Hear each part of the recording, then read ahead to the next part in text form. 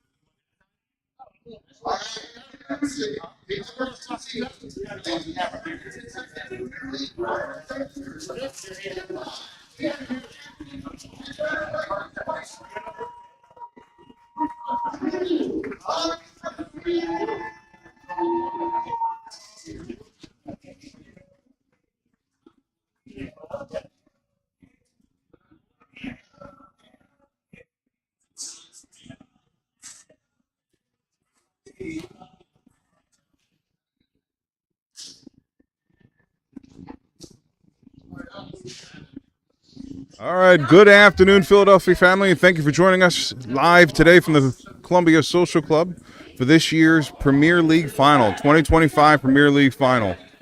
I'm going to be joined here by John Holland. Welcome, folks.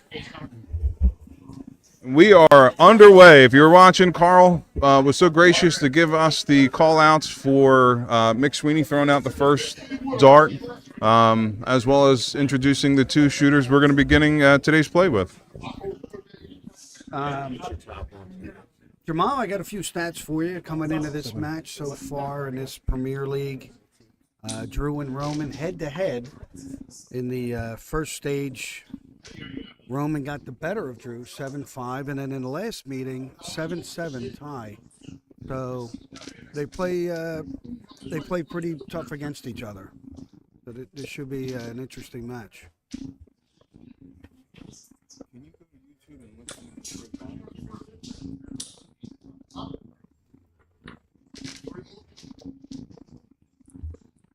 All right, so both shooters had taken their complimentary 9 warm-up darts. You hear the board, Mike?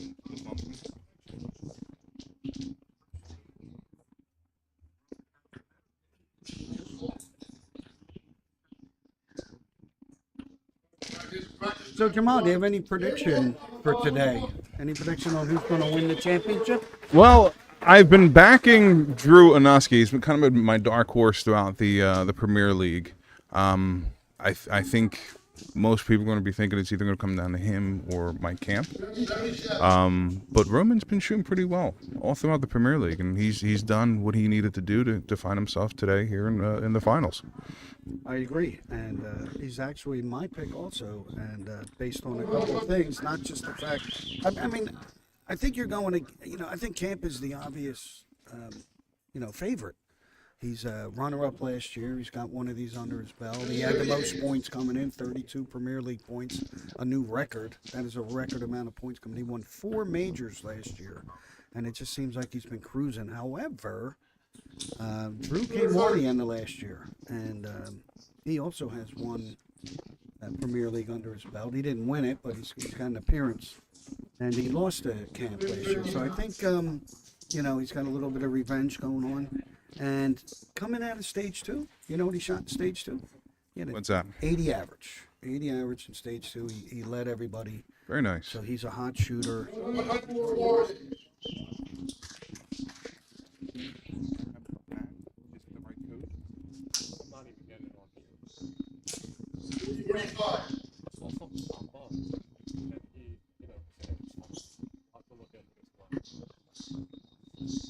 So far, All right, folks. So we're aware that the scoreboard is not showing. A little bit of a technical I can difficulty. see the scoreboard from here, though. And Drew with a ton 40, and another ton 40 so far. So he's opened up a big lead in his first leg. Going for a 91 out here. Looks like a single 17. 69 left with 1 dart.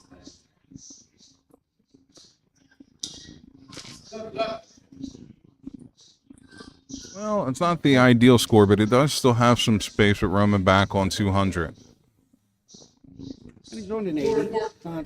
That's not the end of the world. Roman leaves himself a 160 should Drew falter here. Oh, it's a double 20 by mistake. I think double 10 and just outside. Let's see if Roman can do Roman things, as they say. Not this time.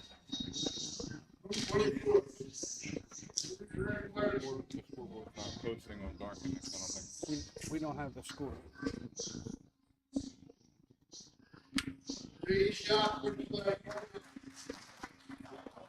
Where's the first leg? We don't have a lot of extra score. Oh, there you go. All right, so Drew was able to take the first leg. I think we have Jeff Marinucci and Matt Forkin up on stage trying to straighten everything out. We got score now.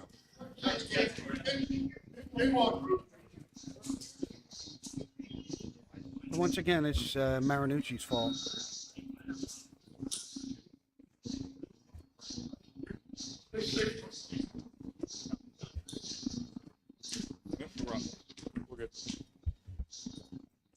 All right, folks, so now we have the scoreboard going. This is a best of 19 event, this first leg, first match.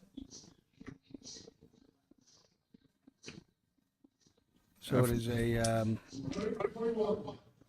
first to 10. And Frank Resta chiming in on Facebook. Thanks for joining us, Frank.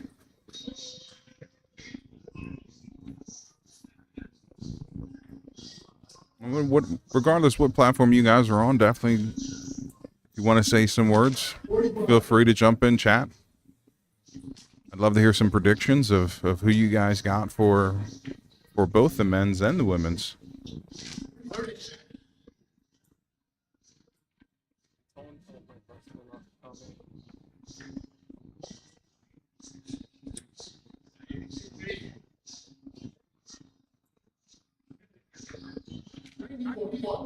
It was a great move there by Drew.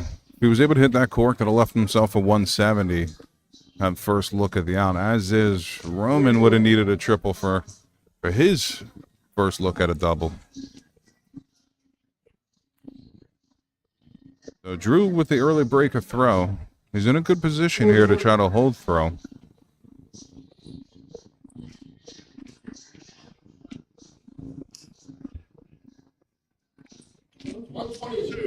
Excellent darts there by Roman. Get himself just above 100. 144 is a big ask and too big for this turn. So far early in this match, I have to say, just watching these guys play on stage, I don't see a lot of nerves. I see these guys coming out blasting away early in this match. I mean, both guys were here early warming up. They were here before I got here. Rightfully so, they're shooting. But I think they've had some time to warm up. They smartly, all 4 shooters are up on stage earlier, practicing and trying to get that feel for shooting on stage. Maybe a little nerve there on that one. A chance to tie the match. Yeah, try to get that break right back. It does just that. Got it. Third dart. Oh, Becky Wessler checking in with Let's Go Roman. Becky's been a follower of Roman all throughout the Premier League, chiming in every once in a while. Mr. Trenton himself, Gary, checking in. Of course, rooting for his fellow Trenton guy, Roman.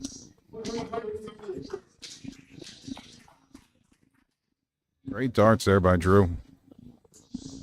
Both of these shooters actually hailing from New Jersey.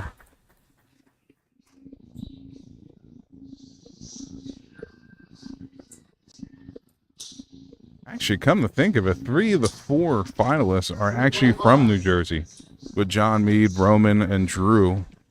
And then we have Camp hailing from Delco.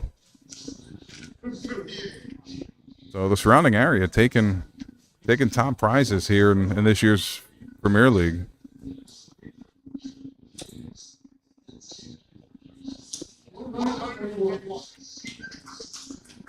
Great visit here to try to get back on level pegging with this leg.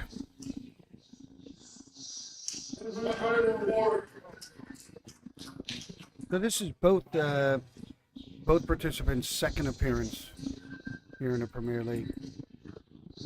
Both trying to make some noise.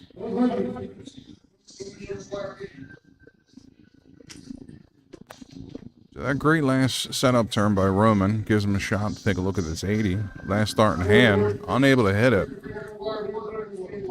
Looked like he rushed that last one, but he kind of shoots that way. He does. Very loose in his follow through. And that's when he's shooting his best. When Roman's shooting well, he looks effortless in that throw. Flinging that third dart for a triple or a double. Let's see if he can do it again here. He did it with his third dart last time. Not this time. Those first 2 darts didn't give him any favors. It's hard to tell from the camera, but they were leaning down a little bit, blocking that double. Double 10's wide open. And he nailed it. Good up there. Yeah, so it looks like we started off with back-to-back to back breaks a throw. Neither shooter able to hold throw yet. I'd have to say that's a trend. Yeah. Major League fans. It's a streak.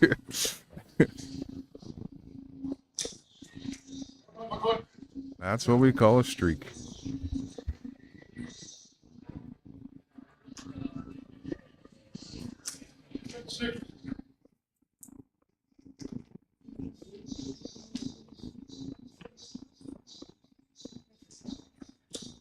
It was good to see Adam Gingery make it down for this championship today. He's the reigning champ. Yeah. Won the Crystal Chalice, or is that what they call it? I don't know. Crystal Candy Ball. I'll go with it. It looks like a crystal urn. Urn, vase, vase. Yeah, that was an excellent match last year between Gingery and Camp. Another reason why I think Camp is the favorite coming in. I think he's hungry after not crossing line. But you know, there's some interesting facts about favorites coming into these things. You know, this is our 10th year running the Premier League, and in those 10 years, only one time has the player with the most qualifying points from the previous year's majors actually won the cup in the Premier League Cup. Only once. That was Walt Hicks in the second one. He had the most points coming in, and he won. Being favorite has the most pressure on you. So you think it might be a little easier, but in turn it's a little harder. Expectations way heavy.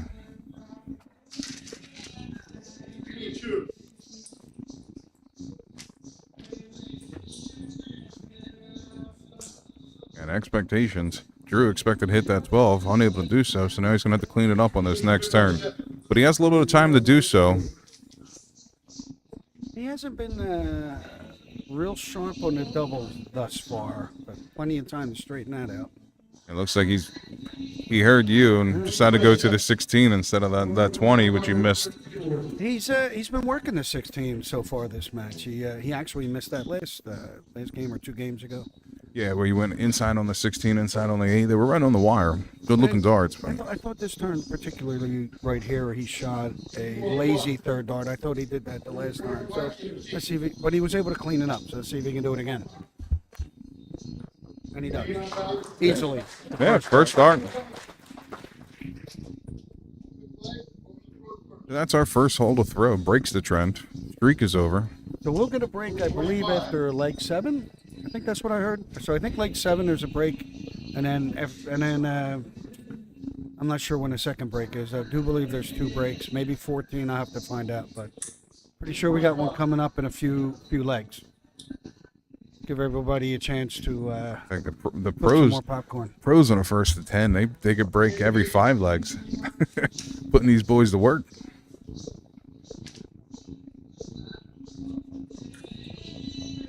Well, I guess if you can make it through 7 legs, you'll be able to make it through 5.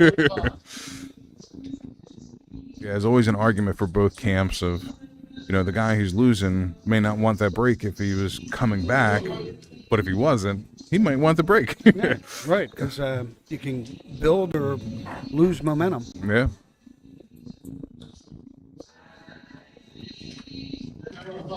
All over that one. This is a tight game here. This is a good game. One that ton, break trip on the third dart. Doesn't leave an out. See what Drew can do. First dart trip. And the second one is low. He answers with a ton. Roman holding on to that slim 40-point lead. Good turn there. Every triple valuable right now with his leg so close. At this level, you kind of need a triple a turn. Oh, he elects to go low and he doesn't hit it, leaving him an awkward 157. Roman elects not to go bold the first start. Double 12. Only a 40. Oh, wait. Oh, we picked a triple there. Mm-hmm. Yeah, so Drew getting a look at this 157. Try to steal this leg. It's the first one. It's a 19. Gets it. Double top. Right on the wire. I guess it wasn't as awkward as I thought it was. Oh, Roman felt the pressure on that one. Gunslinger. Yeah. Double 6 there. 6 leg, going you up first. So if you guys are watching at home, when you have the opportunity, come on out. We have a nice little crowd here. I don't know if you hear the applause happening in the background, but if it's good to watch at home, it's going to be even better live in person.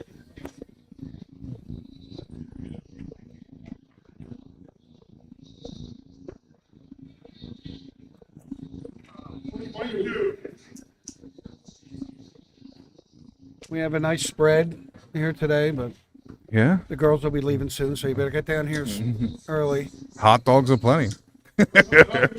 and other accoutrements.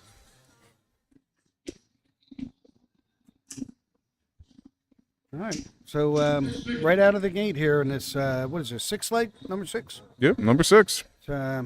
Drew again, putting the pressure on early. Well, if we're breaking at 7, if he's able to take this leg, he's going to guarantee himself to be ahead going into the first break. This is why I made my prediction. I guess part of the reason why you also made the prediction of Drew winning this, which I think is going to be an unpopular pick because I think most people are going to go with Camp, and rightfully so. But, this is what Drew's been doing. He's just been pounding. And I've had conversations with Camp leading up to this Premier Finals, and he doesn't seem to. Too many people are sleeping on Drew. I say you're competing against him. You know what he's capable of. It's easy for you to see, but I don't know what the buzz is. I don't know if he's picked up the buzz that he should, But yeah, I don't think the majority of people are going to be backing Drew if it did come down to Drew and Camp. Fun fact: Drew did win the head-to-head in the final week of Premier League, in the second session.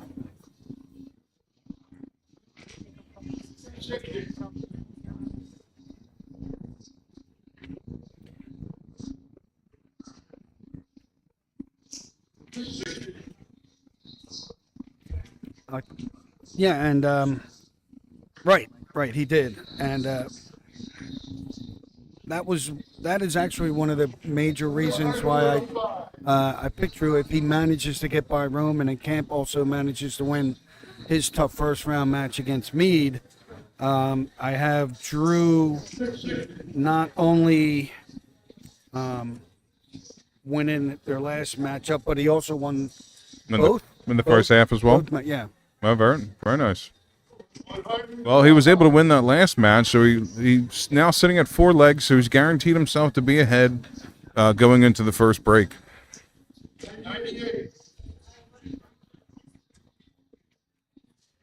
This being leg 7, we'll be breaking after this leg. Yeah, the last 2 head-to-head, Drew and Camp, their last 2 head-to-head matches in this Premier League. In session 1, Drew won 7-1, and then he won in the second half 8-5. Although Camp already had his spot locked up, but still, that's 15-6 advantage to Drew head-to-head against Camp. But none of that matters. He needs to take care of this first, obviously. Ooh. Once again, missing that big number. So he's going to give Roman an opportunity to take a look at this 160.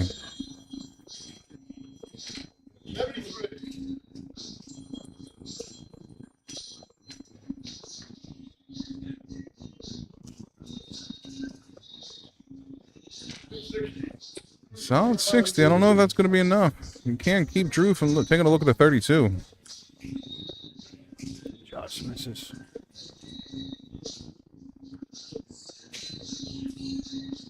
Inside, outside. I don't know if that threw him off a little bit. He thought that first start was in. You see him start moving in. Yeah, he had to reset. Roman trying to go double-double there. Yeah, he needed that trip start off.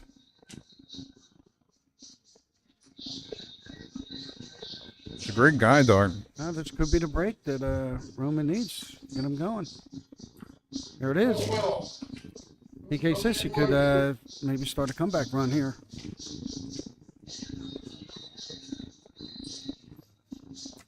Oh, tough dart. Miss. I think he caught the flight on the way in.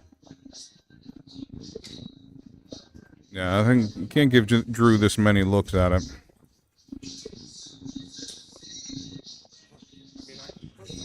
In this situation, I guess you can. By the way, that last leg was a 13 darter by Drew. He was absolutely on fire. And he's shooting in over an 80 average now, which is kind of like what he was doing when he came into it. Yeah, and Roman able to do the thing Drew couldn't and finds a double 2. So going into the break here, we're going to be looking at a 4-3 lead by Drew. Drew does have the break of throw. Drew's going to be starting us off once play resumes. These guys are not disappointing, so it's been an excellent match. Back and forth, and it's a 4-3. It's a barn burner. Yeah. Yeah, while we have the time, I'm looking at Justin's checking in there. Let's go, Drew. Yep. Justin, our the best tattoo artist in Philly darts by far. Yeah, Britt Barrett. Well, they work together. Talent knows talent. But while we have the opportunity, let me take some time just kind of to pick your brain about your experiences this year during the Premier League. So throughout the broadcast today, we're going to be having some current this year participants coming in to kind of give us the experience that they had for those who haven't yet been in the Premier League, haven't been able to been invited to it. You know, this obviously wasn't your first time in the Premier League, but what's changed throughout the years that you've participated in this event? Well, I think the level of competition has picked up. my level's gone down.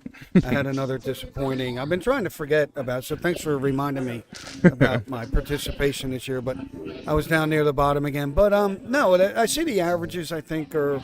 It's hard to say, higher than they were in a bit. Hard to say because in the early days we didn't have the averages readily available to us. Yeah, with like they are now. Dark advancements. I suspect when Timmy and Chris Friel Timmy O'Brien and Chris Friel were battling it out that their averages were up where they are now back then, because it was hard to win back then as well. But I would like to see more of the younger shooters striving to get into the Premier League, because when you look at statistics, who has the most appearances in the Premier League? If you took a guess. I mean, I would guess Timmy just off the bat, but maybe Newman. So Timmy is correct. Okay. He's tied with me. So we both have very eight, nice. eight Premier League appearances. His obviously were much more fruitful. A few of Timmy's accomplishments in the Premier League, we might as well get them out of the way now. Timmy won 2, as did Chris Friel. So Timmy and Friel both have 2. Chris Premier Friel League now in the wins. house. Me and Timmy the most appearances, most finals. Timmy and Friel both had 4 trips to the finals, Okay. and So split 2 and 2. and they both but they didn't play each other. They only played each other twice, and but they both have 2 second place finishes as well. So it's a very interesting dynamic. Well, so far this year, you were able to make it past the first cut. Fell just short on the second cut. How difficult is it, the pressure, just trying to make that first cut? For especially for newer guys who are just getting in, I think a lot of the focus for them comes down to, I just want to make that cut. Where's your mindset? That's exactly right. You just want to make the cut, and really the pressure is in the very beginning when you start out. You have to be relaxed. You just have to play to try to stay in the matches and win. Because if you get off to a good start, then you have a little, breathing room. When you have to try to play your way into the final and the second stage, the pressure increases there. Mm-hmm. So, but these guys have started already now, the second part of this. So let's get back to you for that play-by-play.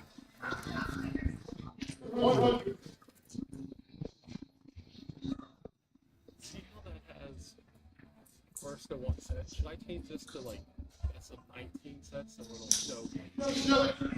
Yes. Instead of 1 set, it'll say That's a 19 legs. Don't say 19 It sets. should say first to 10 legs. Or, Each leg being a set. yeah, it's set. It's probably set. The only, and I'm gonna take a picture of this and send it to him and be like, we're playing 1 set of 19 legs. Why?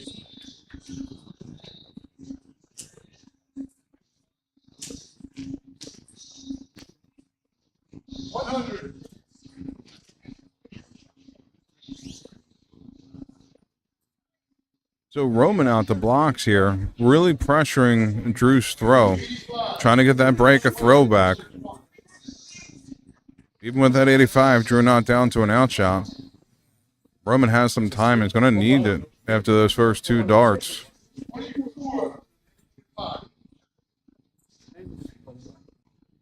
So not the opportunity there that he wanted for that hitting that 25. Drew's going to need another triple here to get to an out shot. Oh no, 161, sorry. I should have said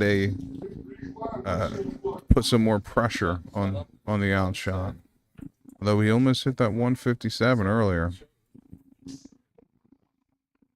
Looking at the 96. Oh, I think ended up catching that 111. Unfortunate on that last start. Look at the top. It hits it. 1 dart up, 1 dart in. Gets the breaker throw back. We are now tied 1-1. It looks like Roman's coming out of that break with a little bit of fire. Starting his leg off at a 140.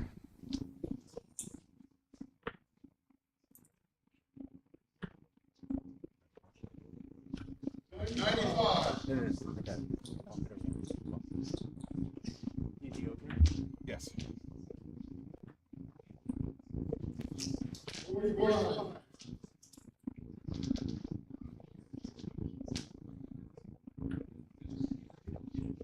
So Roman was able to fight to get that break a throwback.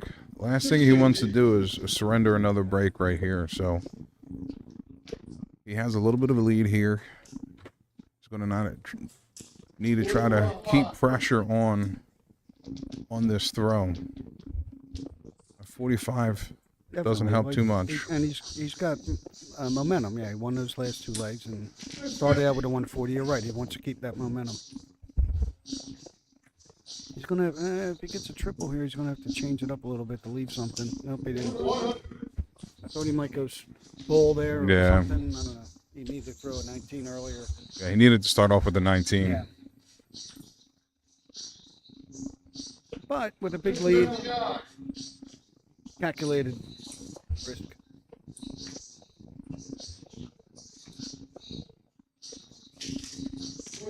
What he doesn't want to do is hit a 22. And that's kind of what he did last leg, where he hit the 25. Drew wasn't able to capitalize on it, but it looks like he might have learned from his mistake. Bad numbers will kill you. There you go. Tell you more about that than me. I think I led the league with those shitty numbers this year. Pardon my French. Don't worry, Captain. I speak French. Good comeback.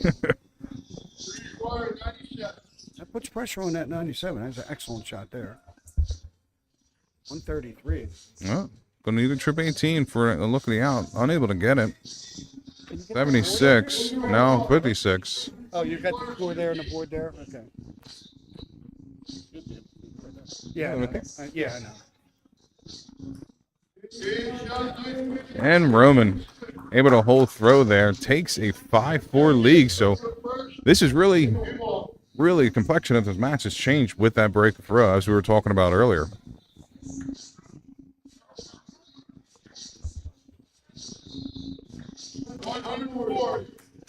Good start there by Drew. He needed that because I think he was starting to lose not just momentum, but his level was starting to droop a little bit. I think, the averages have been pretty consistent, even after the break. I think Roman just has been doing Roman things where he's hitting darts when he has the opportunity, capitalizing on those opportunities, and just plugging away. Well, he's definitely closed the gap a little bit. A few games ago, Drew was up over an 80. He was like an 82 average, and Roman was about a 67. And now he was like 15 points, whatever. And he's closed the gap now. He's only about 8 points higher on average. So you can see it really starting to come together. But as usual with darts, as you know, it's all about the doubles. Good opportunity there. Get himself out down to a low ton out shot. Roman's still back in the weeds. This is setting up to be a Drew win here with a good start. Couple shaky darts in the middle, but set it up with the 99, and now he's going for the throat. Should set up the double top here. Yep, does just that. And now he's sitting on a 16 darter. Now, I'm going to be curious here because Drew had been going for the double 16, and I think he's been struggling down there. So I'm interested to see how he handles this double top. I would imagine he'd go right at it.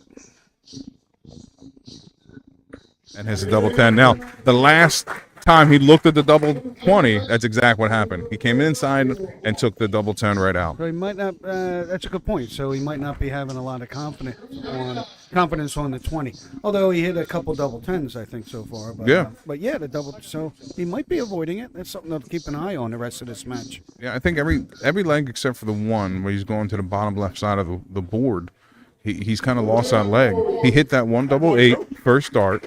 Other than that, he hasn't really capitalized on that side of the board.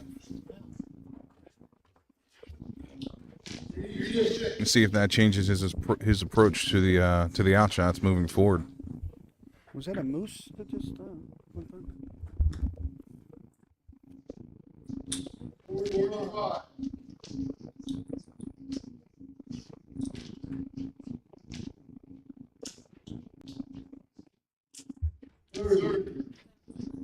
Tough turn there. The opportunity for Drew. Try to sneak ahead in this leg.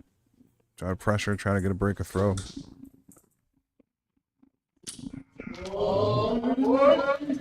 And he knew it too. Big shot there. Big, huge.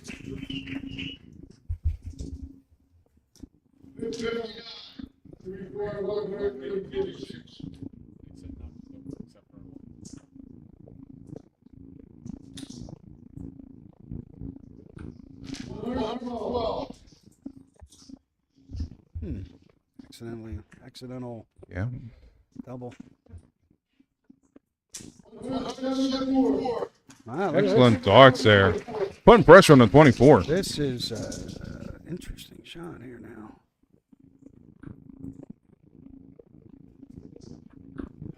Boom. There you go. Hits it on a second No doubt dart. about that, right?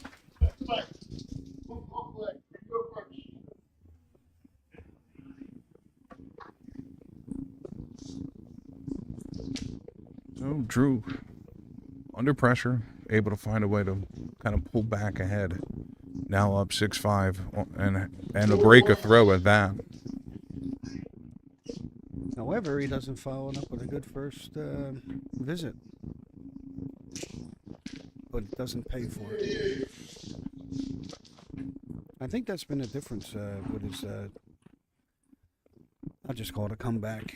But, you know, he was starting to hit the big scores, you know. And all of a sudden, though, it might just be having a bad leg here, but I think we might be hitting the doldrums. Both shooters seem to be starting to struggle a little bit. It could be a pivotal point in this matchup here. Drew wins this. He's 3 legs away.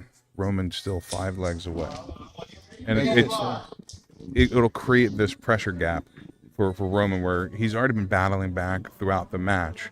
He kind of released that pressure by tying it up. And now all of a sudden we got that pressure right back on. Not only did he tie it up, but he took the lead. He took the lead. 5-4 lead, and so actually we probably should have questioned it then. Was he going to be able? How was he going to be able to handle shooting with the momentum? And didn't work out. But Drew amped it up. But right now he seems to be getting a little frustrated. Let's see if he can get himself back into this. Ooh, excellent darts there by Drew. Unable to grab the 180, but he'll take a 125.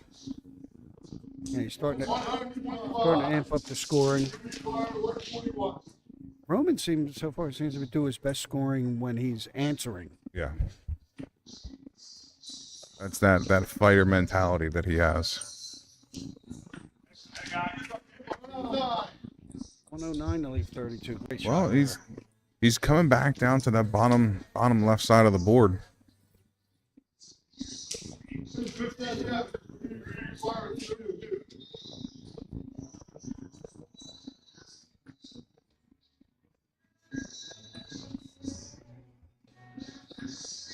There we go again. On them wires. Inside, outside. Inside, outside. This would be a miracle here. Well, trip 20 will leave him double top, and he does just that. So now maximum pressure on this 8 by Drew. For Drew. I don't think he has any problem with this one. This is where he struggled. This is exactly where he struggled early on. Not able to hit that double, too. Not able to hit the 4. You called it.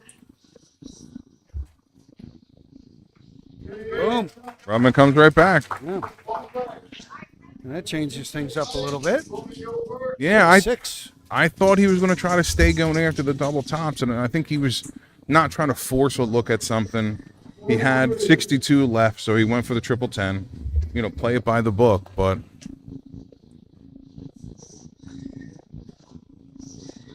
that 32 round has not been very nice to him today.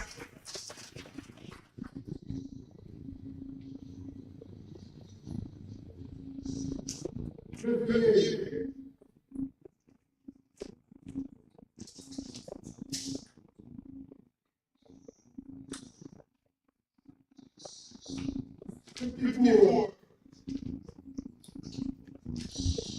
Roman got off to another bad start here with his throw. He's only had one leg so far with his throw where he's hit a decent number with the first round. He had a 140 a couple games ago. But other than that, Yeah. and he had an 80 and a 70, but he hasn't really been, coming out of the gate with the throw well. He needs to come out a little better when he has to throw. Yeah, it's a Put great more point. pressure on Drew He has been coming out a little slow out of the gates in each of these legs. with the throw. Well, even against the throw. I think in general he has been starting legs a little slow. Probably see it in his first 9. Yeah, he hasn't done much with the throw. I mean, against the throw either.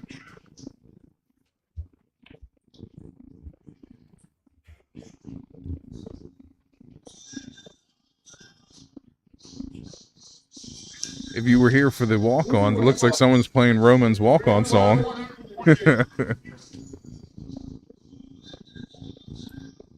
He did a double take on that. I think even Roman looked out in the crowd.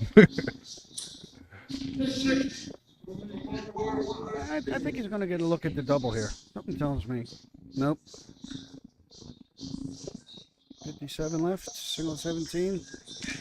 85. Require 88.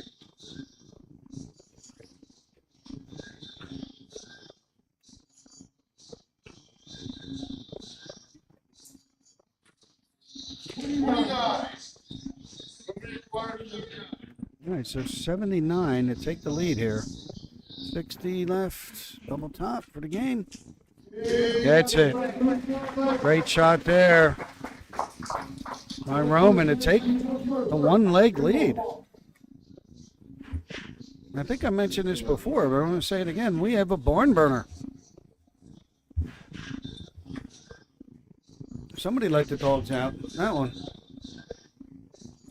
Yeah, maybe pulling a little inspiration from his walk-on song. Able to take that leg. Drew had a chance to close that one, and he kind of left the door open, so it cost him. Well, I mean, this is where Roman gets dangerous.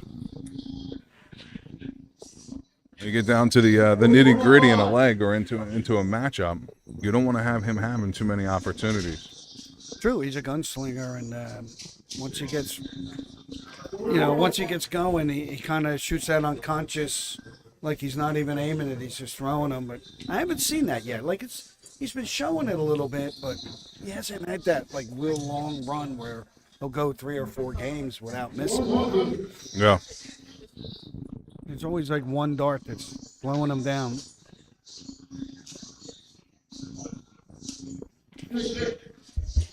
With the match being so close, I think neither shooter has gotten into a position where they've been able to get comfortable and kind of settle down into the throw.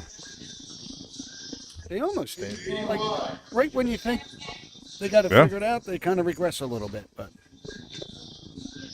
it's a long match. I believe so. Yeah. Now, Newt's just chiming in with a break after this leg. If Drew's able to hold on to this leg, it'll be a tied 7-7, which will make it a best of 5 to make it into the finals. Well, he's making a move for it right there. So he leaves 74. He's going to have at least 6, maybe more darts to take this out. Yeah. I think it's important for him to not dilly-dally with this and take it straight out. Correct.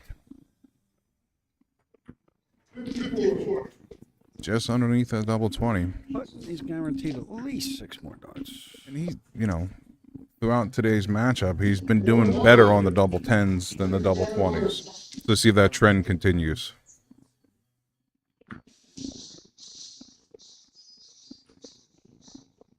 That's scary dart. That's where you get in trouble. Dallying has commenced. 57. He's making a mess of it. Just outside there.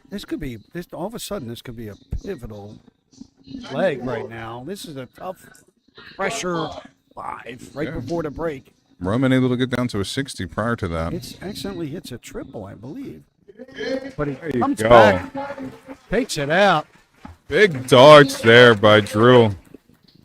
7-7. He didn't let that triple phase him. He hit it, took it in stride, went straight after the double, and was able to capitalize. That's what Premier League shooters do. Yeah, absolutely.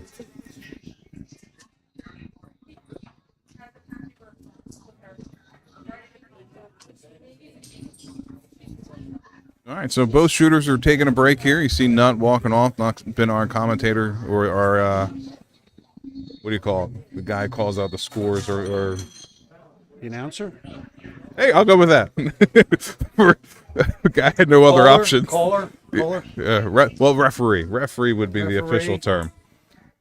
He's our referee. You want some more stats? Yeah, hit me. All right, so who had the most qualifying points coming into the very first Premier League 10 years ago?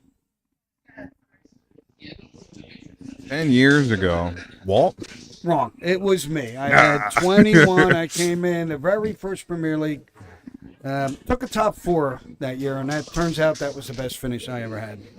I already mentioned this, but who has the most qualifying points of all time, and that was Camp. This year. Yeah, coming in. Last year he won the 4 majors, and so he had 32 points coming in this year. And the most time, the player who had the most qualifying points the most times is that same TOB who's done that 5 times. 5 times he came in with the most qualifying points from the previous year. So that's pretty good. Yeah.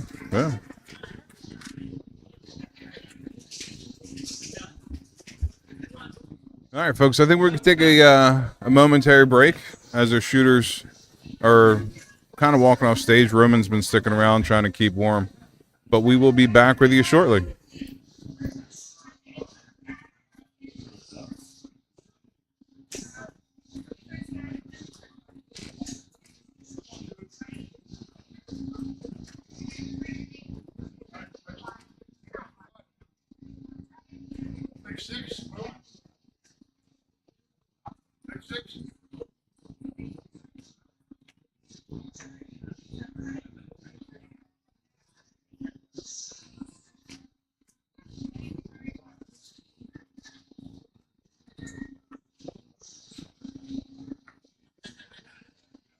Got a great match going on here. Get ready to start to come good. Give a little round of applause.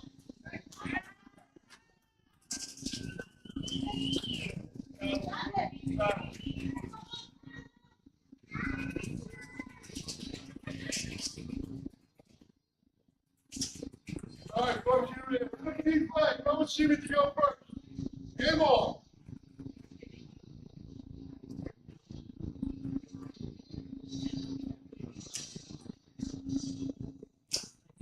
Five.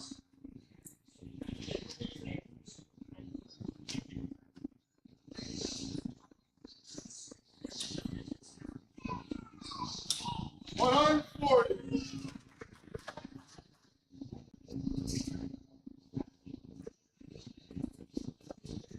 $100.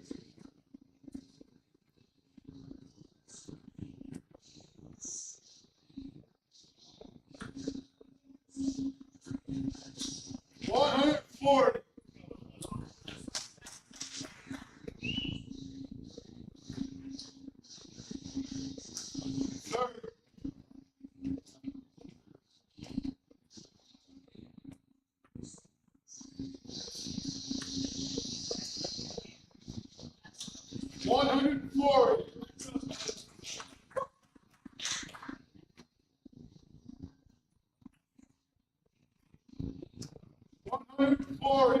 $140. All right, folks, I stepped out to the restroom, and it looks like we are back underway here. I'm just catching up here. It looks like Drew's put himself in a good position here to try to break through right after the break. 31.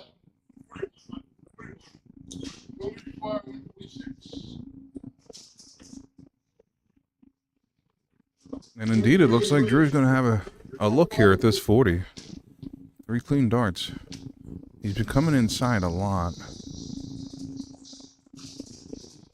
He does so again.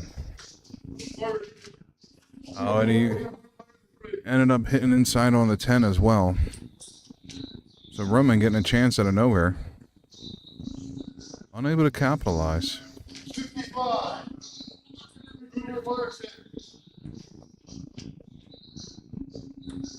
Ooh, catches the corner. I mean, the absolute corner of that double. And that is a huge dart.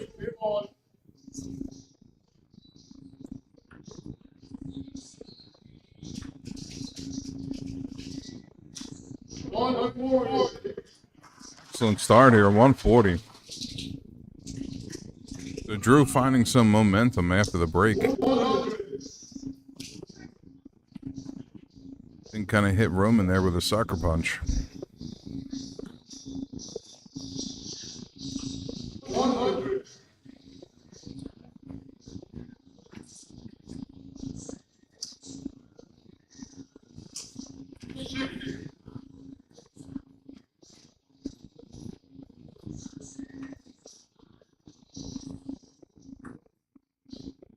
I'm trying to sneak one underneath there. Gets a little wayward. It's a 55. Still in a good position here. Unless Roman hits 2 triples. Well, there's one. Unable to get the sack to one.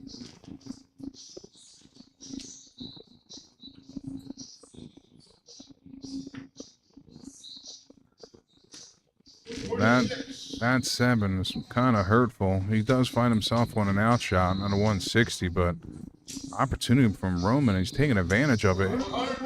Hits the 140.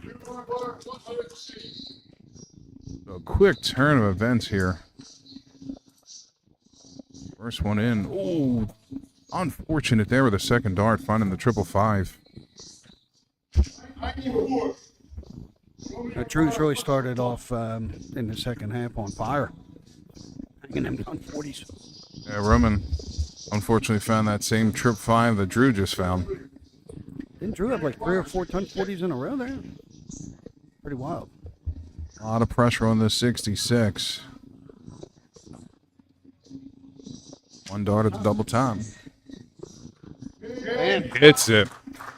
taking control now. That's a big, big dart if you look at what's been transpiring up to this point with his double tops. He's been hitting low, he's been hitting a little high, but majority have been coming low. For him to find it there with the first dart, big, big dart, big situation. And he finds himself one leg away. Obviously, he'd love to get that leg here again on the against the darts for the break, but he knows he has another throw in hand. Actually, 2 more throws in hand. Right.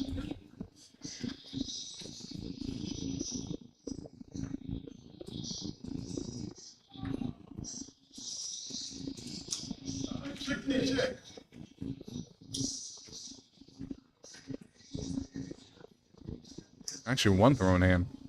Sitting here trying to do the math in my head of how many legs we have left. I wasn't counting this leg. Well, if you put the microphone down, you'll have 10 fingers. So I might need them. Although we're counting to 20, so I'm shit out of luck. I'm wearing shoes.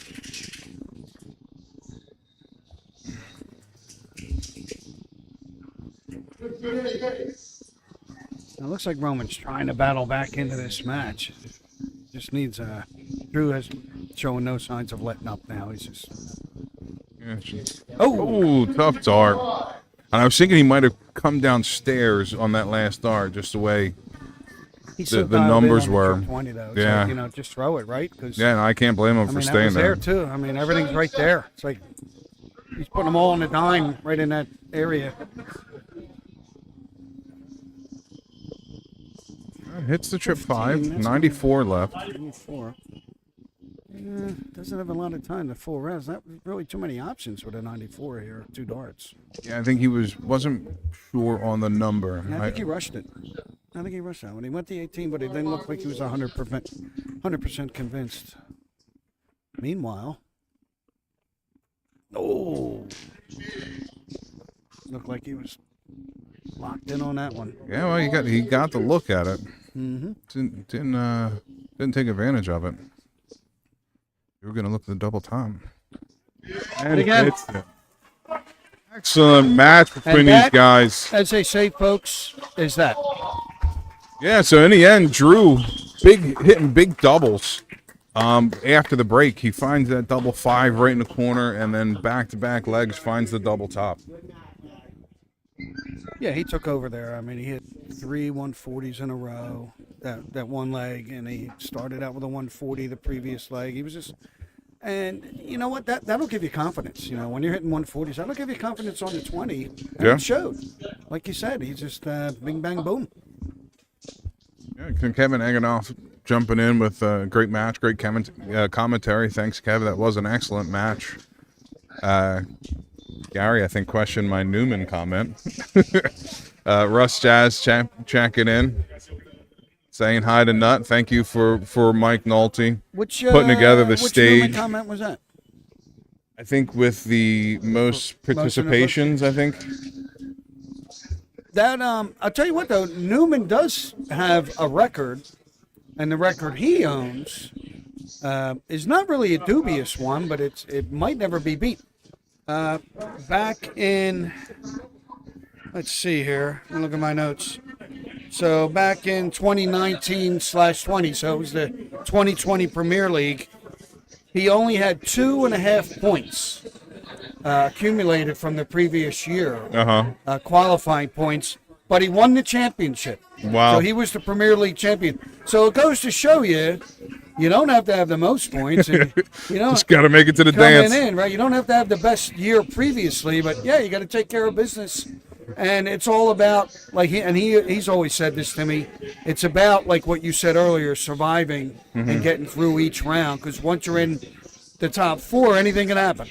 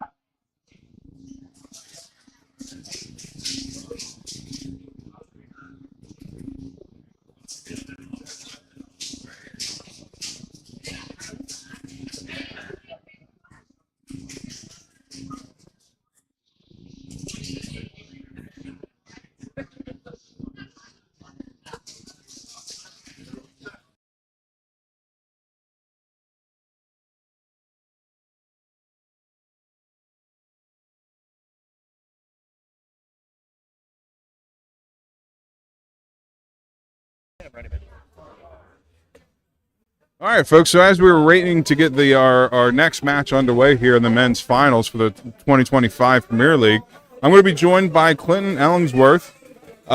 He was one of these participants this year, actually your debut year in the Philadelphia Premier League. So what's your takeaway? What was your experience like for your first time in it? Yeah, thanks for having me, man. It was a really good experience. It was been a long time goal for me. It was a bar I set a long time ago, and it was happy to get across it and be a part of it. Very nice. It was a good time. So going into the Premier League this year, for those who weren't following along, you did make it past the first cut. You still had aspirations on the final night. Actually played a little bit of spoiler, winning a couple matches, kicking some other guys out of it. So was that your kind of goal for this year? Obviously, everyone wants to win the whole thing, but getting past that first break on your debut season has to be an accomplishment, right? Honestly, my goal the first night coming in here was don't get shut out. It's such a good room. I drew Nooch first, who's my first match in Premier League. And I won my first match. And I kind of got my feet under me a little bit, felt a little bit better. I never realistically thought I had a chance of winning the whole thing, but after that first night, it was make the cut and then see what happens. And somehow I was able to make the cut and work my way through. And then, the last night was great. I wound up playing, I think, 5 matches my last night. I missed a week. I was away on vacation for the first or second week of the stage 2. So just stayed, got them all done, and the darts were going good. And yeah, it's a good, a better position to be in would be able to qualify. But if you're not able to, throwing a little wrench in everyone's game that night. I think I won a couple matches, tied another one, and yeah, it was a good night. Yeah. So I mean, all throughout the Premier League, I think you were really highly competitive. Your numbers were right there with all the other shooters, the best of the top shooters, and you pulled away with a lot of really nice wins. How was it going against that level of competition week in, week out? It's a good room. Okay. Yep. Sorry, folks. We're just getting some instructions here as things are winding down for the beginning of the second match. So this is the record. Can't be me.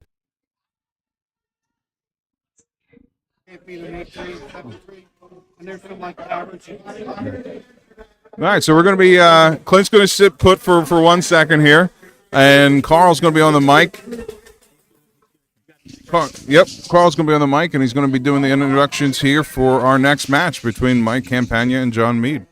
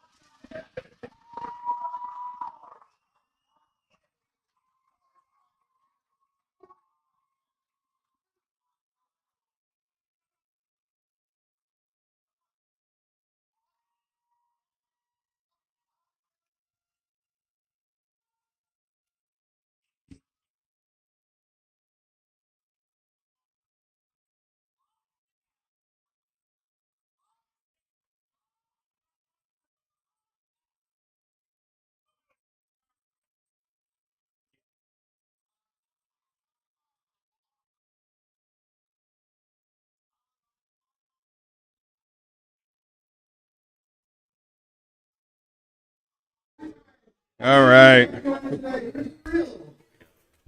We have made our introductions for our two players coming up in the next match. So before things get started, let's try to finish up here with Clint. And we were talking about, the playing that level of competition week in, week out.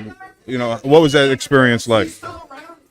It's a fantastic room. I've shot against some of these guys in different things. It's kind of out of my element. I don't go to many traveling dart competitions. I don't even go to the Philly Open. It's a little stuffy, if I'm being honest, the Premier League. It's very quiet. It's very docile. I play on P5s on Thursday night, morningest team in darts. And we like to chant, sing songs, you know what I mean, have a good time. Yeah. And this is kind of a little more stoic and serious than that. So it's a change up. So I try to bring the same energy, but sometimes it's a little bit different. The competition is fierce, man. I mean, these guys are good, and it's a change up. Yeah, best of the city. So what are your setup looking like for this year? Have you been continuing going out to the tournaments, to the majors, and Short answer, no. I missed the first major. I didn't qualify for Mr. Philly this year for the first time in 4 years, which was a disappointment, but I plan on playing in the Ennis. And, it's kind of funny, like, I knew exactly what I needed in order to qualify for Premier League going into the Wiz. Mm-hmm. I knew who I needed not to score points. I knew who, I think the last one for me was I needed Joe Craig to not get points. I needed Joe Craig not to score points. And I sat there watching him and Jeff's match, and, like, I knew what I needed to get across the line. I only scored points in one event this year, which was top 5 in Mr. Philly, and I knew the people who weren't eligible, and I knew that Timmy wasn't playing, and I watched it the whole way. So it was a certain goal for me, where I knew exactly where I needed to be. I am playing behind the 8 ball this year. I got points in the first event last year, and I'm going to try to qualify for the Wiz and make the next 2 majors, and hopefully be able to do the same thing again. Yeah, excellent. So overall, do you enjoy your time? Great experience? Yes, it was a good experience, good for my game. Yeah, it was great. I think that Forkin does a great job on the stream. Every week. Thank you. I'm always got one ear on what you're saying while they're shooting. You had some great quality guests. Thank you. With you. Britt does a great job. Everyone in here. Nooch. There can't be enough good things to say about Nooch, who I think everyone in the city has cried for Dart Connect and the technology advances in the city and everything, and he has facilitated that. Amazing. Yeah, he's done a great job. Awesome. Well, we appreciate you taking the time, coming down for the finals, and joining us here on stream to kind of talk about your experience. Yeah, thanks for having me. I'm going to hang out and watch this match with these two dudes. Awesome. Thank you. So, again, that was Clint Ellingsworth, one of the participants this year in the Premier League. And we are underway here in our first leg. Looks like Camp has a little bit of a lead here on throw.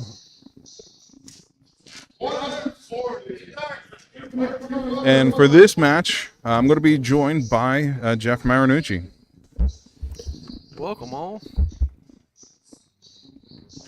Jeff's been here helping out with all the Dart Connect needs. Yep, looks like these guys are firing right out the gate.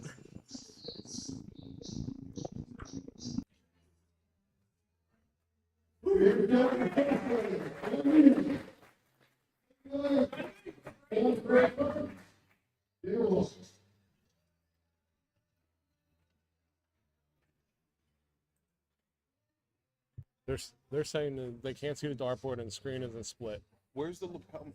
They're saying they can't see the dartboard and the screen isn't split. Yeah, I didn't realize you switched to the home. Where's the lapel mic at? I just muted it. It's on there. Good. Sorry, I'll bring it back. All right, can you guys see the boards now in the chat?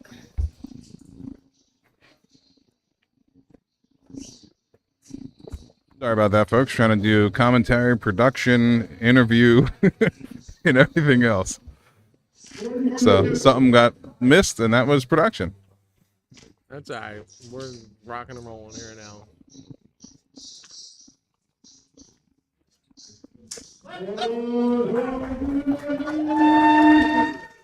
Great darts there by Camp. So while the board was not in focus or in view, John Meade was able to take a break of throw in that first leg. But Camp's in a good position to kind of break right back.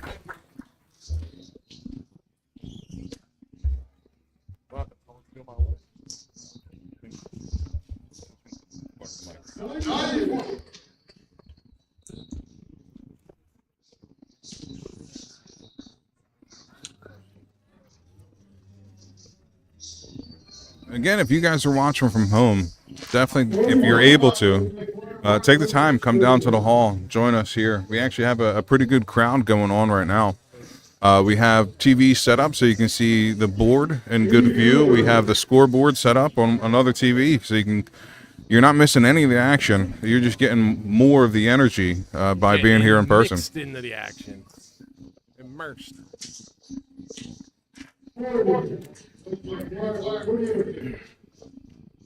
All right, Camp's in a good position here. He's at least 6 darts away.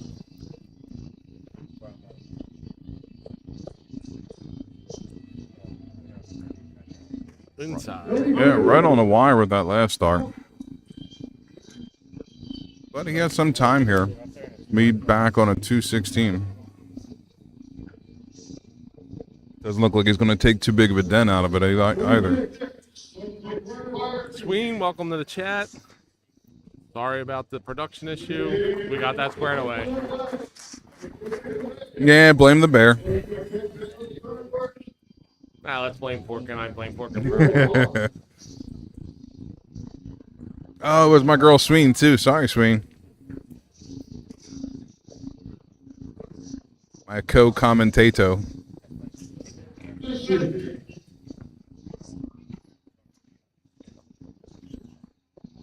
Yeah, like John was saying, we got a pretty nicely packed room here. Got plenty more room for people to come if they want to come watch. Winner of this match goes on to play Drew in the finals, which will be a best of 21 match.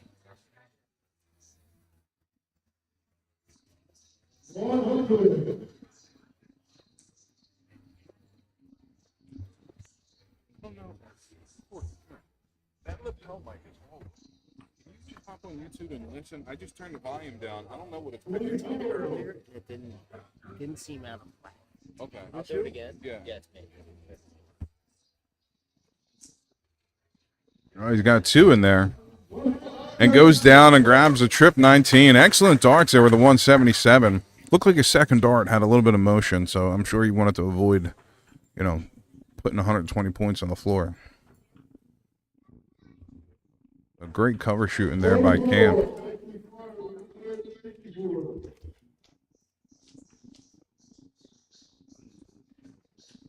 Yes. So Cam came in this competition leading the table with 16 matches played, 12-2 and 2 draws for 26 points. John Meade, 8-6 with 2 draws for 18 points. It's going to be. They're going to keep firing away here. John's starting to catch on a little bit here.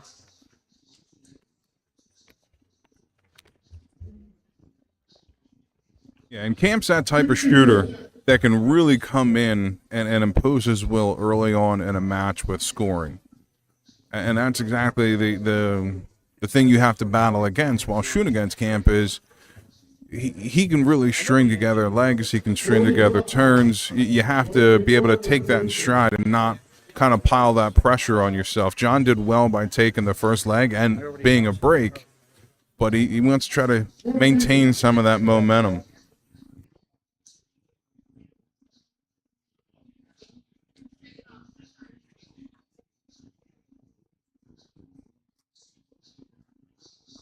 No, it's still here.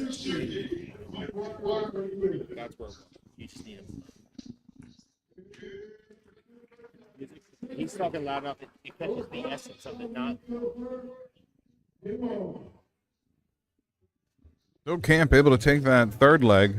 Now takes a 2-1 lead. Was able to get the break and then the hold. And we're back on throw.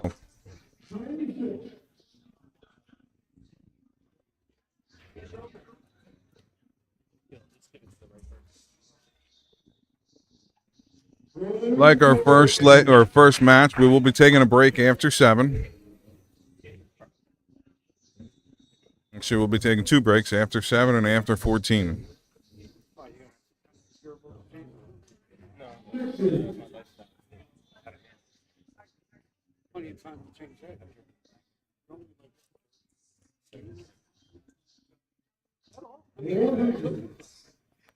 And Mitch checking in, rooting for his guys.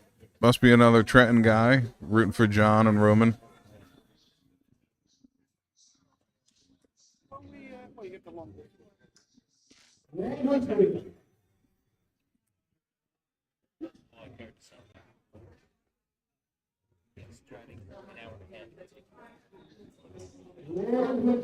Good darts there by Camp to keep pressure on John's throw.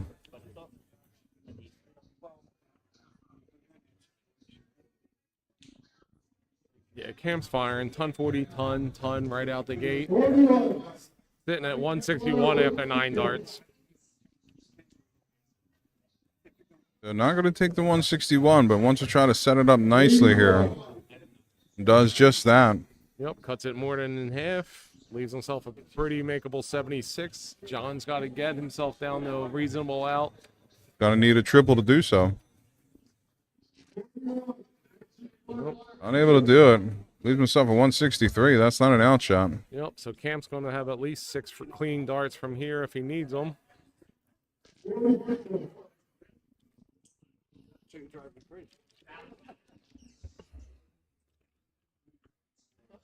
I think Camp just wanted to set himself up there. Knowing John wasn't on an out shot, he had some time.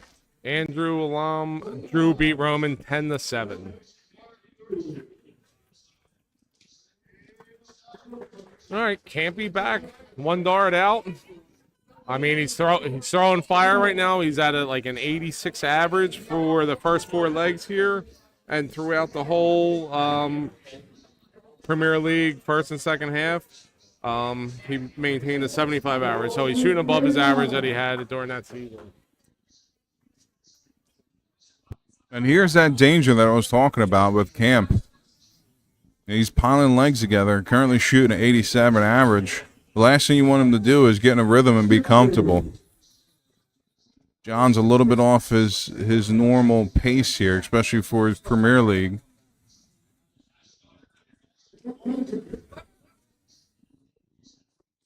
Yeah, for his Premier League campaign, I think John was closer to that 70 mark, thereabouts. John, according to my buddy John Holland's notes, Mead over the campaign was around a 68.5. So right now he's 5-6 points off of his average, but there's still plenty of time left to go. We're only on leg 5. It's first to 10, so we had a big discrepancy when Drew was shooting Roman in the last match, where Drew was up in the 80s to start. Roman was in the 60s.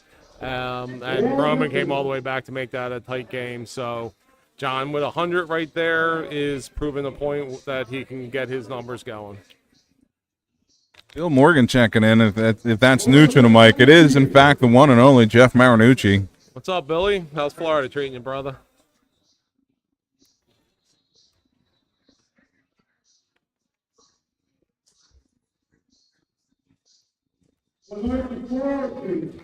That's a great turn there by Mead. Maybe that could be something to build off of. Yeah, like I said, the kid can throw. Johnny's as good as anyone in the room. But when Camp's in his moods, Yeah. he's really tough to beat. I fortunately play with him on Thursday nights, and I see him every Tuesday night in PSL in Quaker City. He's a sight to behold at times. When he's on, it's just like he's never going to miss. And that's the point I was making earlier is the last thing you want to do is you don't want him getting comfortable and in a rhythm. He's a runaway train at that point. It's hard to wrangle in, and you can find yourself looking at a big deficit very, very fast. Yeah, but when he's hitting these triples and double, like he's been hitting 1 dart doubles all around today so far, if he can keep that up, he's going to be really, really tough to beat. That's a good start there for Mead.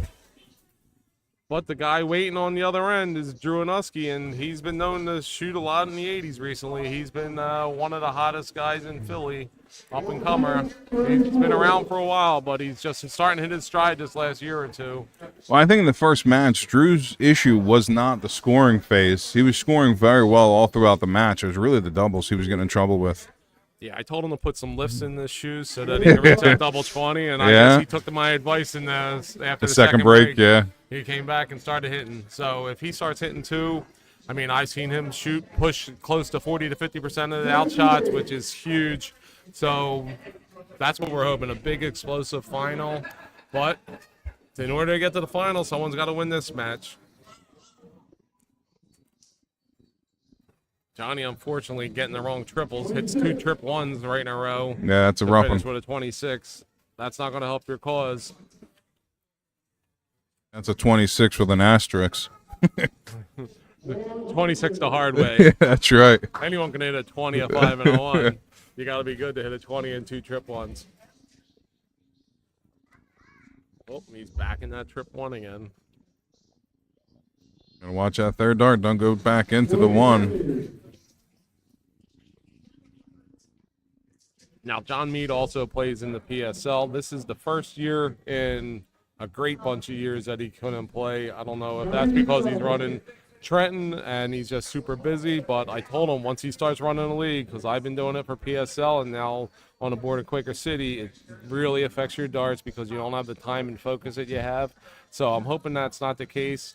I'm hoping he's just busy, and you know, we all got to get back to shooting good darts again. Yeah, I mean, any dart shooter will tell you focus is one of the biggest parts of the game. If you're not able to focus, you're not able to compete as to the same standard when you have, you know, a clear mind and a clear plate. Exactly right. Focus is the one thing I've been kind of lacking myself. Ed Thompson, welcome to the chat. How you doing, buddy? What's going on, Ed? My one of my teammates in Quaker City.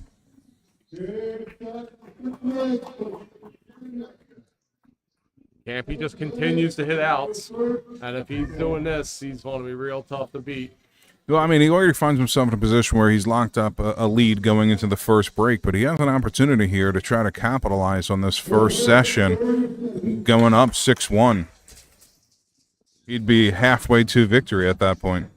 Right, we are 1 leg away from our first break. We're breaking after 7 legs here. Johnny really needs to get something going, try and get us to 5-2 at the break. Going down 6-1 is going to be really hard to try and wrangle Mike in the mood that he looks like he's in right now. And you know what? Honestly, the break could help Meade. One, maybe it'll take a little focus off of Camp the way he's throwing right now. Maybe he'll get a little comfortable. But more importantly, maybe John will find a little bit of extra oomph, and that's what Roman did. Roman came out of that first break and I think won his first 2-3 legs in our first match. If you look at that last throw, he picked that right in the corner of the trip 20 rather than the trip 1. So if he starts hitting the trip 20s like he was hitting those trip 1s early, he's going to start getting his scoring power back. Russ Jazz on the chat. What's up, Russ? Been a long time, buddy. Hope you're feeling well out there.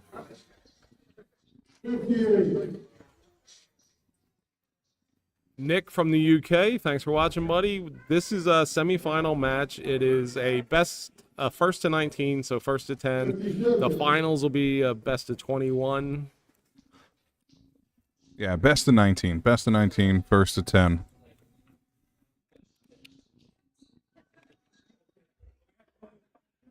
Yeah, I'm not sure why Dark Connect is showing the sets, but it is just one set there, Nick.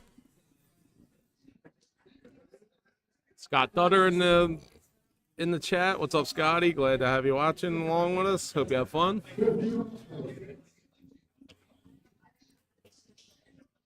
Oh, he's fine. First down to an out shot. I think his pace kind of slowed a little bit in this leg. Maybe Johnny can take advantage of it, get a leg on a board. Looking to do so. Right there with a 180. Like I said, John once again picked that corner, the trip 20. on his first start, and then followed up with 2 more. So John's in a good position right here to get this 5-2, which will be a much more manageable situation than 6-1.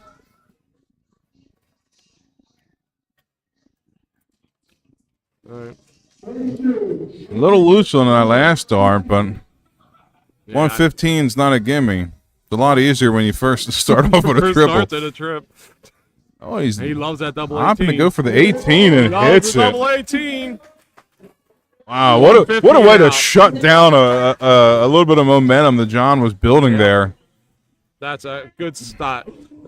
Mike Camp with a nice 85 average. John Meade right around 66.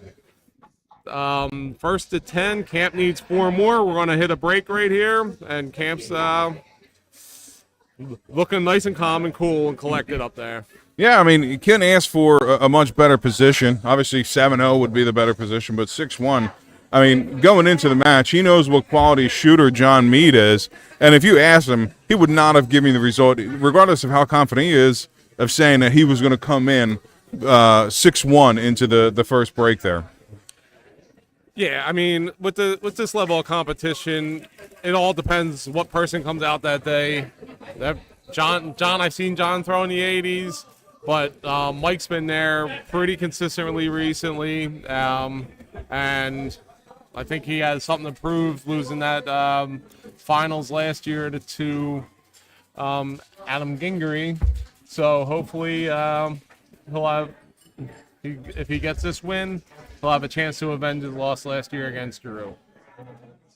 So while we're here in the break, throughout the day I was going to have some people sit in, some of our current year's participants in the Premier League, and I'm sitting next to one here in Jeff Marinucci. So, Yep. earlier we had Clinton in here. He was a debutante in the Premier League. Jeff, you've been in it before. How was your experience this year in the Premier League? I didn't feel like I had my best darts with me the whole year. This whole year, not even just in the Premier League. I've been shooting just enough to be somewhat competitive at times, but nothing's really clicked for me this year. I kind of been fighting myself. I don't know if, like John Meade, I'm just, overworked, unfocused with all the work I'm doing for PSL and Quaker City now. But the news is I'm still fairly competitive. I know sooner or later my throw's going to click back, and once it does, I'm going to be competing with the big boys again.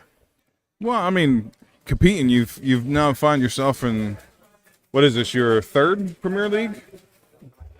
More than that. Fourth, fifth, sixth? 4 or 5. After the first one, you stop counting. So I'd say you've been continuing to compete with the big boys for quite some time now. Yeah, I mean, I love the Premier League. I love being able to shoot against the best. I've made it to the top 4 like 2 or 3 times. I think was it last year and this year? I think I just missed out by like a point or 2. So I'm always right there and close to the top 4, and I just really got to find a way to start getting past that finish line again. Yeah, I mean, going into that last night of the second session, you were still right in the mix of things to find yourself here up on stage today. A couple things didn't go your way.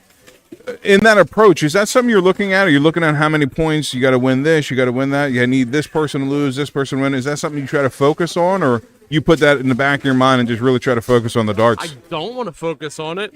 I would like to focus on my darts, but I can't focus on anything right now. My mind is so scattered. But I knew what I had to do. I really had to go into that last night and win two matches to pretty much seal my fate into the top 4. I lost my first match, and rather than giving up, I came back and actually beat Drew in the second match. I shot really well against him. It is what it is. The top 4 are there for a reason. They were just more consistent throughout the campaign. I started out slow in the beginning. In the second half, I was slow. It was just, I was on a struggle bus all year. No.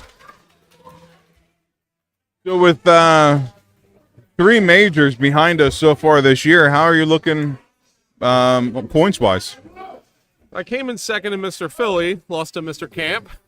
So I think that gets me 4 points. 4 Yep. points normally will do it, but I don't know.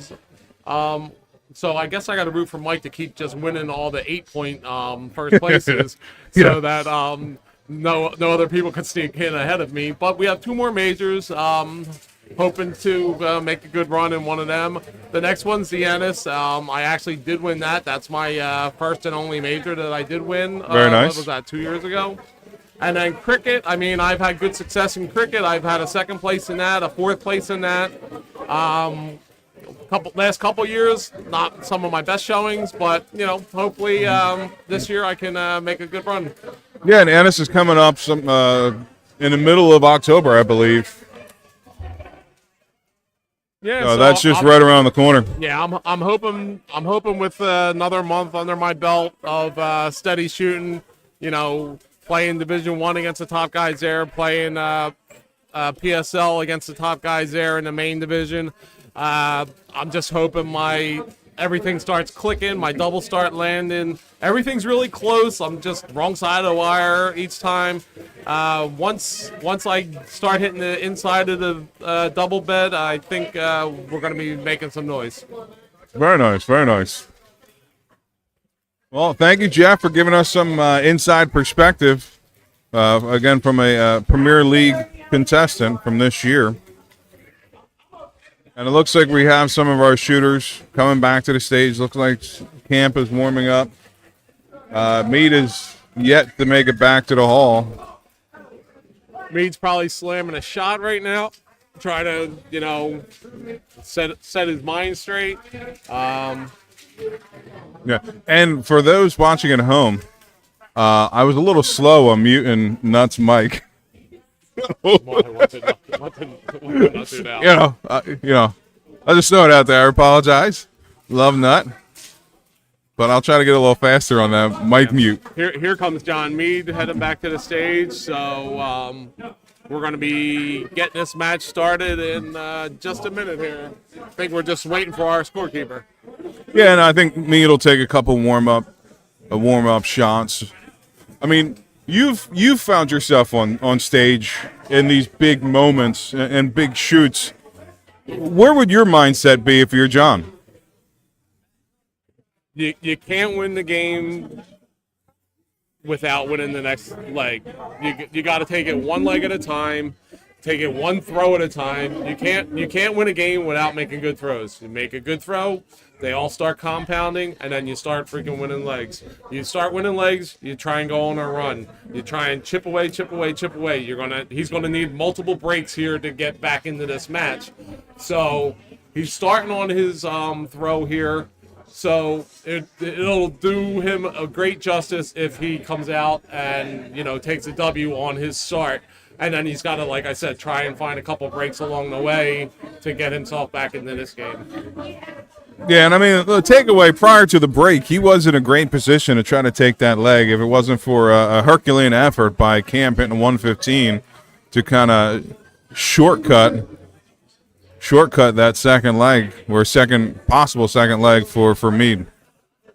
Yeah, and then Camp, of course, doing it the Camp way. Let's go 19 double 18 to finish it out after the trip 20. I was looking at the 15, and when he hit the 19, I had to do the quick math, and I'm like, okay. Oh, I knew exactly what he was doing. Like I said, he's a teammate of mine. We played a bunch of doubles tournaments together. It always confuses me in the beginning, and now I just expect him to go for that double 18. He loves it.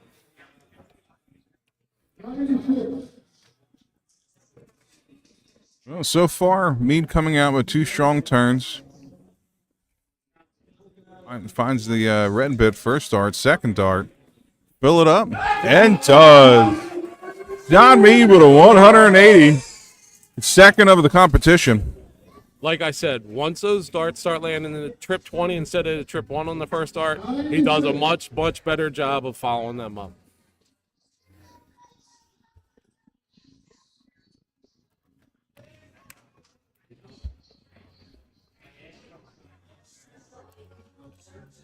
He needs to take advantage of the lead that he just fought for. Does get under 100. Yeah, he didn't start at the cork because Camp was sitting on 249. He was trying to set it up. He just had a couple of errant throws. Now Camp's down on 149, so Johnny's going to have to try and take it out this leg because we know that Camp can take any number out that he wants.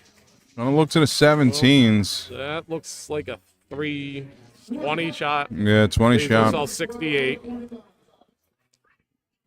All right, so Camp can't take it out from here, so John's going to have to take this 68 out because Camp looks like he's leaving himself a pretty good shot. 14? He's leaving himself a double 24, sorry. Double 12, 24. Well, Johnny's first dart goes Aaron into the ones again. Then he comes back to trip 3. Got the 18, so double bull look here. No, yeah, 10 shot. Trip 3. Was it a trip 3? Oh, I thought it was a single 17. No. I was like, wait a minute, what happened? I'm like, oh, he has a shot at double bull. I'm like, not good to my math. Hey, Ed, thanks for the kind words, brother. You're the man on the up and coming. I'm the old man right now. And John getting some wayward darts going for the 20 now. 15. Yeah, this Pressure might be getting to him a little bit. That's 3 rounds for John where he had to put this game away. Yeah. Because you can't give Camp one extra fucking shot at one extra shot at it. He gave him 3 extra shots and gave him plenty of time to get down to take a reasonable out at the double 12, which he did single 12, double 6. That should have been and needed to be John's leg. 134. And then you have Camp come right back and start the leg with a 134. Just, pile it on. Do we know what the break's going to be between the semifinals and the finals? 96. I would imagine it's going to be a little bit longer of a break. Let Camp get some time off. But I guess it really comes down to shooter preference. Camp had 2 trip 20s on both sides of the wire and just put the third one a little bit high to hit a 140 instead of a 180. 76.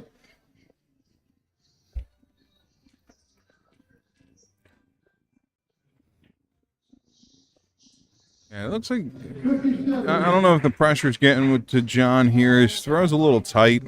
He's usually a much more loose thrower. He has a snap at the end right now, and I don't think it's really doing him a lot of justice. Yeah, the little flick at the end. Yeah, it's because he's releasing late and compensating with a little snap at the end. Force it there. Yeah. And playing to the crowd. Camp getting a little boo by missing the trip 20 on the 170 out. And not giving him a shot at it. But hits a nice 93 to leave him a fairly, camp doable 77 here. Yeah, 2 singles. And John just sticking in that 1 again. Still fighting that snap. And again, you get up on stage, it's a big moment in front of a crowd like this. As shooters here locally, you don't find yourself in a situation where you're playing in front of a crowd of this size in many occasions.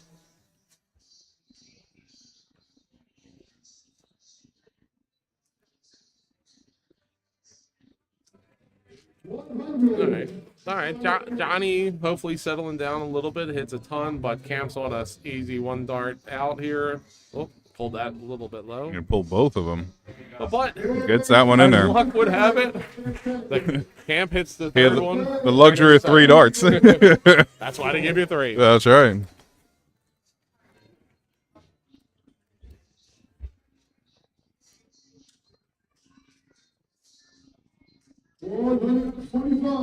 All right. Good start there by John. Yeah, he overcompensated, hit the single 5 first dart, then came back and hit 2 trip 20s. So I think he's trying to hone in on that straight line here.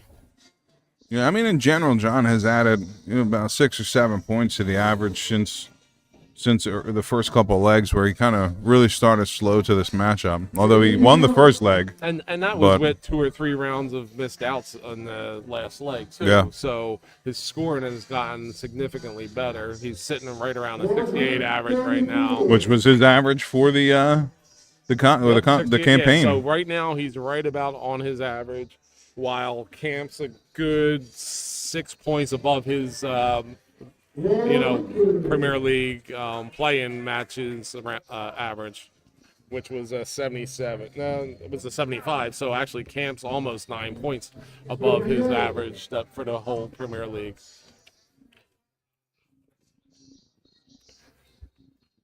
Yeah, but I think anyone who plays against Camp or plays with Camp knows he's shooting right about what you would expect him to shoot. He's going to give you that high 70s, low 80s, and big tournament, big match play. Yeah, anymore. I mean, like I said, him and Drew. At on cue, Camp hits a ton 80 to get his average over an 85 right now. I mean, I was just looking at some of the CDC stuff, and those guys are only in the 80s and low 90s. So, I mean, if he ever had that kind of drive to go do something like that, I know it's hard with kids and a wife and all the that. travel stuff. But I think he could definitely compete with them if he actually started playing with better shooters. Yeah, I would say, because I occasionally look at the CDC side of things as well and see where the average are at. Great ton there by Mead. See, that's the John Mead I know. Trip 20, double 20 to take a ton out and get himself a little bit of life. Shooting close to a 69 average now. I mean, it's still a far cry away, being down 8-2, but you got to scratch and claw and get something somewhere. But yeah, so those CDC guys, your top 10 shooters are going to be right around the 80, low 80 mark. But then there's a good drop off as you start going further down the line, where if you're shooting 75 plus, you could be in that top 30, top 20 field, very easily. Yeah, that's what I said. I was looking. I'm like, yeah, I know guys that can shoot those numbers now. The 2 of them are right in Philly right now. 2 of them are talking to you right now. On a good day. On a good day. I need my preparation. No, but Camp and Drew have been doing this 75 to 85 average stuff for pretty much the whole Premier League campaign in this whole year. Every tournament I see them, they're always shooting real well. It all depends how their doubles are dropping that day, if that's going to equate to anything. And you can tell Camp is really loose up there. I mean, this is certainly not his first rodeo. The kid's been on stage. Yeah. I mean, since he's been around. Yeah, the lead has something to do with it. Obviously, he's sitting 8-2. He's going to feel comfortable, but Well, I mean, that's the whole thing. It's great to get a lead as long as you don't get complacent, because you just can't let people start clawing back. You got to once you get there, you got to put your foot on the pedal and keep it going, because everyone in this room can run 5 or 6 good legs in a row to an 880 and 890 average. It's just hard to do that over a course of like a 20-leg set.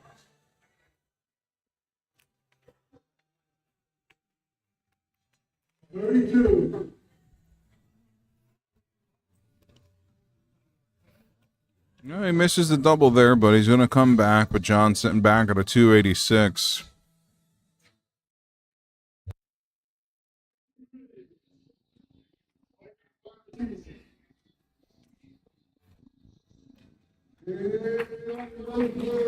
And I've seen Camp when he's in this kind of role, he don't miss outs. And if he don't miss his outs, he's going to be really hard to beat. If right now, just casually watching, I'd have to say he's probably close to 40% of outs, if not more, based upon Dark Next calculation.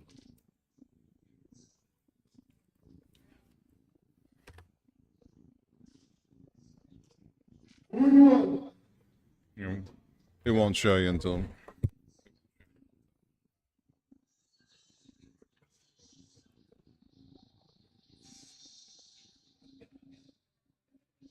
I mean, just looking at it so far in this matchup, there was only one leg that was over 20 darts.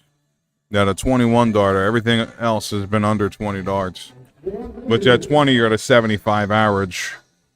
Obviously, Cam's shooting at 83 right now, but pretty efficient darts between the two of them. Yeah, nothing super flashy. Just driving the numbers straight down the board. You know, looks like our best legs was a bunch of 16 darters, which is just like a 93 something, right? Somewhere at 93, yeah. And that's all you want to do at this level is try and keep it between, you know, below 21 darts, and these guys are doing a great job of that. Because right at 21 darts, I think that's like a 71, 72 average, something like that. So as long as you're keeping a 70 average each and every leg, you're probably going to be on the winning side more than the losing side. Yeah, I typically look at that 20 dart margin for myself. I like to keep everything under 20. If I keep it under 20, then But 20 and 21 don't mean anything because Same turn. you're in the same turn. yep. As long as you finish it in that seventh turn, you're probably in pretty good shape. Yeah, but 20 is a nice even number.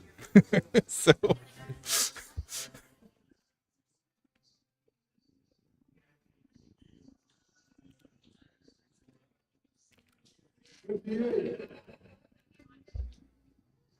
well, Mead finds himself under 100. He's going to come back to take a look at 72 to try to get another leg on the board here. Where do you go with the 72? I'm a big proponent of the 16s Yeah, myself. I mean, a lot of people like 16s. For now, I've been doing double 12s. I mean, triple 12, double 18. Just it's all on the high side of the board because when you go 16s like John just did, you hit two single 16s, you got to completely change it at the whole top of the board. So if you're on 12s, you're essentially just sliding I knew over. he was doing it. What? Sorry, I knew he was going to do it. He went bull, double top, double top. Right when he hit the ball, I was like, he's going double That's what top, you double gotta top. do. I mean, that's a smart play. I mean, the double's so much bigger than the triple.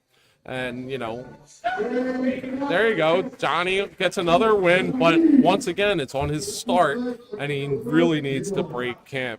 Obviously, if you don't I mean, he anymore, didn't break he's him a done. couple times here. Back against the wall at this point. So Mike's shooting for the match here on his start. But, you know, a little slow on his start with a 40 here. I mean, obviously, he wants to try to get it over with as soon as possible, but it's really easy to kind of slip into that lull of, okay, it's just one leg. Okay, just one leg. Yeah, right. I only need one more leg. And then you kind of rush and you're like, oh, I just want this over. And then you start rushing your darts. And now he's hitting his darts and they're falling out the board. So he starts 40-40. The good thing is John started with a 41. So he's not, you know, in that big of a trouble unless John starts hitting some triples here. Right. And he only comes back with a 58. So, I mean, John's sitting on, you know, a 19-point lead. But Camps. Yeah, you can see it. You can see it. And it's understandable. Again, you got a big league. You just want to finish it out. It's easy to lose focus.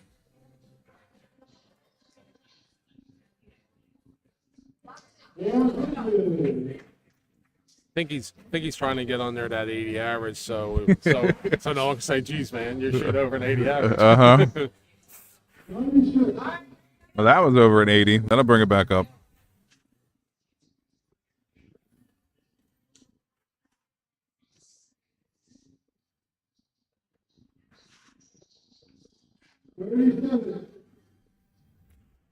$42.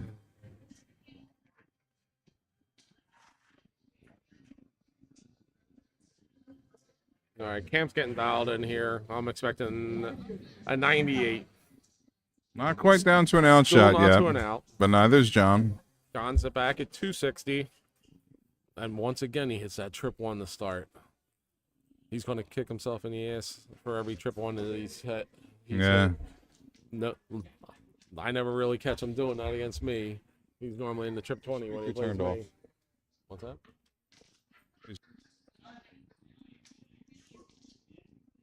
Speaker should have color to it. Nobody's gonna. June. I'll go grab it. All right. Unfortunately, we lost our microphone. We lost our microphone for the match caller. So Jamal's going to go take a look at that. Camp is down to 40. John Mead's at 122.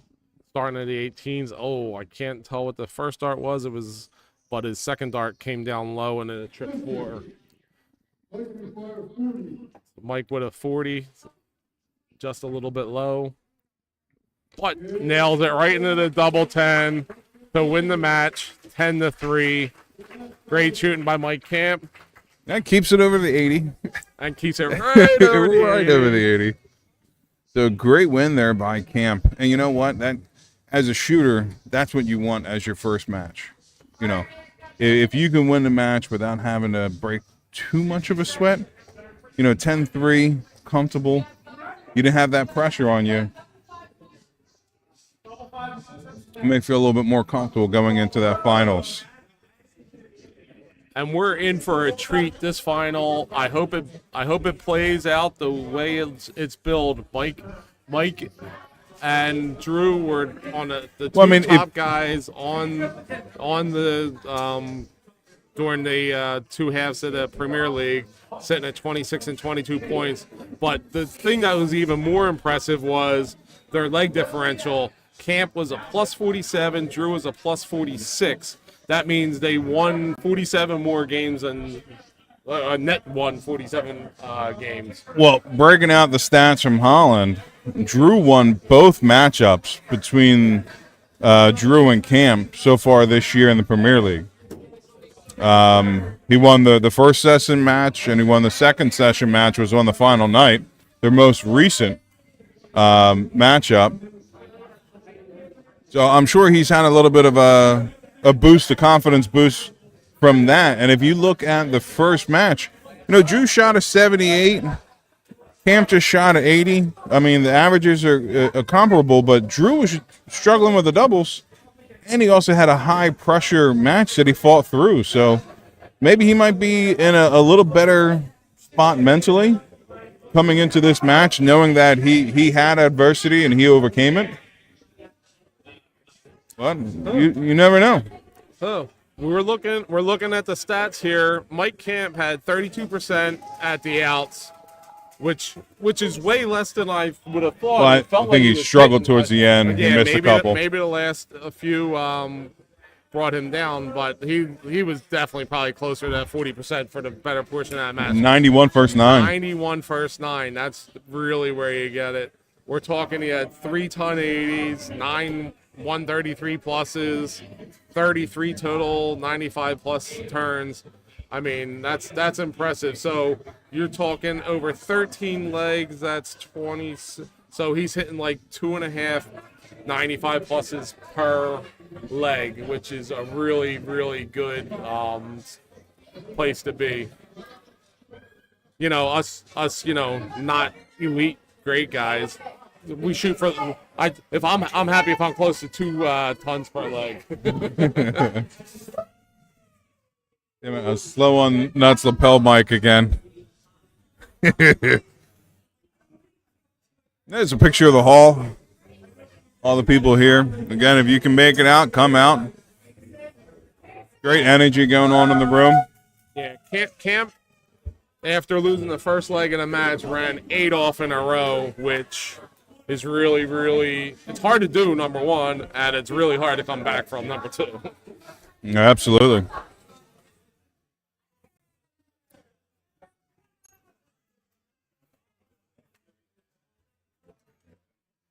All right, well, I'm going to take a bit of a break here as this session is currently on pause as we await the beginning to the finals. The finals, again, are going to be between Mike Campagna and Drew Anuski, and we will be back with you shortly.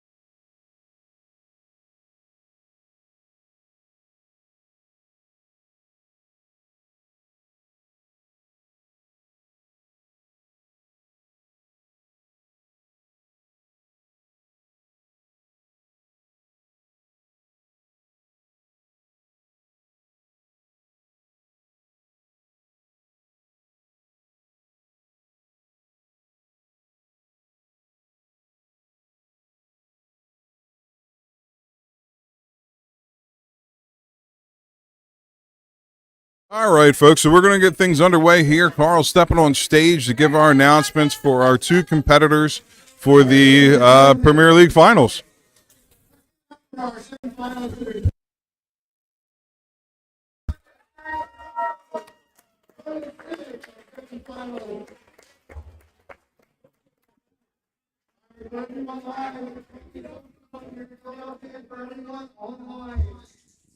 We are ready for our men's final. Let's welcome back on stage our new team. In his first Premier League final appearance, Drew.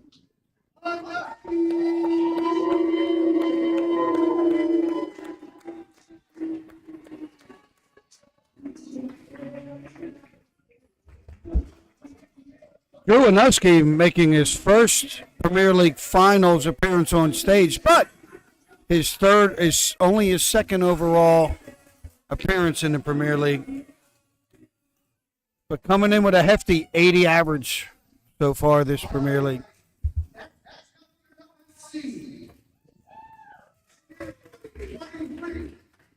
they hear any of that, or is it over? Give it up for kids.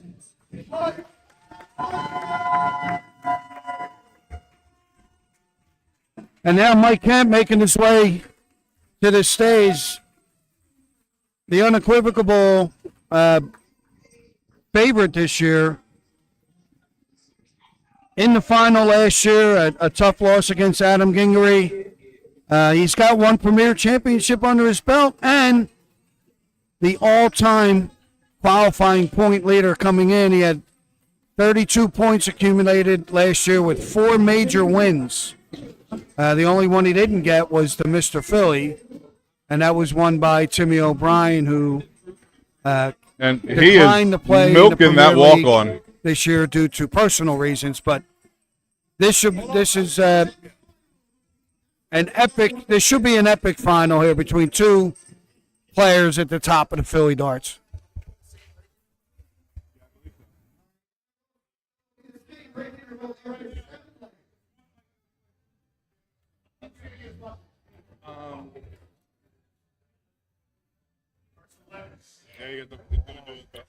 So this is a best of 21 affair.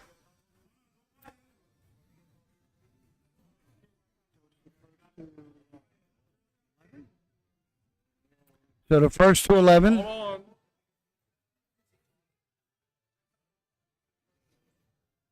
I think it's still first to 11. Chris Friel chalking the match. And, of course, the legendary Mike Nolte will be calling and refereeing the match. All right, folks, so both shooters are going to take their complimentary 9 darts here to get things going. Nooch has to set up the scoreboard, which you saw him just run across or do what he considers running across. Nooch will do that voodoo that he do so well.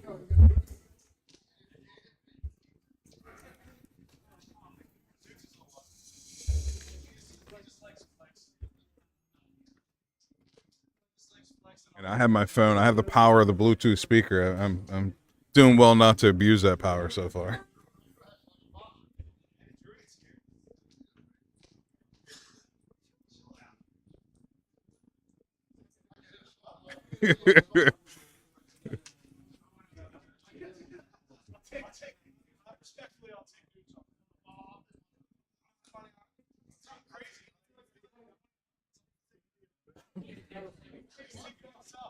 Yeah, and you see here in the background, Chris Frill's making his way up, going to be our celebrity chalker for this match. Mike Nolte, once again, serving as referee.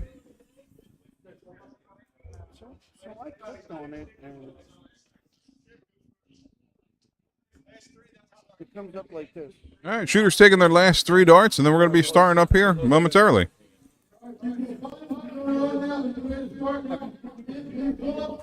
I thought once you put the watch code.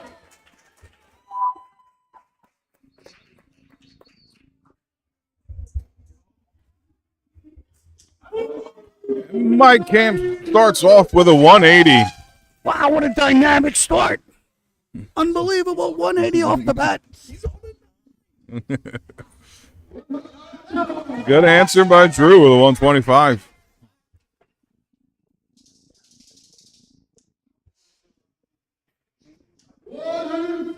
This is turning into the thriller and filler as they take haymakers at each other early in the match. 45.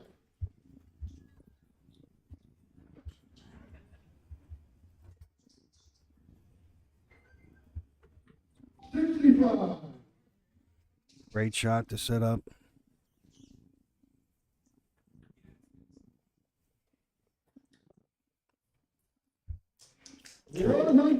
Drew needed a big number there, and he got it.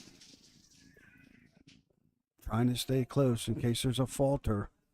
80 score, 36, and out. Oh, 12 darter to start there by 12 Mike dart. Camp. Best leg is 16. Start with a 12. Yeah. Great darts there by Camp to get us underway, but again, it was just a hold to throw. Set the tone, though. Set Definitely the did tone. set the tone. He's telling Drew, look, if you're going to come into my den here and take this, win this, you're going to have to take it from me.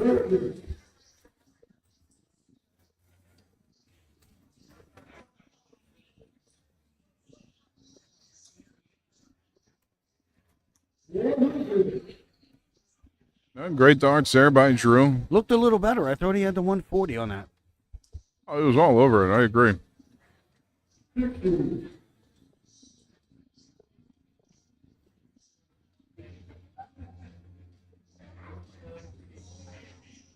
Second dart gets into the triple. Third dart gets into There's the triple. Shot I thought he. Now he's back on track.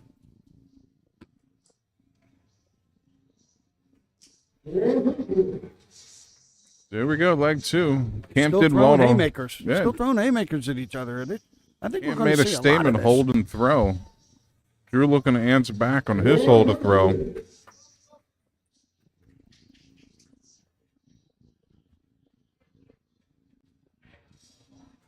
$123.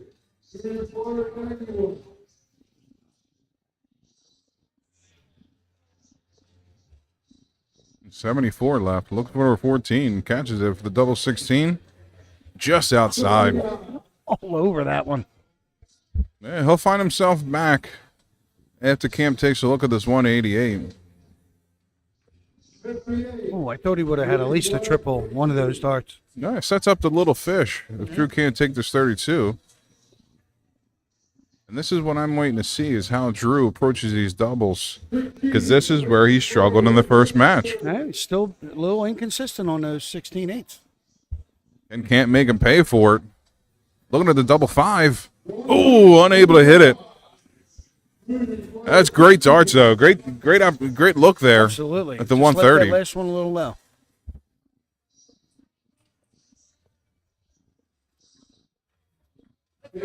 Oh, and Drew squeaks by on that one.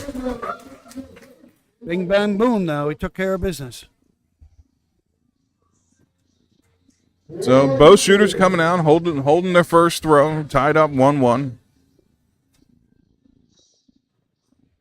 I thought both of these players did a good job in their semifinal matches to start off the leg strong, and they've both been doing it this match as well. Yeah, both shooters all day have been scoring very well.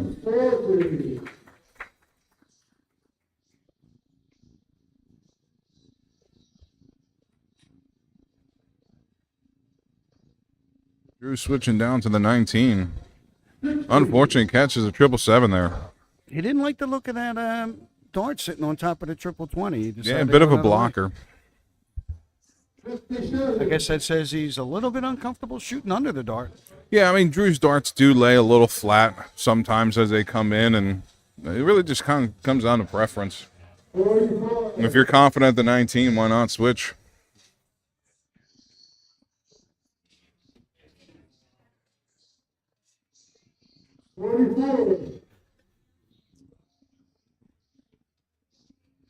Safe shot there. Drew needs a 180 or something to get back into it here.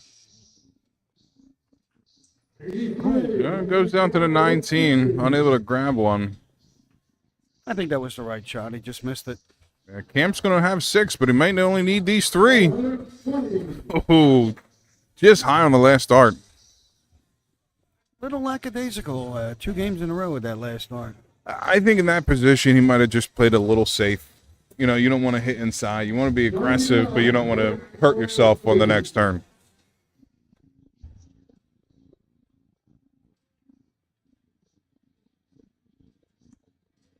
Oh, but an opening. A slim one, but an opening nonetheless.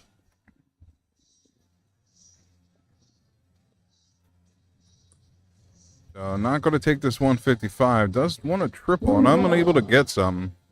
So not too much pressure on the 20. And it shows. He gets into the first start. Strong game there by Kemp.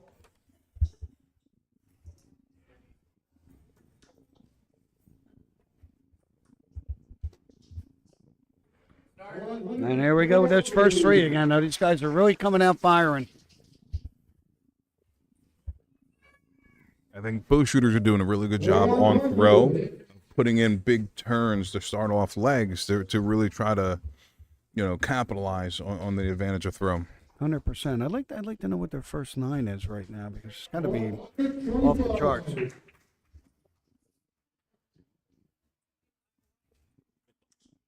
Yeah, it doesn't say.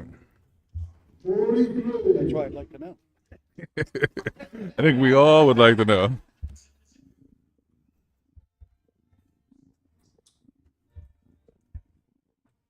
Ooh. Look at this. This is turning into a magical leg here.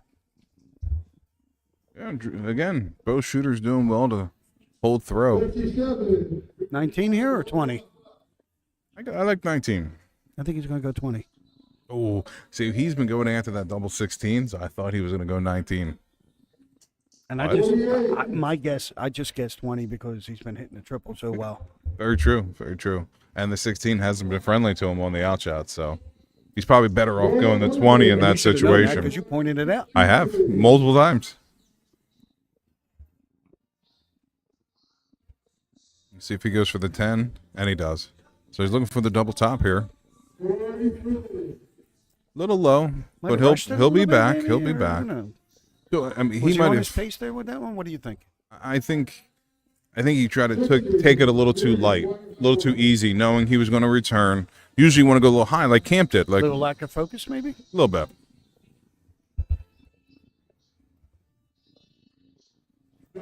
And he couldn't make up for it. Yeah, I mean that's Thought he might come back there. it's better than hitting a single 5 in that situation. Camp takes the 141 here. That could be Oh, a and big he's going to get a look at it. problem. Ooh, right there on the outside. That was a great look. Taps Drew on the back. Perfect darts except for the double. That's a better first start for Drew. Got to walk it in. Unable to hit it. I think he's a little out of sync right now. I really do. Yeah, big opportunity here for Camp. For an early break of throw, and he gets it on the third dart. I feel like Drew might be thinking about this. I think he might be thinking about the match a little bit too much instead of immersing himself in it. You know what I mean? Well, I think all day long he's really kind of struggled on them doubles. If anything, that's what's kind of playing on his mind maybe is inconsistency hitting the doubles, Yeah, it's a good carrying point. over from the first match.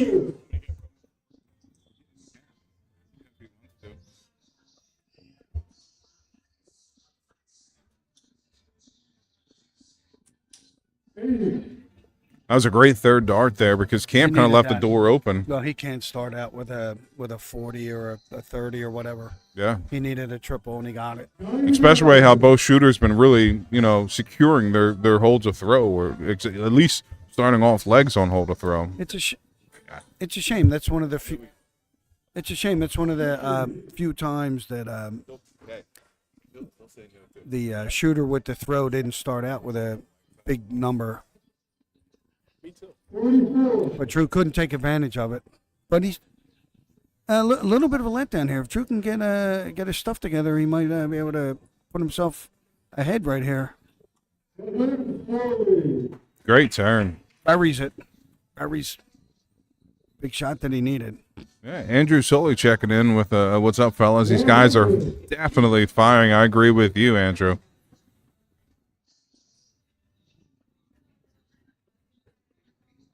Definitely worth the price of admission, which is free. Did you talk to Adam Dingley yet?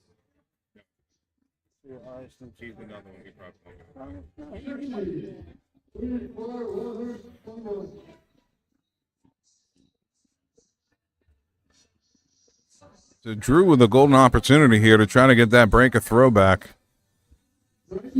Catches a triple on the last start to leave himself 24. 156 would be a big ask. Brilliant dart there. A little too big for this turn, but he looks to set it up nicely until that dart. That's a rough one. So I think he's going to get here first or second dart. First dart a little Well, he's inside. got to hit something because he needs this leg. He's got to bury it. He's going to go right at it. Didn't do it. Yeah, see, I think he's thrown a little tentatively. I really do. I think he really needed it to hit a confident double there. Walk up and just bang it out. 100%. He seemed And a there you little go. like he didn't fire it. Like it seemed like he was a little tentative, trying to be a little bit too Got to careful. place the dart instead of throw the I dart, think possibly. So. I think so.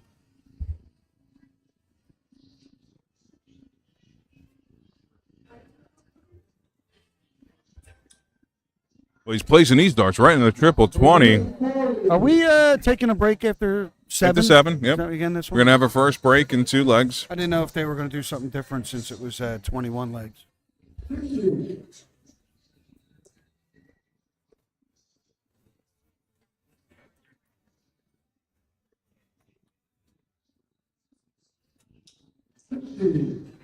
Follows up with a 60, but he's still in a good position here on this leg. Ideally here, since we're taking a break at 7, Camp has already secured himself the lead going into the break. Drew needs to really narrow that gap. If he can go in 4-3, he's going to feel a lot better than any other scenario you can put out there. He's, I think he's trying now to make up for that leg. He should have had that last leg. He should have. I feel like he should have had that one, and that would have made it 3-2. And now he's starting to maybe he's starting to feel like he needs to press, but he needs to relax and just. He's still scoring great. Get that stroke back. Yeah, he's still scoring very, very strong. It's the setup and the outshots that are really hurting him. You got to like these averages, 83, 77. They're really both going at it with this high level. I love it.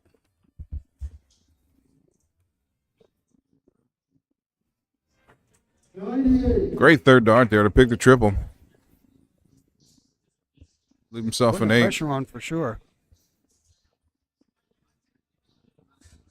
Well, this is where he found himself last leg and was unable to capitalize. A So nice little one darter would do wonders here. that's not a bad guide dart. He has to attack it. He Can't overdid seem it. to find that spot. Looking at a 74, catches it for a double 16. Ooh, ends up a little high, hitting the double 8. Unlucky Yeah. dart. Max impression. Now Drew What, is earlier he gonna on have a was finish or what? Wow. he was hitting low on the 2, able to find it on the first dart here. I got my Camp. For all his spectacular scoring, he knows how to finish. He gets his 110, 120, 90, 80. It doesn't seem to matter to him. He just takes them out at will usually.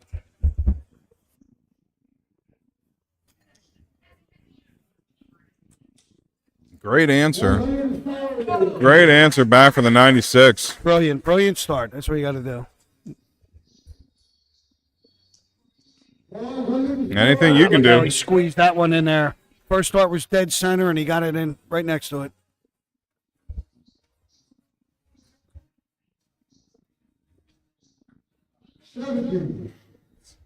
70 not a bad shot, but he's going to have some ground to cover, depending upon what Camp can hit here.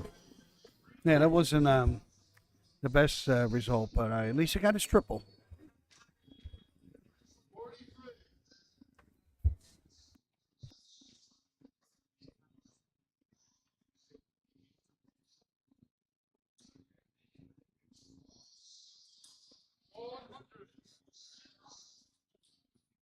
Solid ton there. Edges ahead, but Camp hitting the triple in the first start. It's going to set himself up nicely, hitting 125. Gives himself under 100 with a 97.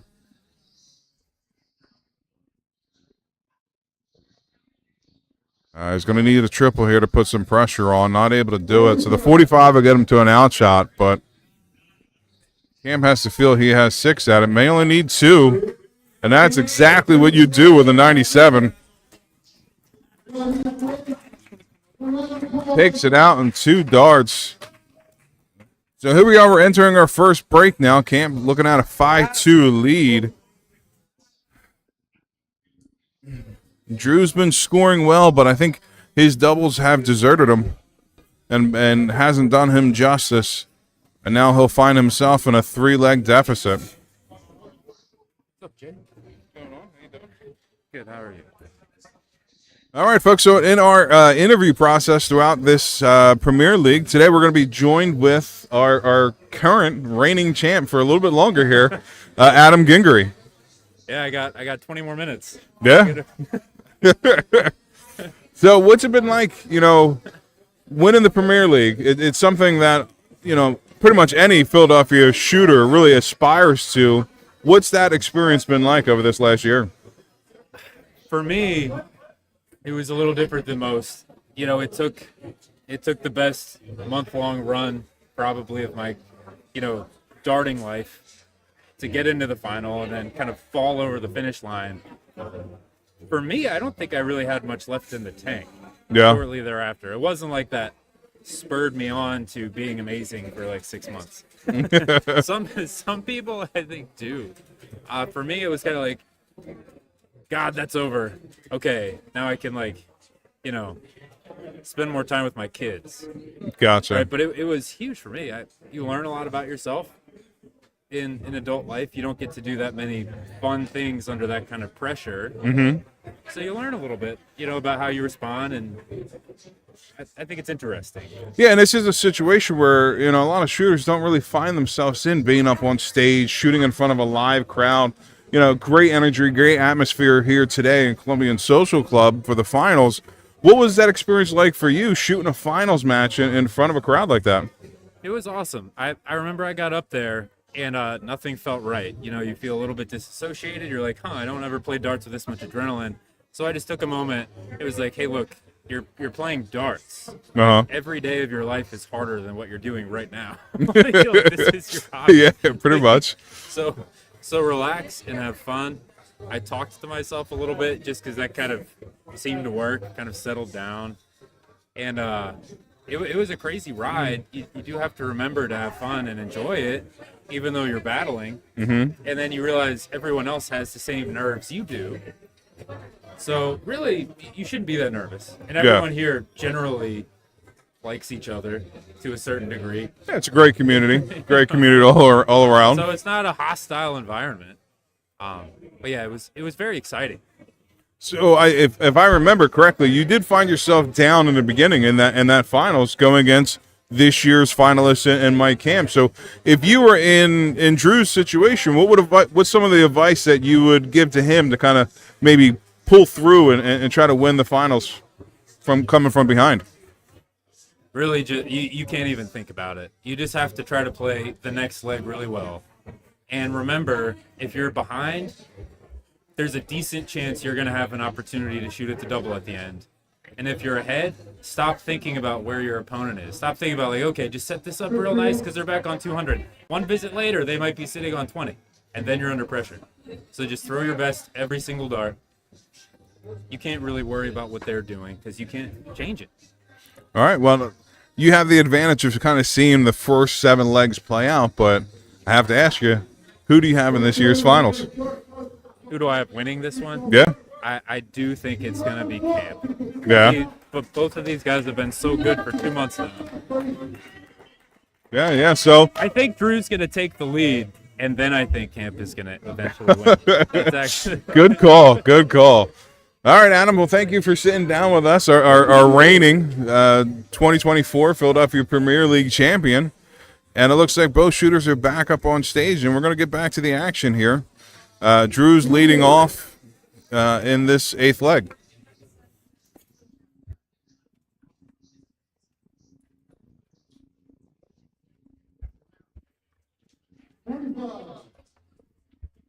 We got Johnny Holland back on the seat with us. This goes for another break. I got Timmy.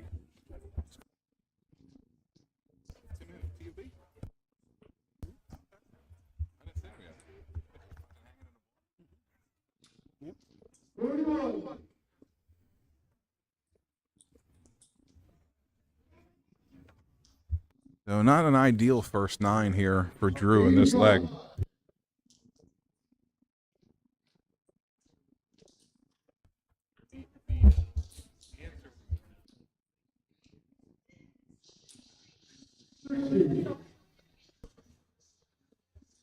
Little tentative start here. Guys are a little apprehensive coming out of the break. You know, they didn't really do anything. Like, they didn't really leave the stage, but they didn't warm up either. Yeah. They're both kind of like milling around. So, Well, I think it's hurting Drew a little bit more than it's hurting Camp here. yeah, I think you should, like, if you're not going to go, you know, get a refreshment, if you're not going to get a refreshment or refresh yourself or whatever, then you need to just throw, you know, to keep the adrenaline going. But he didn't do that, so we'll see. Neither one of them did, so we'll see what happens. Well, we can see the result. Little slow start, I think. Well, the 100 will get him down to an outshot, but Camp's going to get a first look here at the 127. Opts to lay it up with the 18. That's a statement dart there. Yeah, interesting. See if he can poke the Drew here. Looking at the 140. Great first dart. Mm-hmm. Great second Look at dart. this. Make him pay. He needs his double 10. Wow. So, you know what? I think he was thinking about the situation himself because that was a really wayward dart. Yeah, definitely overthought that one. He's not happy about it either. No, absolutely not. And I found myself personally in those situations where you have an outshot and the person lays up. You're like, okay, you know what? You want to say that? Let me have something to say now. Yeah. And you almost kind of over try for it because you want to make that statement right back. Those first 2 triple 20s were perfect. I thought he had it all the way. I think you know what? That started thinking about it. But that double 10's been kind of like messing with him a little bit. So.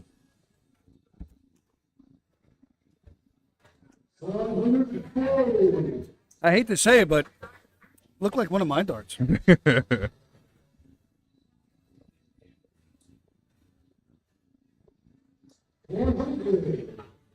Well, Drew doing well to keep pace here in this leg, but that's all he's doing. I like the way this leg's shaping up, though. It's tied 2-6. They're both on six more darts to win it. A ton here will set him up with an outshot. Yeah. He has to capitalize on every opportunity he's going to get from Camp at this point. Nah. That didn't work out. No, that's not going to help him. I don't like Drew's body language. He's usually very just aggressive looking, you know, attacking the board, and but he seems to be kind of moping around a little bit. Yeah, you know what? It's really easy to get in your head in this big situation, Absolutely. Knowing you have to fight from behind. Every mistake is amplified, magnified. But this is the biggest match of the year. This is the premier. This is everything you shot for last year. You know, you have to understand what it takes to get to the Premier League finals. You know, first of all, you have to perform really well in the majors the previous year. Secondly, you got to try to carry that over to the summer. Yeah. And then because you're going to For spend the whole summer. yeah, because you're spending 2 months shooting Premier League stages to try to get through to the Final Four. And then once you're here, you got to battle through the semis, and then you know, on stage and then shoot. You know, it's so. But when you get to this point, you have to throw caution to the wind. Yeah, and you know what? I think that was a telltale dart right there where Camp finding himself on an odd double that you don't normally aim at with a double 11, and he nails the first dart. So that just shows you where his mentality is Total at. confidence. Yep. He's comfortable and he's 100%. confident. Yeah, absolutely. Well, I think anybody who's watching this will see that already. He's just throwing with utter confidence. He's just winging them up there, and he's hasn't really been challenged too much. I thought Drew was going to challenge him a little bit more. Yeah, I agree. He did early, but It's kind of faded. just his double trouble. Yeah. It really has, and I think that zapped a little bit of energy from him because there's been several legs in this match where he should have walked away with a victory and didn't. Well, that's definitely the reason, but I kind of thought he had a little bit more to prove that he was going to try to, it's hard to overcome that, but it can be done, and I thought he was going to do it, but let's see if it's still time. It's still time. It's not over still yet. time, not over yet. Again, this is going to be first to 11 because it's a best of 21.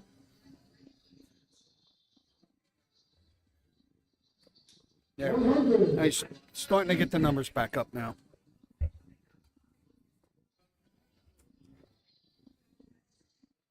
Brilliant. Great Brilliant darts. Let's see if he can pull a miracle out here. Nope, not this time.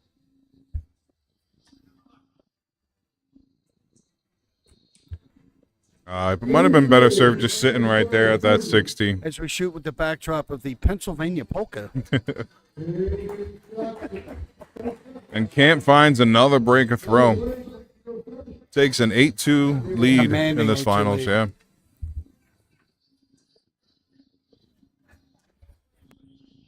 Come on, Drew. Get it together.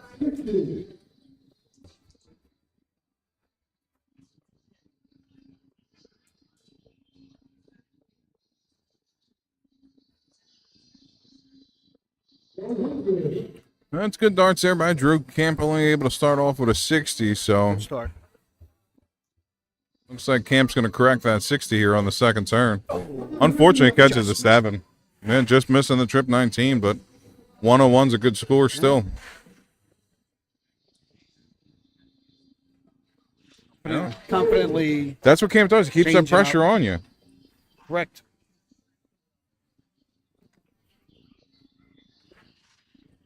I mean, I've shot some really good matches against Cam, and lost 7-0. So that's just what he does sometimes.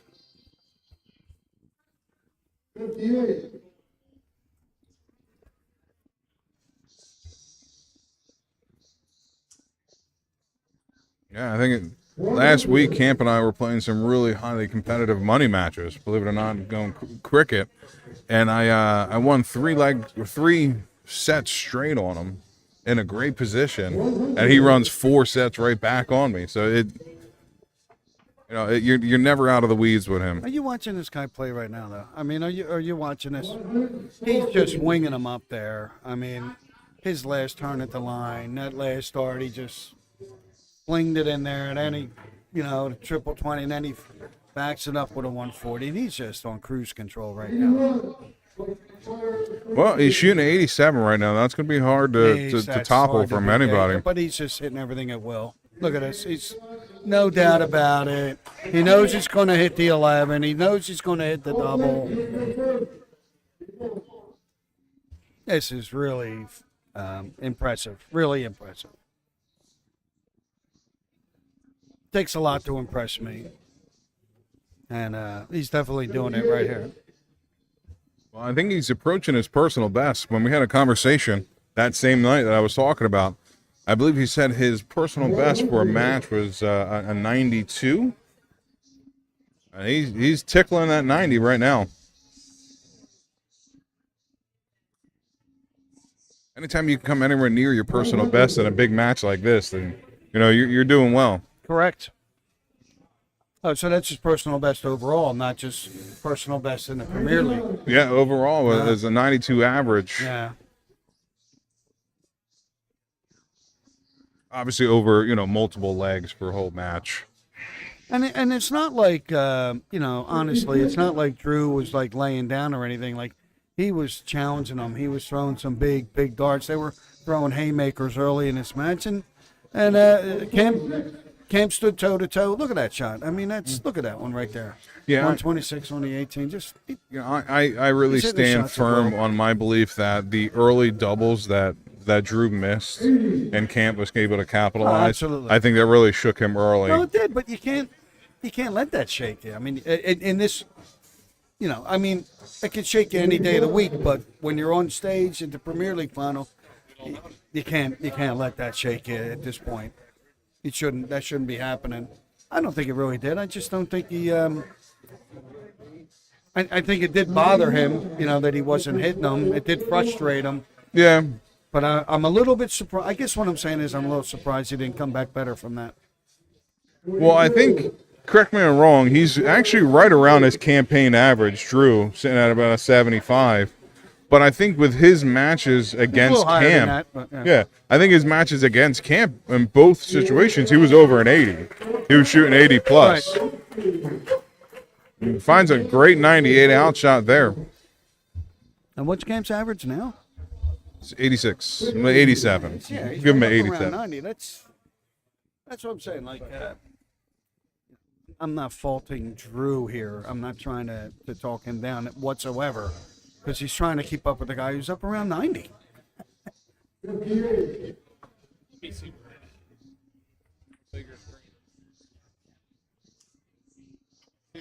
My upcoming match.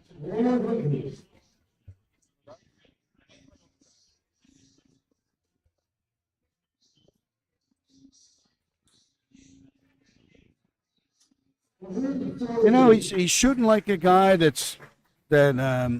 he's playing like a guy that has something to prove for losing last year. I don't think he was real happy. I don't think he was embarrassed by losing to Adam, because Adam shot, you know, so well. You know, he's shooting off the charts. But I don't think he was real happy, and I think he came back in this year with something to prove. Yeah, definitely more focused. I think that was one, just speaking with Camp, I think that one was one that got away from him, and the way you feel. I mean, every shooter thinks they should win. Every confident shooter thinks you should win every match, but I think that was one he feels as though got away from him. So he's looking to correct that this year. And he's, you know, at a 9-3, he's off to a great start to do so. More than a start. This is one of the best performances I've seen right here. He's hitting everything at will. In the finals, yes. Yeah, triples, doubles. He just.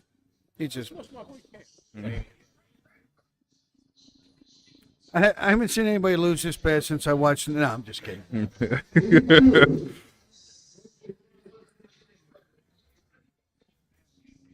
Now, this is basically how I lost to Drew during the couple times I shot him.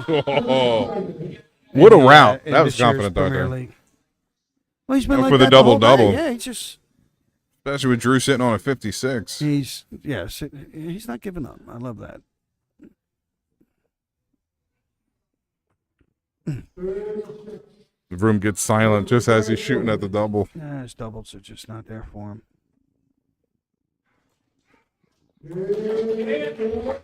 Well, Camp finds himself in a 10-3 lead, one leg away from getting championship.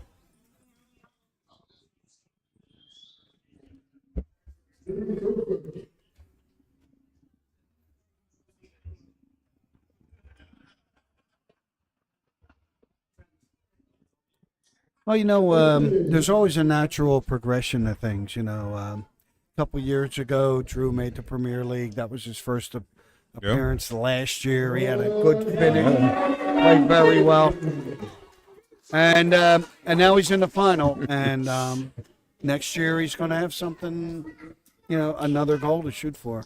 You know what I mean? Yeah. Camp finds himself on a 9 here, shooting a 180. And ruins it by hitting a trip 5. Woo!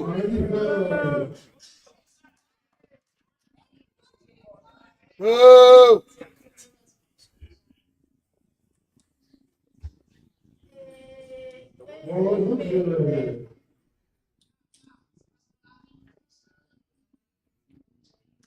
He's right back in that triple.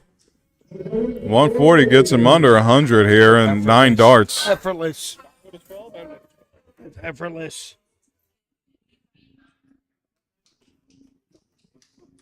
Two darts right here. 2 darts. It's over.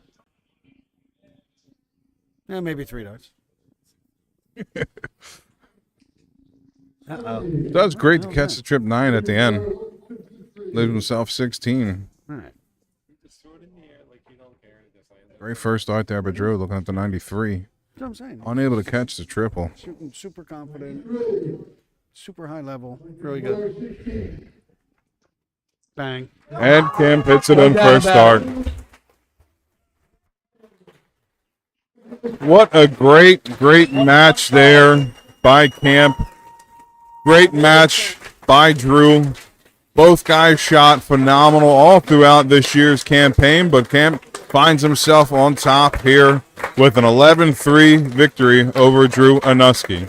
You're looking at your new 2025 Premier League men's champion.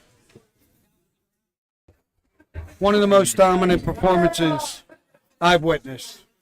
Yeah. In the Premier League. He just took control and never took his foot off the gas. I mean, all day long, he surrendered, I think, 5 legs. Was the first one with Mead. I think Mead only got 2 legs off him. So throughout the entire day, he's only surrendered 5 legs. So I made the wrong call. I said he was the obvious favorite coming in, and he proved it. Yeah. I thought Drew was the hotter shooter, and I was wrong. But Yeah. I mean, man, Drew oh, shot man. well, I finishes wasn't with a expecting 78. Such a dominant performance. Really, really good. Really good. What was his final average, Sarah? 87 to 77. 87. 87.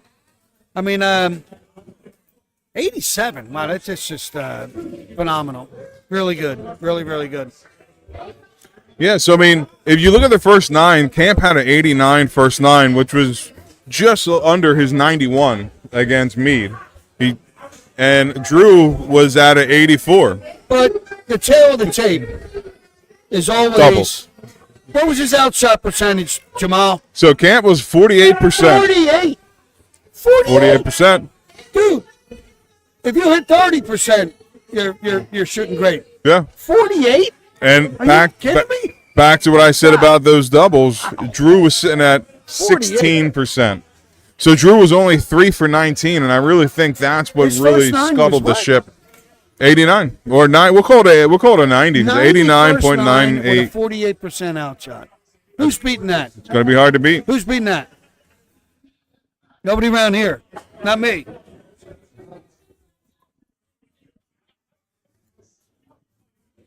Yeah, excellent match between these two. All in all, it's been a great day so far throughout the men's competition. Stay tuned, though. Don't go anywhere. We still have the ladies left to shoot.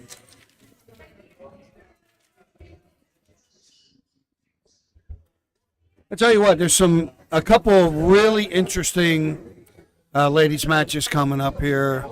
It really should be competitive. I mean, I have a pick who I think's going to win this year. Do you have did you think about it? I mean, Do you have a selection. You want to hear mine first, or Yeah, you want to go first? You can go first. I think Filamina is going to get it. Colleen is again. I'm going with the underdog.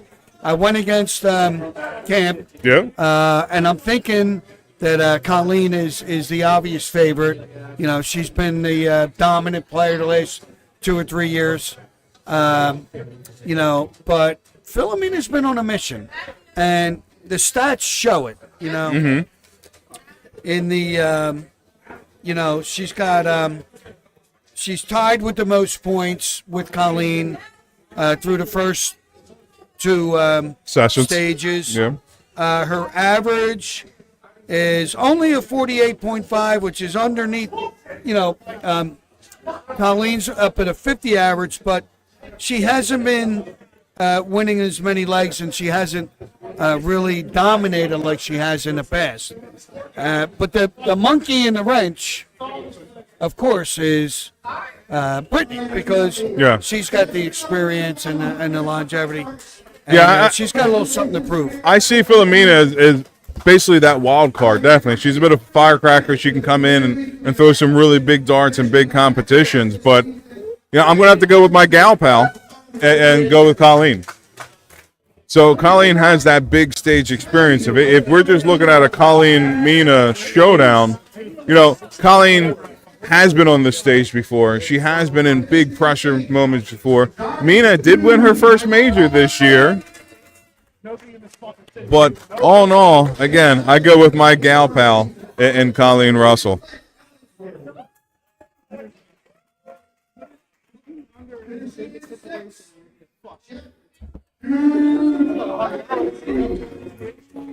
And Carl's up on stage putting the, I guess, the order of merit for the finals here. Well, I didn't come in last, but only 8th place for me.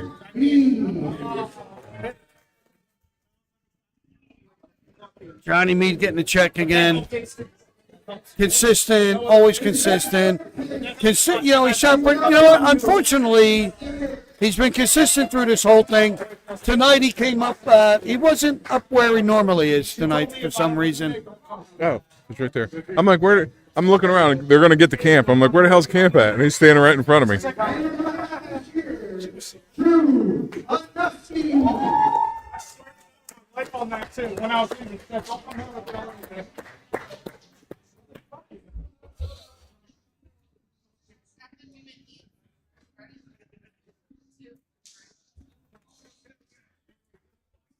So this first match coming up is going to be your girl, Colleen Russell, against really, who I think is the wild card, is Lil Ramos, who hasn't had the best average so far, only shooting a 46 through these first 2 stages. But has been battling and got her way through to the final. And once you're into the final, anything can happen. The one thing she's got going for her, though, is as much as I think Colleen should dominate that match with the experience that she has, is the fact that she lost her last match, her last Premier League match to Lil 3-6. Yeah. She beat her before that 5-3. But, Lil comes in as a battler. She's not going to. She hasn't really been hitting a high outshot average, and she hasn't really had a high overall average, which doesn't bode well against arguably the best player and women's player in Philly right now. But it should be an interesting match. Yeah, it should be a good matchup between those two ladies. Looks like we're going to take a break in between, a pause in the action as we transition from our men's play over to our women's play. Again, stay tuned. Stay with us here for the conclusion, second half of the 2025 Philadelphia Premier League Finals. Thank you, Jamal, and thanks for listening, everybody.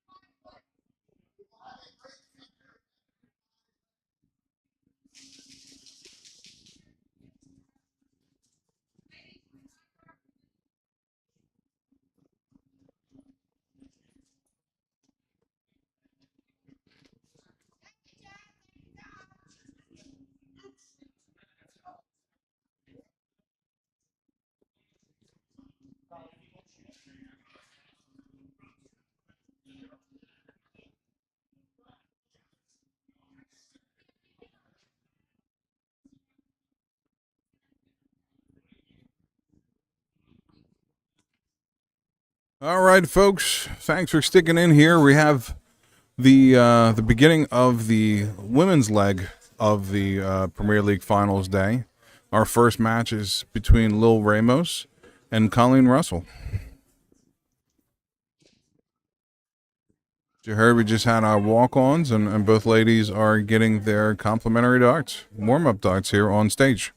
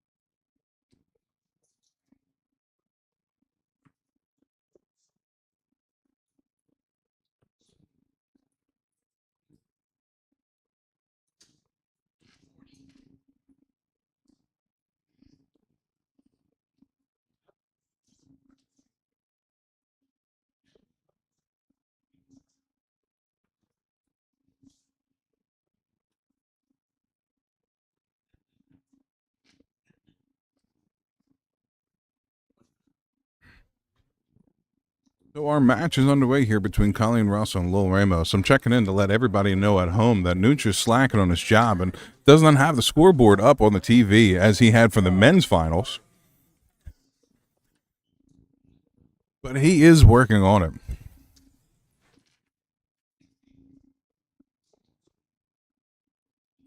And just a carryover from the last match that we just had on stream between Mike Camp and Drew Onuski, with Mike Camp winning the 2025 Premier League Finals. Scott Dutter checking in with You're the Man Camp.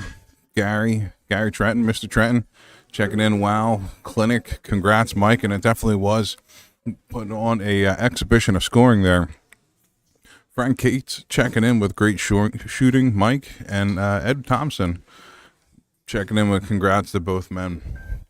Yeah, both men had a great 2025 campaign throughout the Premier League, both having really made statements throughout the year, showing that they should have been the top shooter going into tonight.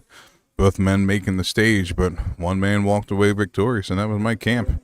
A bit of a statement match there for Camp, shooting a damn near a 90 average, and all day long. Really wasn't challenged too much, only dropping 5 legs throughout the 2 matches. So with the men's side of the Premier League finals in the books, we're now transition over to the ladies.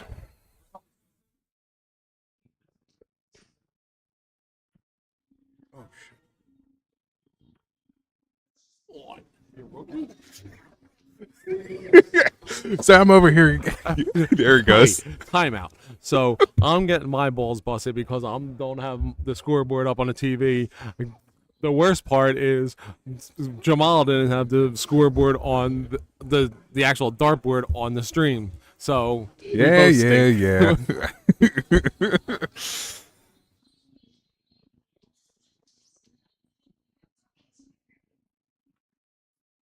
That's what happens when you start pointing fingers, huh? Well, you got to score. You got the dartboard up. You got the scoreboard up. You got the ladies up, and we are underway.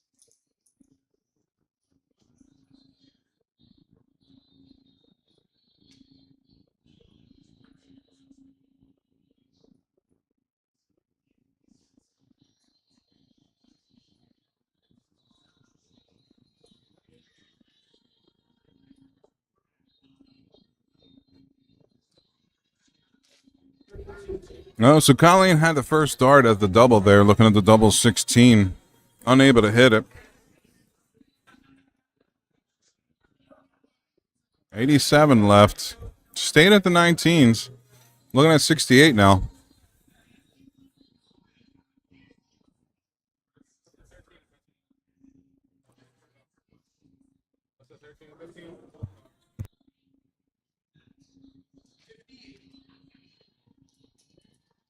She figures out the math, goes for the 20, leaves herself a 48, but Colleen's going to get a look here. 3 darts in hand at the 24.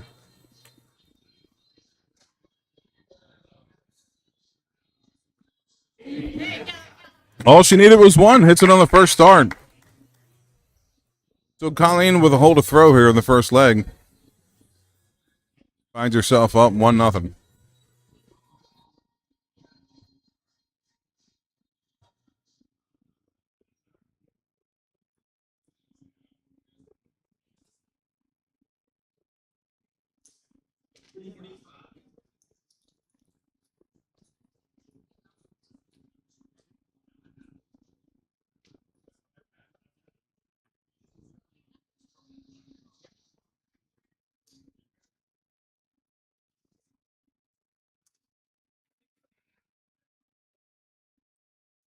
All darts there for Colleen.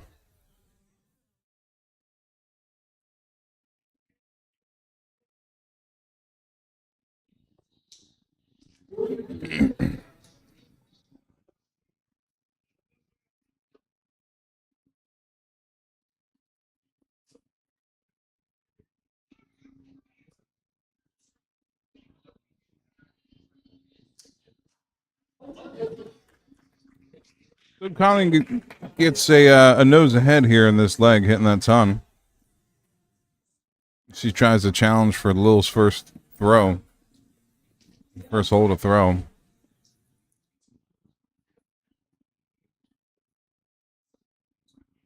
So this is a best of 13 here for the ladies. So the first to 7 legs wins. This is a semifinals. It'll be followed up by our next semifinal between Brittany Jasinski and Filamina Rose.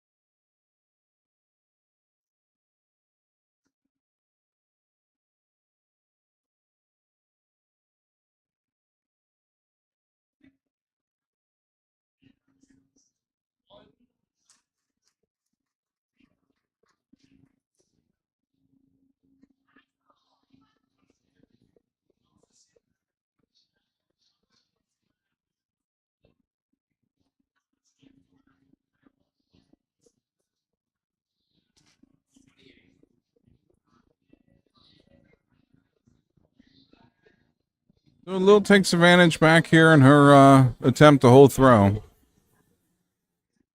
Gonna need another single to find an outshot. Unable to hit it. So as is, she's looking at the 172. Colleen back on 242. Gonna need a triple now to get down to an outshot. Unable to find one, so Lil has 6 darts from the 172.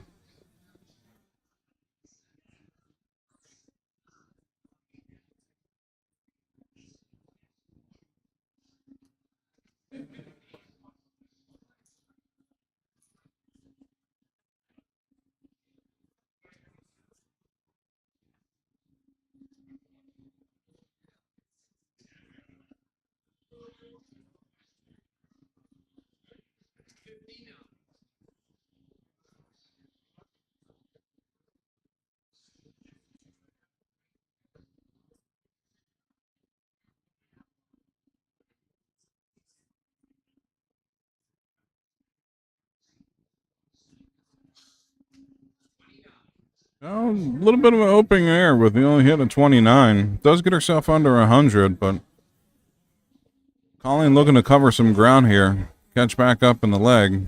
Set herself up for an outshot at this point.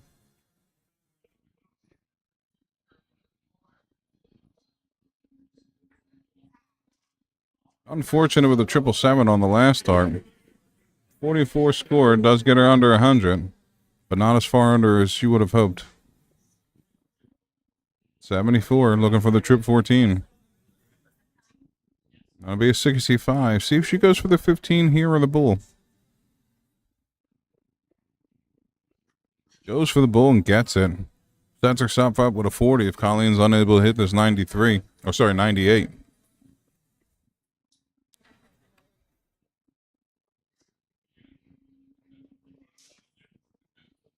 Great start. 2 in hand for the double 19. Last dart. Don't have to move over to hockey. Get above that dart and catches it on the 3rd dart. Great darts there by Colleen. Comes from behind at the end of that leg to take it away from Lil. First break of throw. Finds herself up 2-0. So for the ladies, we're going to take a break every 5 legs. So one more leg victory for Colleen, and she'll assure herself going into the break a throw, or going into the break ahead and throw. All right, Nooch is back on the mic to help out my boy Jamal. We got Colleen up 2-0. Both look like they're shooting pretty good darts, both averaging over a 50. The women's standard is if you can shoot over 50, you're probably going to win more than you lose. I've seen some of these girls reach close to a 60, but like mid-50s is probably the number you got to be around to probably get through this Premier League finals.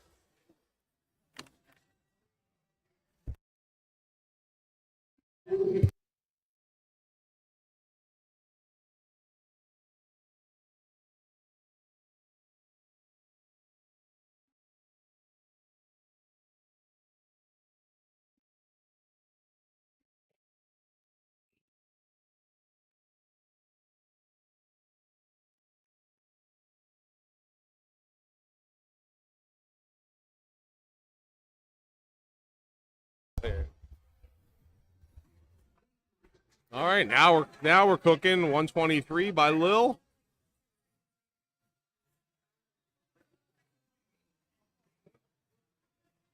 Hey, my boy Tully. Sorry, buddy, I wasn't on the mic before. Hopefully, you're still out there in chat land. Yeah, I called Tully. Oh, I think Holland was on the mic when Tully Yeah. checked in.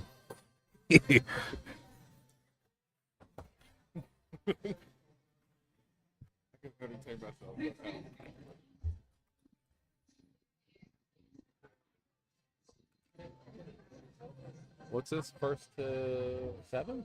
Yes. First of 7, best of 13. Let's see. Pete Guesswin. Lil's arm drawback is wild to me. All right, let's check out her drawback. See what Feisty Filipino. what Pete's talking about. That looked like shortened. Oh, super shortened. That's how Lil throws. Very, very short drawback. Keeps everything really, really high to compensate for the short drawback. Good pickup, Pete. And Pete, where are you at, by the way? I thought you had just messaged me earlier saying you were going to come down here as we look to finalize some of our plans for next weekend's Rumble at the Steve Batten Memorial. Let's get ready to rumble. Let's get ready to rumble. Yeah, definitely show up for that. It should be an entertaining event. Unfortunately, 20 shooters I will enter. be away at a wedding. I will One miss that shooter one. wins. Oh, nice. You Trip see my, 19 to get started. Oh, good 2 trip 19s. 114 lay-in. Leaves her, what, 68? And she hits a single 7. Should be 67 left. Way to get back into the game here. You see my little promo video I threw together for the Rumble? No, Bastard. not yet. That's why nobody likes you. Where's it at? On Facebook? I'll look at it right Yeah, now. it's on Darts of Philly. All right. It's not my best work. I threw it together in the morning, but it gets the job done. How long ago was it? I was away last weekend, so anything that happened from last Friday to Monday was a blur to me. I hear you.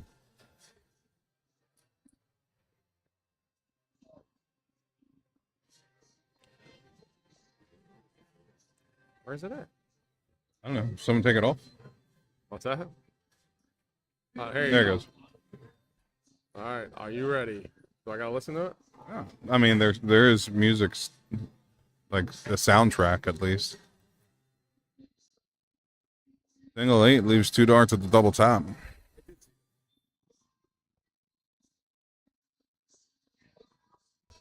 I was mistaken. I did see his "Are You Ready to Rumble" little promo. Good job. Jamal, huge asset to the dart community. He's always helping out, always doing announcing, always putting together little demo things. Well, show up next week and I'm going to be doing my best Michael Buffer throughout the proceedings. Let's see. Pete went to Ventnor, just got home. That means you have plenty of time to come down here and For watch real. all the silly action, especially after the girls' matches. No further comment, but a teaser. So is it official?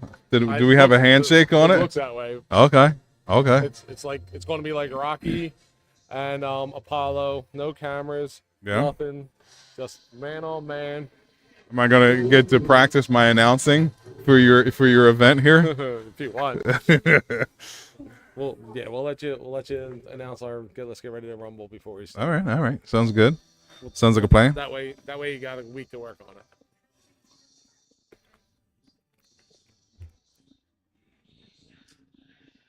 Did I let you listen to my demo? I watched it. Oh, No. no. Oh, Did you see what? I can't even let you listen to it because the Bluetooth is on. All right, Lil's down to a double 8 here, and a little high, a little low, I know what I can do. a little high. Colleen back for the Madhouse, a little double 1 action.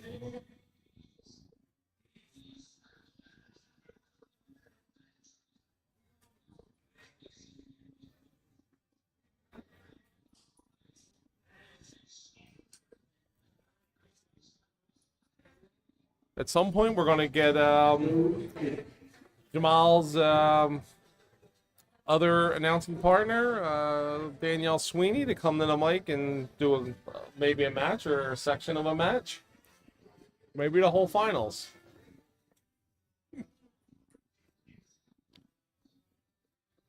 But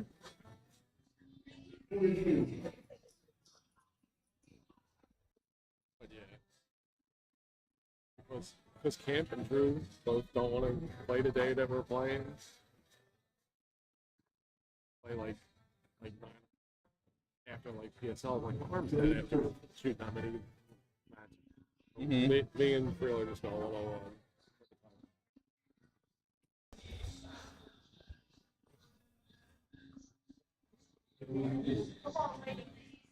Both ladies at the Madhouse. This is when averages start to plummet.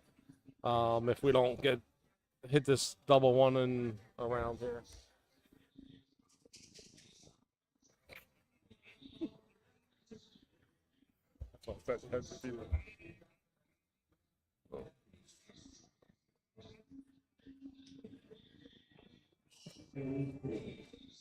Nice. For the couple of people that attended, the tens of people listening at home. Good stuff. Good stuff.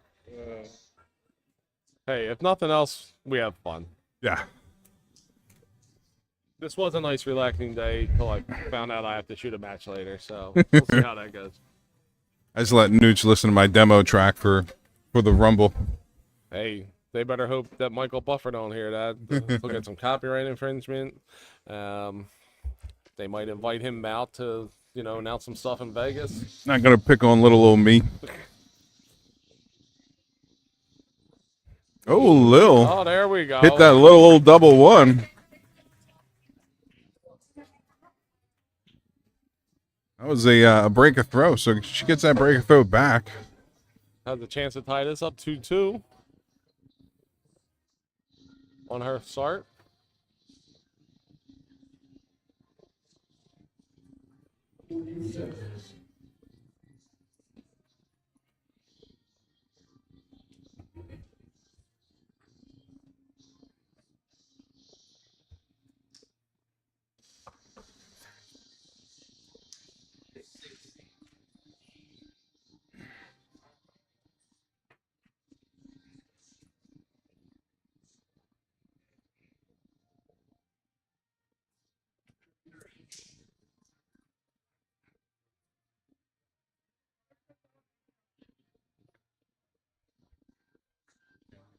I also think Drew would. Is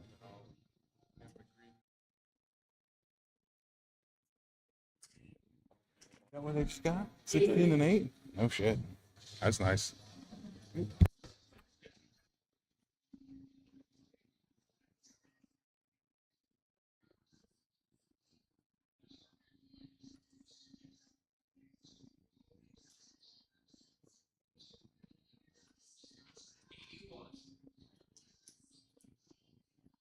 Pete, I'm not gonna get sued. I want him to come after me. I'll contact every news agency about the big Michael Buffer coming off their little old bear. They're gonna sue you for multiple single dollar bills. Yeah, you're putting on the event. It's gonna be your Right. fault. Yeah, the promoter, That's right. not the announcer. You asked me to come out, sir. It's your fault. Actually, you know what? It'll be Forkin's fault because it'll be on his stream. Oh, the stream. I know Buffer's out there streaming everything for the Let's Get Ready to Rumble. Like usual, just blame Forkin. All right, so why we got a second? I pulled up the league table for the second half, for the whole Women's Premier League. Colleen finished in second place with 8 wins, 2 losses, and 2 draws for 18 points. Lil came in third with 6 wins, 3 losses, and 3 ties for 15 points. Colleen was tied for first place, but I guess Filamina had the tiebreaker on her. Yeah. And then our next match, we'll have Filamina versus Brit Jazz. Filamina came in first with 7 wins, 1 loss, 4 draws for 18 points. And Britt, who started out rough, but had a good, strong finish to get into the third to fourth place with 6 wins, 6 losses, and a draw at 13 points. So everything is moving along. The other participants that did not make it, Steph Worm came in 5th, Katrina came in 6th, Laura came in 7th, and Kelly came in 8th. So good mix of players. Good to see Kelly and Laura getting around. Keep it rolling. Yeah, I think for a hot minute there, Lil was actually in first place at one point. So she was kind of at the top or thereabouts throughout at least the second session. Yeah, I mean, Lil started with the first session. She was 4-2-1. Finished the second session at 2-2-1. So 3 total losses. Kyle had 2 total losses. Filamina had 1 total loss, but a lot of ties. So back to this match. We got Colleen sitting on 122 with the throw here, and Lil sitting on double 20. So we'll see how this plays out.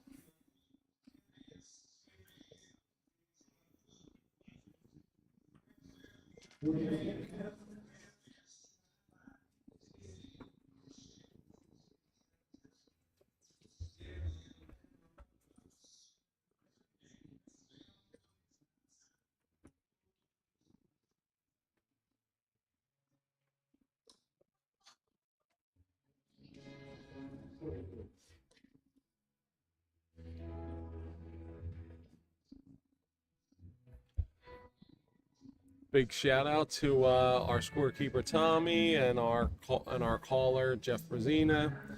Like to thank Tom did the first match of the men's and Friel did the next 2, and Michael Nutt doing the announcing for all 3 matches. Carl was our MC, bringing all the players in to all the matches.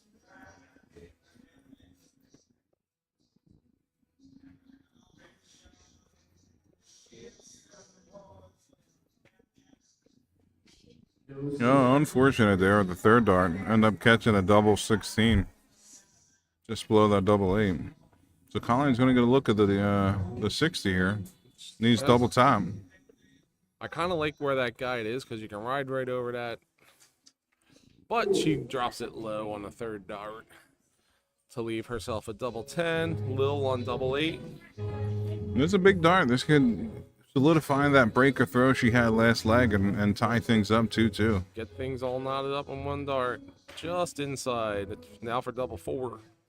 Way inside. Now for double 2. And she nailed it right in the middle of the bed. We got a 2-2 ball game with Colleen's throw. After this leg, we'll have a short break. Yeah, we're essentially back on throw here. Colleen took the first 2. Lil took the second 2. Yeah, and as you can see, when I was talking about the double 1s, their averages both dropped into the mid 40s here. You know, chasing Madhouse is never fun for anyone.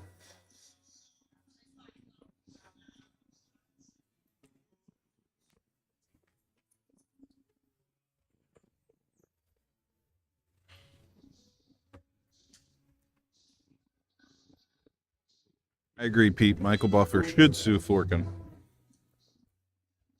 Hold on there for now. Probably playing through after they're all done.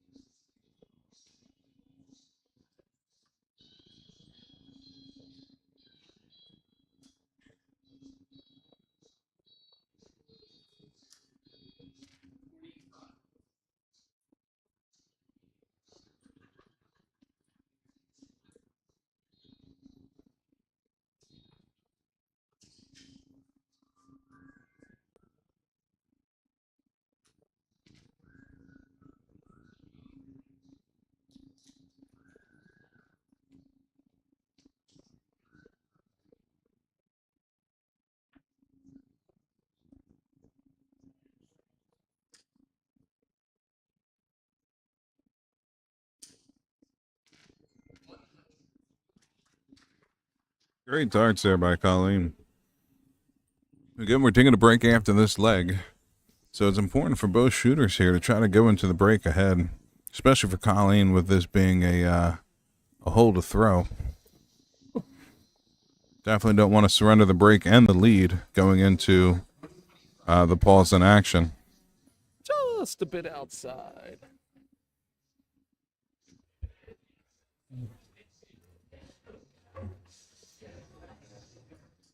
Pitches it to Serrano.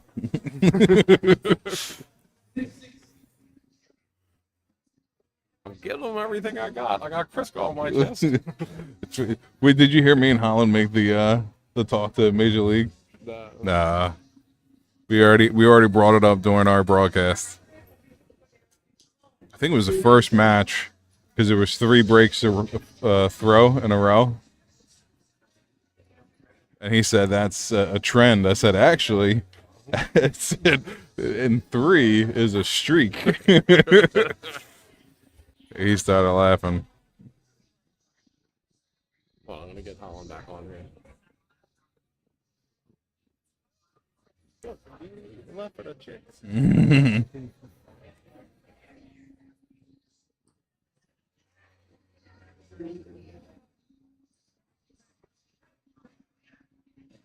All right, Colleen gets herself down to a 170, so she has a possible chance to take that out.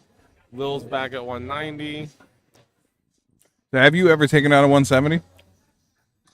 In any capacity? yes, Yes? but in a real match, no. Okay. Just in practice? Yes. I have yet to do it even in practice. Come close like 2 or 3 times, missing the bull. But I have yet to hit a 170. I think it's like my last remain. Well, I've never hit a 9-darter, but that and a 9-darter are my last 2 remaining achievements I have yet to hit. I know for a fact I've done an 11-darter, and I'm pretty sure at one point I did a 10-darter. But I'd have to dig up the old records. Well, I have 2 documented on Dart Connect 11-darters. I know I have at least 1 more. That was against BMAC of Polonia, another 11-darter. But that would be my lowest, would be 11.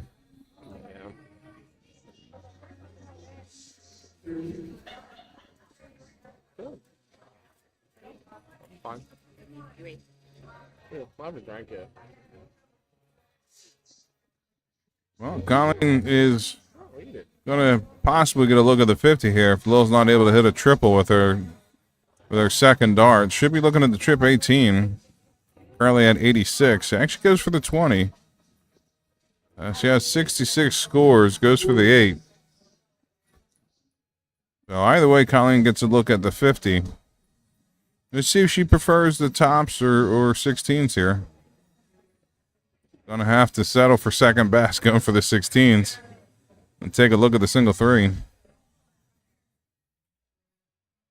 The one thing I'd like to take note 4 of. 16s left. One thing I'd like to take note of is the one thing I have not seen yet is anyone looking at their watch to figure out what to shoot. So congrats, girls, for getting your numbers down.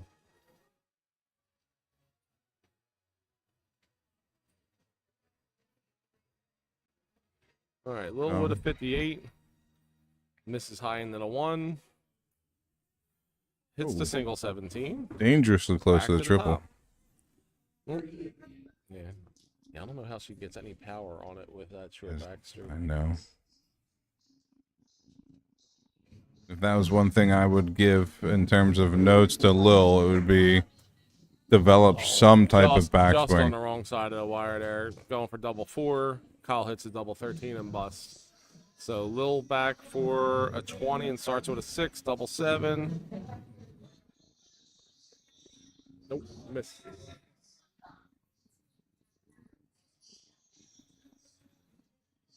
And Colleen gets another opportunity for the double 4. Try to hold throw.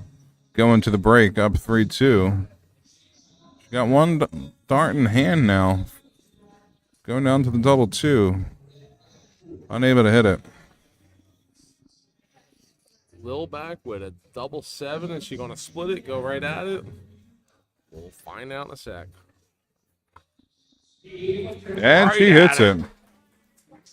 He ain't scared. So Lil gets a break of throw heading into the first break of play. Leads 3-2. And we'll be right back. Yeah, we'll be back with you shortly, folks. Stay tuned.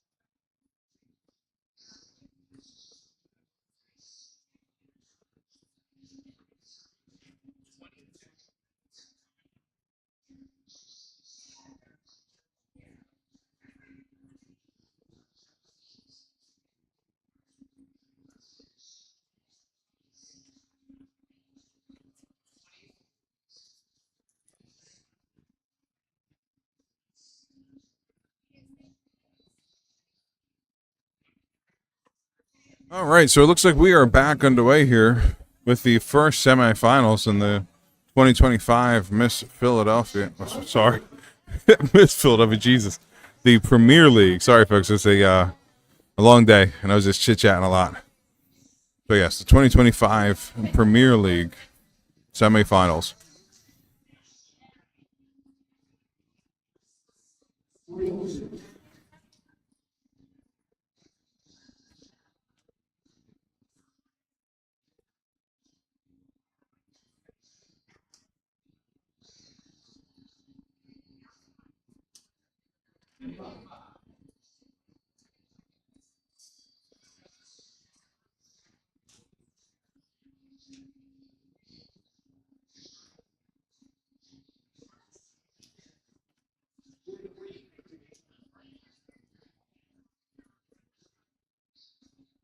So Colleen in a good position here to threaten Lil's throw. Try to get that break of throw right back that she lost prior to the break in action. Solid 60.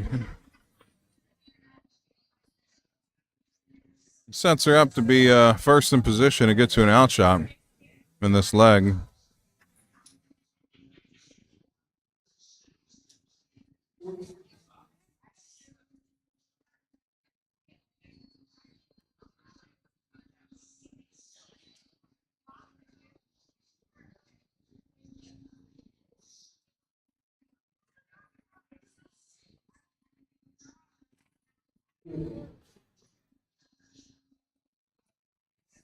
Forty doesn't get her down, but she still has some breathing room here.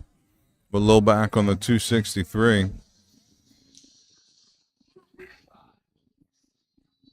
That 218.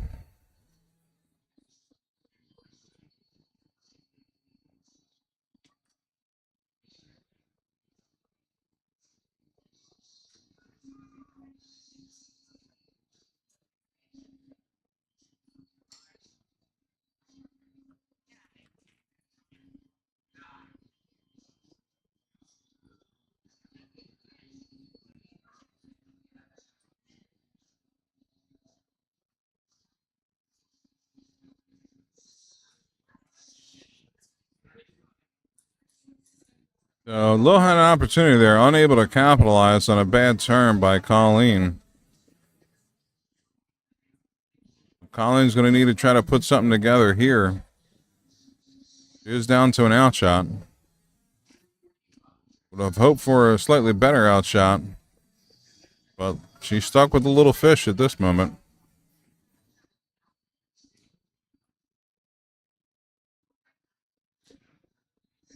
Great second dart by Lil. Hits the 95, so she's going to be looking at an 88. Much better position. She tries to look to try to hold throw here and solidify the break that she had prior to the break in action.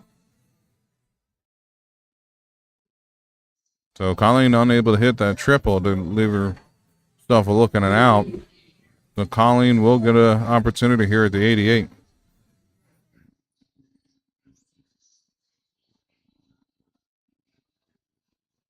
Starts on the 14s. Leave herself 74. She should stay there.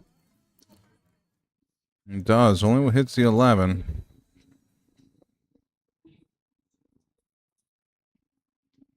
Splits the difference. Leaves herself 44.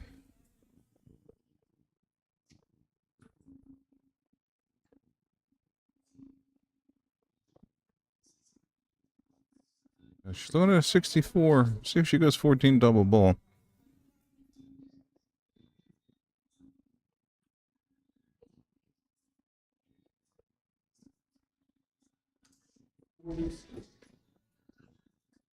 She opts to set up. Asking Lil to prove whether she can hit this 44 or not. Starts off with a 9, leaves herself 35. That would be a bust. So Colleen put the pressure on Lil. Lil unable to hit the darts. Colleen now with an opportunity to try to tie things up at 3. I need to find a double to do so, and does so just with the second dart. So we are tied 3-3. She gets the break, a throw back. Now she has the opportunity on throw to take a lead.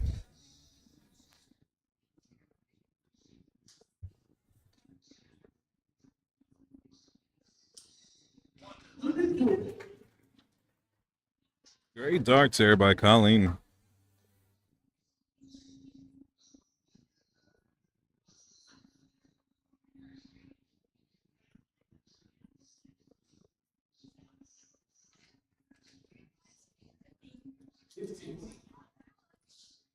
So Colleen earned some wiggle room here with hitting that 140 on this leg.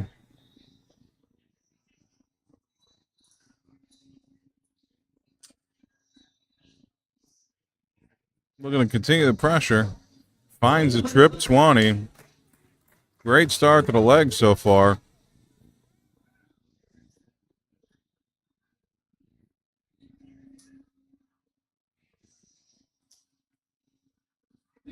All over. Good darts by Lil. Only able to walk away with a 60.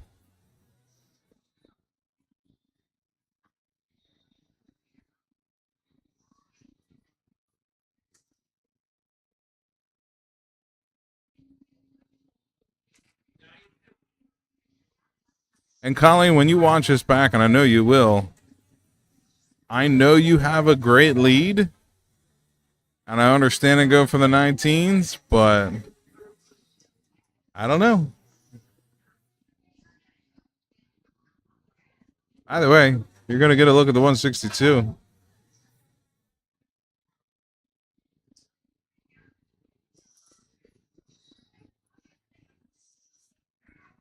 Now looking at a 141. Opts to go to the 19 again, unable to hit it. But she did earn herself a bit of a cushion here. Don't want to fool around too much with the setup, but she does have time on her side.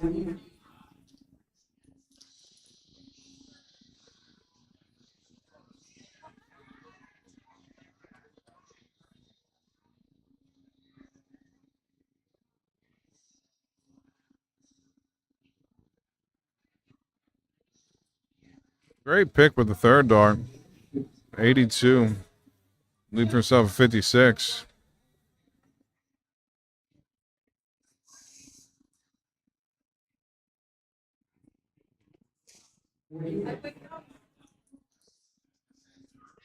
All right, so Colleen here, 3 dots in hand, to take a look at the 56.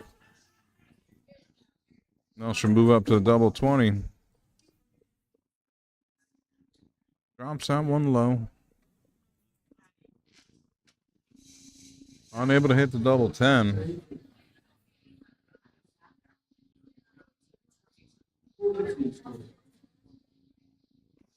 We had a bit of a scoreboard issue. 14 left after she hit that single 6. Great third dart there by Lil. Still not a lot of pressure on the 14. Let's see if she looks to split it or goes right at it.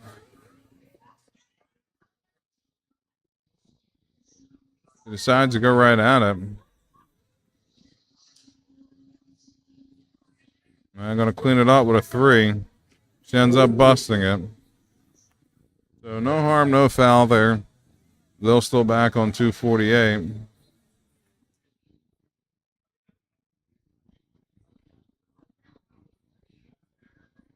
.59 score. Still not down to an outshot, so Colleen still has time on her side.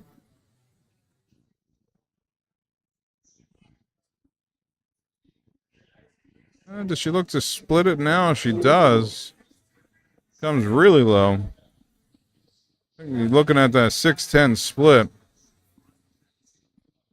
Ends up hitting the 15. Lil keeps pegging away here.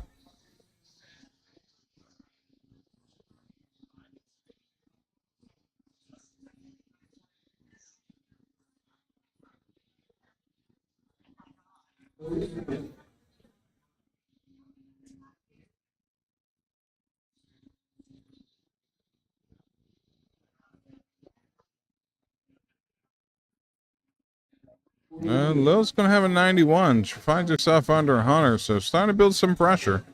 Or 89.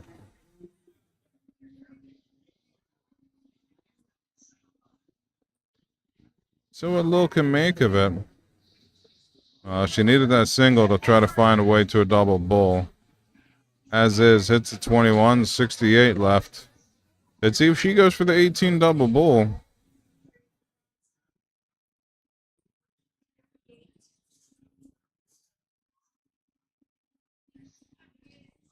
Goes for the 18.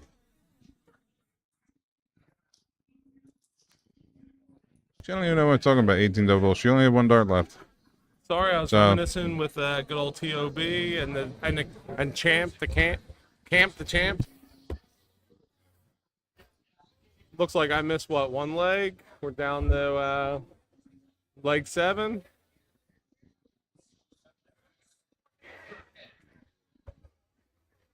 So Kyle just hits a 10, leaves herself a double 2. Lil on a 67. Oh, picks a double 17, 34. Got 33 left. Let's see what direction she wants to go. I would suggest a 17 right above that double and then double 8. Does just that? Double Double 8. eight? A 17.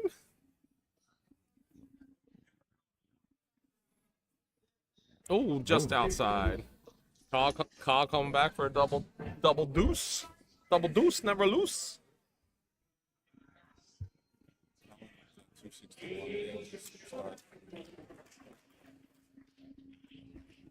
This leg. So Colleen able to get that hole to throw finally there. I was just telling Nooch, Colleen was down to a 261 after 6 darts in that leg. Able to grind it out to get the finish. Is DeVito here? I did not see DeVito. Is DeVito outside? I don't know why. William Hung. He plays William Hung all the That time. could be Butters too. Oh, Butters is here? Okay.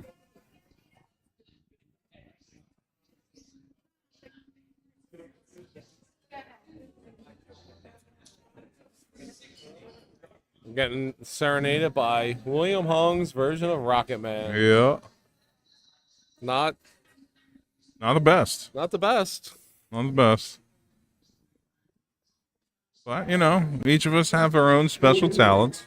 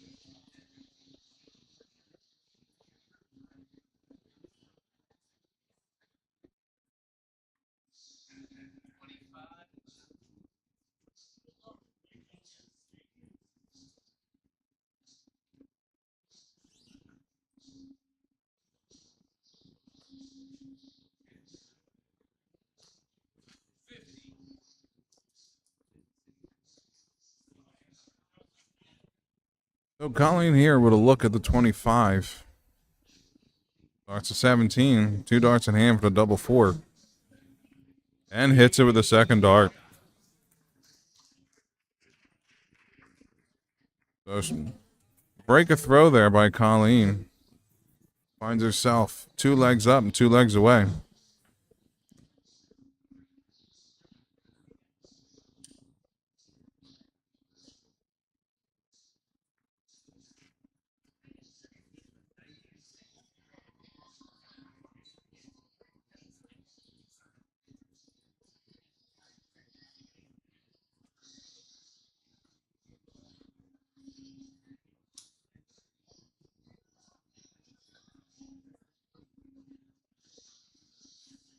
Your mic isn't working.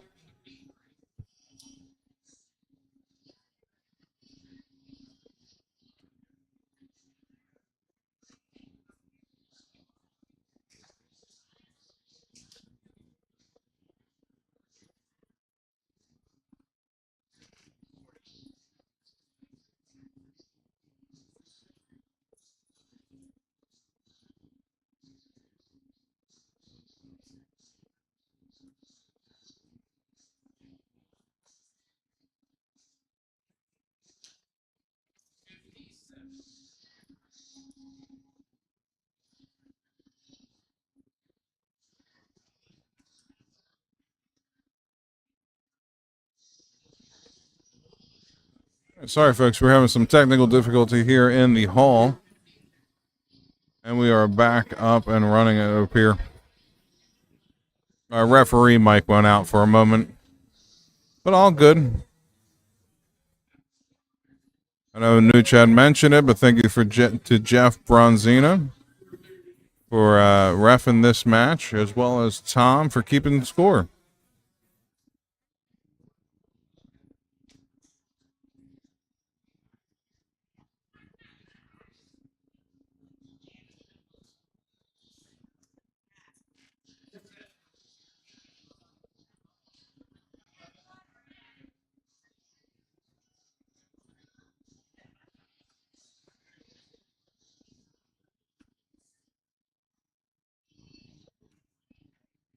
Great third dart there by Lil. Gives her a slight advantage here in this leg.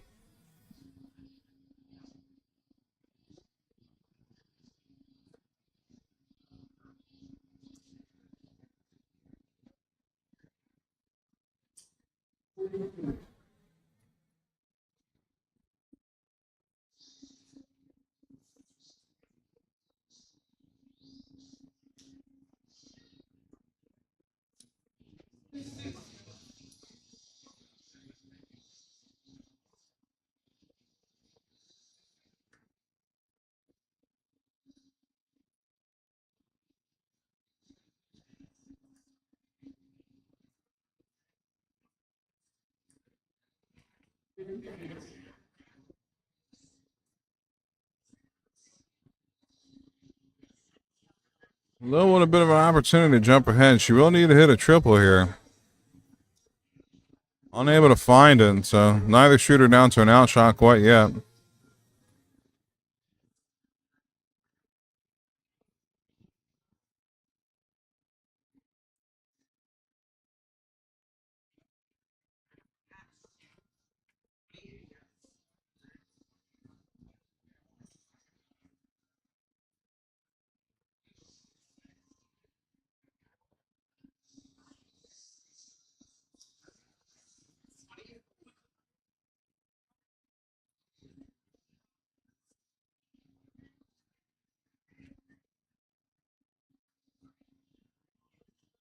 Great first start there by Colleen. See if she can follow it with another 20 here. Actually changes to the 19, so 84 score. Doesn't get her quite under 100, but puts her in a position to try to take a look at the outshot on her next turn.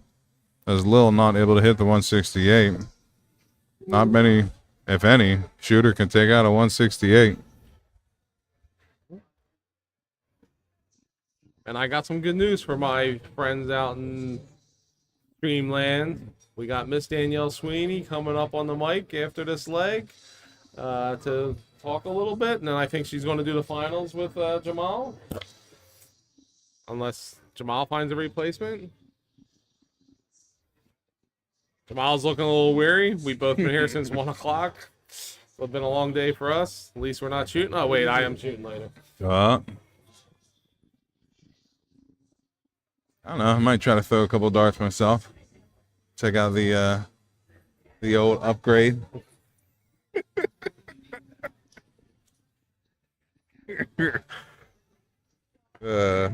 All right. So what's this, first to 7? Yeah.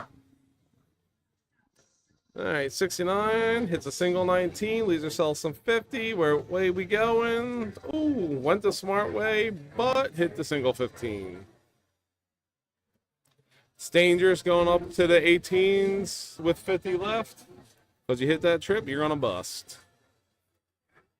Darts is all about having that one extra dart to hit the out. Which Lil 49 left. will not have an outshot here. She's got to set it up from 49. 9 or 17. Goes for She went 17. for the 17 and Just a bit low. just a bit outside. Kyle staring at double 16.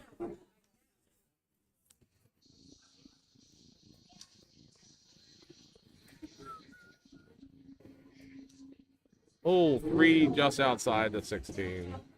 They'll come back for 49. Probably going to go 17. Yep, double 16. Ooh, right on the wire. Right on the inside wire. That one's inside the wire. And hits the dart. And that was a break a throw there. So are they breaking if they go 5-5?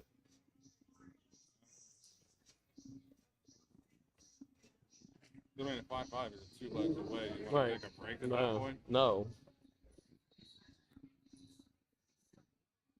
I wouldn't.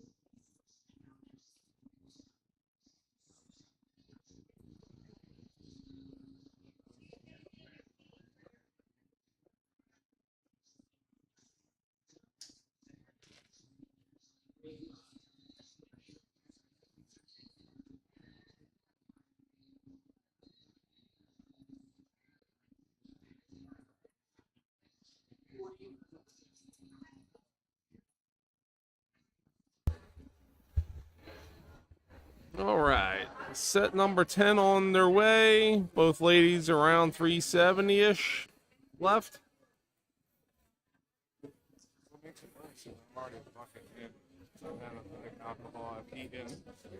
You ready to go? Jamal's sleepy. If he don't start shooting some darts now, he's never going to have a chance to start whipping up on people. For real.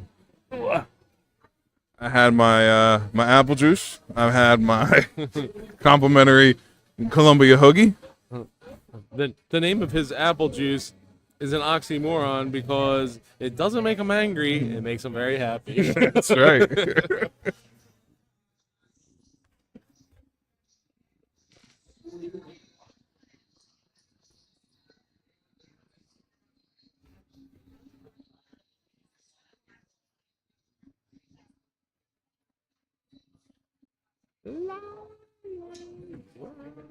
This was from the movie Twister. I can honestly say I do not believe I've ever watched the movie Twister. Not the remake, the original. It was a good movie. The original tornado movie is Wizard of Oz. No, and I did stop see it. that. Oh, look at that. That's a lot. Trip 19, trip 7, trip 16. Very good shot by Lil Just there. say, chat, help me out. He just said the original tornado movie was Wizard of Oz. Annie M, it's a twister. It's a twister. The Twister took all of 1 minute of screen time from the movie. That's all you need. Not a tornado movie. Perfect Storm is a better tornado movie. Did they draw the 50-50? More of a hurricane because it happened at sea. I don't know. I have tickets in my pocket, so I hope they didn't. Because it means I'm a loser. At the very least. We got a good match coming up next. Filamina versus Britt Jasinski. Should be a good one. Brittany Jazz. Brittany Jazz. Oh, Lil sitting on a 92 goes the unorthodox trip 18. 38 left. 38 left. What was 7? 28 left. 54, 64. 28 left. I would have thought. I would have thought there with Kyle not being on and out, a good 6-10 split would have been a nice little place to go. Turn up, man. But she must have been feeling froggy. Turn up, man.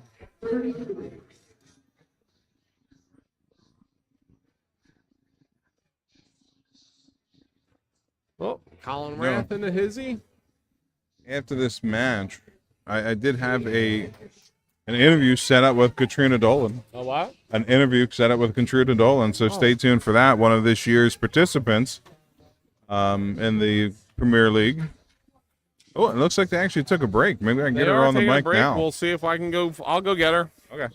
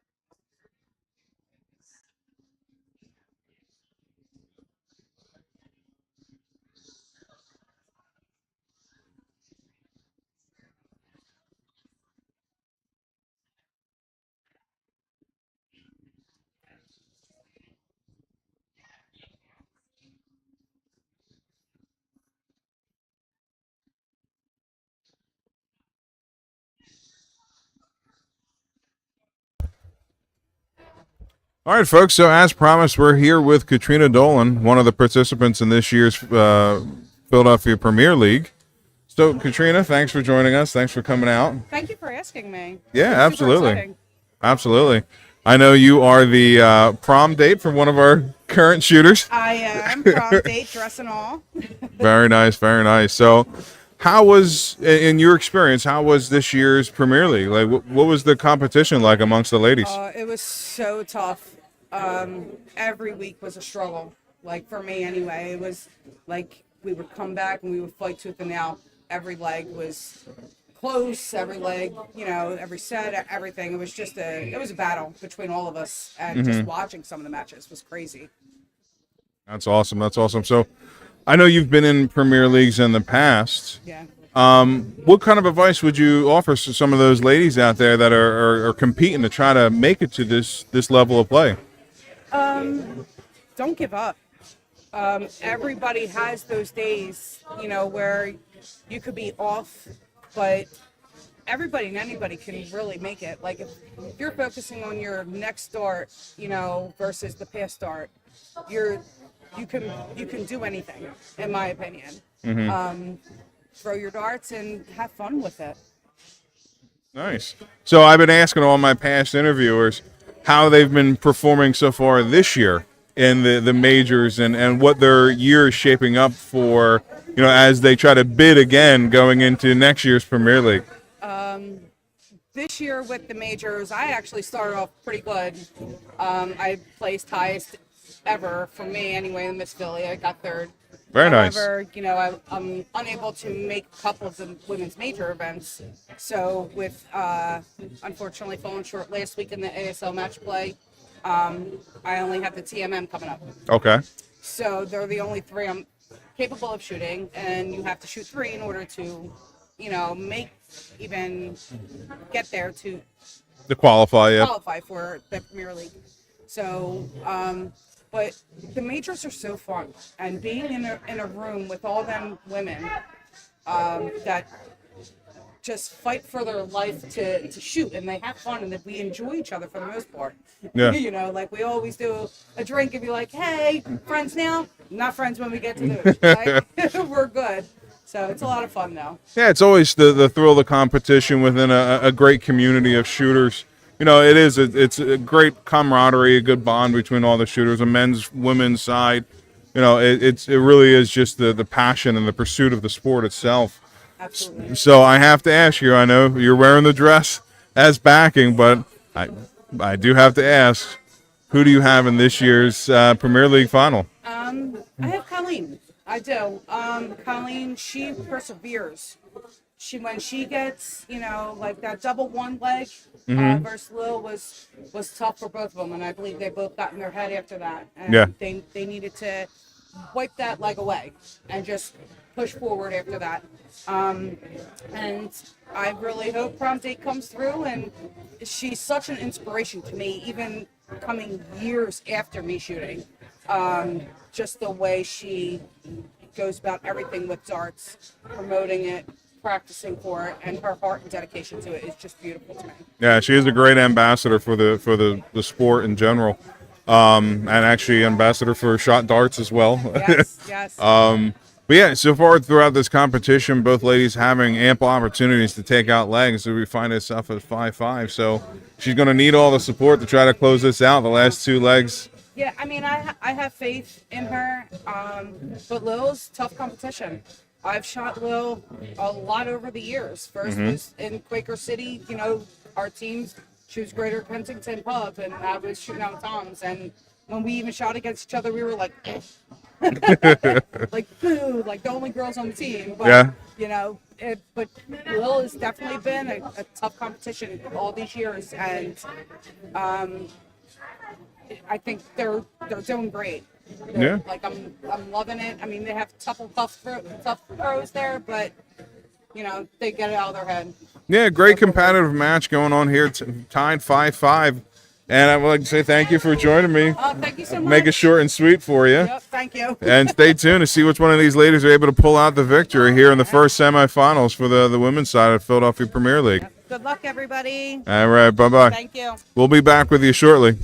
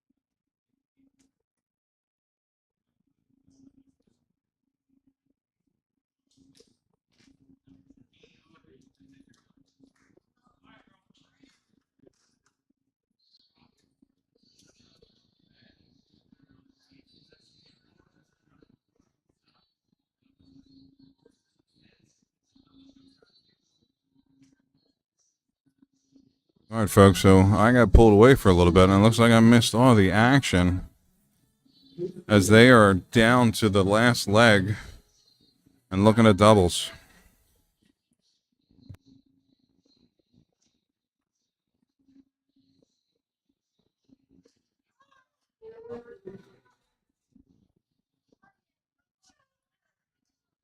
So Lil unable to hit the double eight gives Colleen another opportunity. 3 darts in hand at the double 16.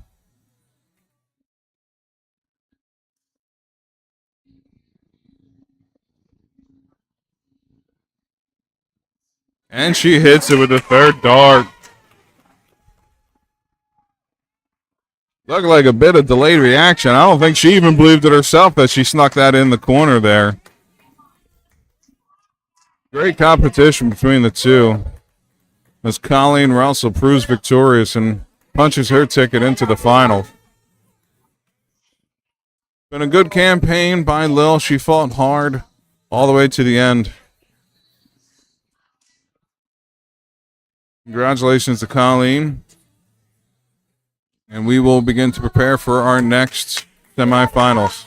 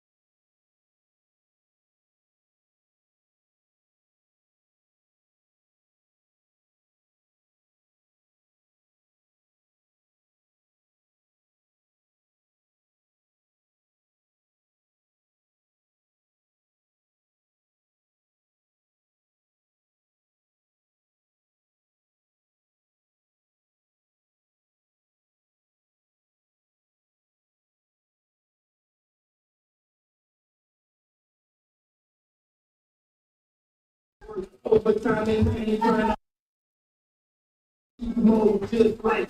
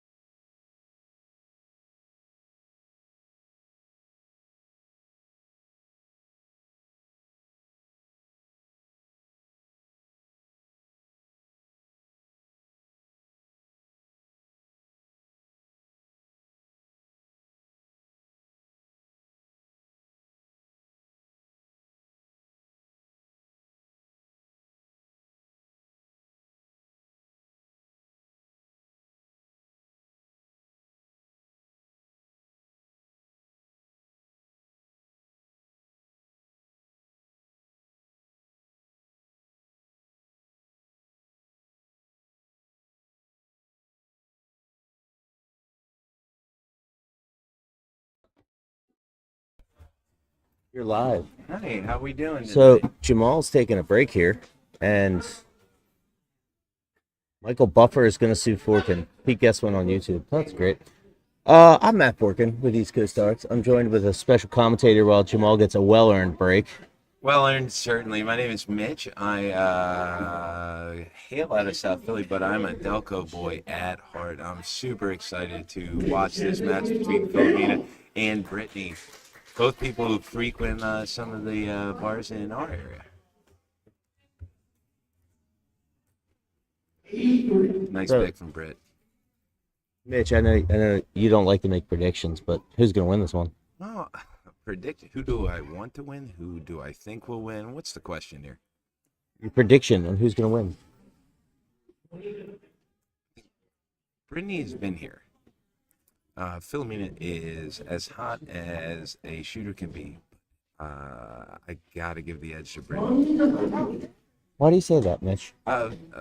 Trophies, accolades, experience, all of those things combined. But like I said before, Filamina is shooting as hot as a shooter can shoot, and she puts a trip 19 there. Great cover shot. I mean, no pressure. Everything you say, they're going to hear back later. So, you know. Yeah, I mean, I'd like it if they heard it back later. That means that my voice is heard.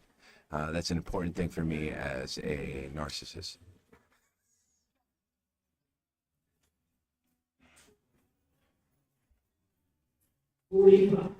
Right all over the trip 19 there. Early first leg jitters. Yeah, what is she been shooting trip 19s or what's up with that? She's been at 19 pretty much all Premier League. Okay. Thanks for telling us you didn't watch it all. No, I mean I did play Summer Mummers all Tuesdays this summer. Shout out Spartans. Unnecessary, but shout out. Philomena does make it up to a bunch of Johnny B's tournaments. We usually see her shooting at the 20, so I was unaware of the 19 switch.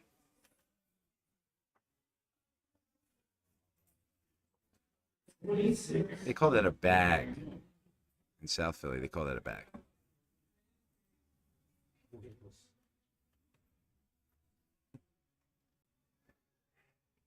You have Philomena repping the Sick Bash jersey. Her son has a YouTube channel called Bash Entertainment. Follow it if you haven't already. Puts out some sweet, sweet content.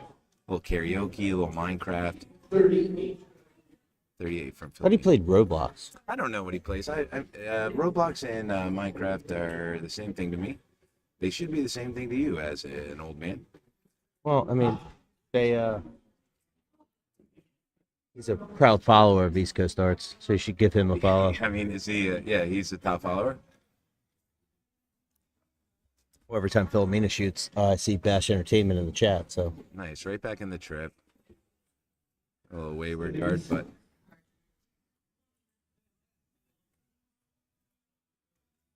all right, we're getting down close to outs here.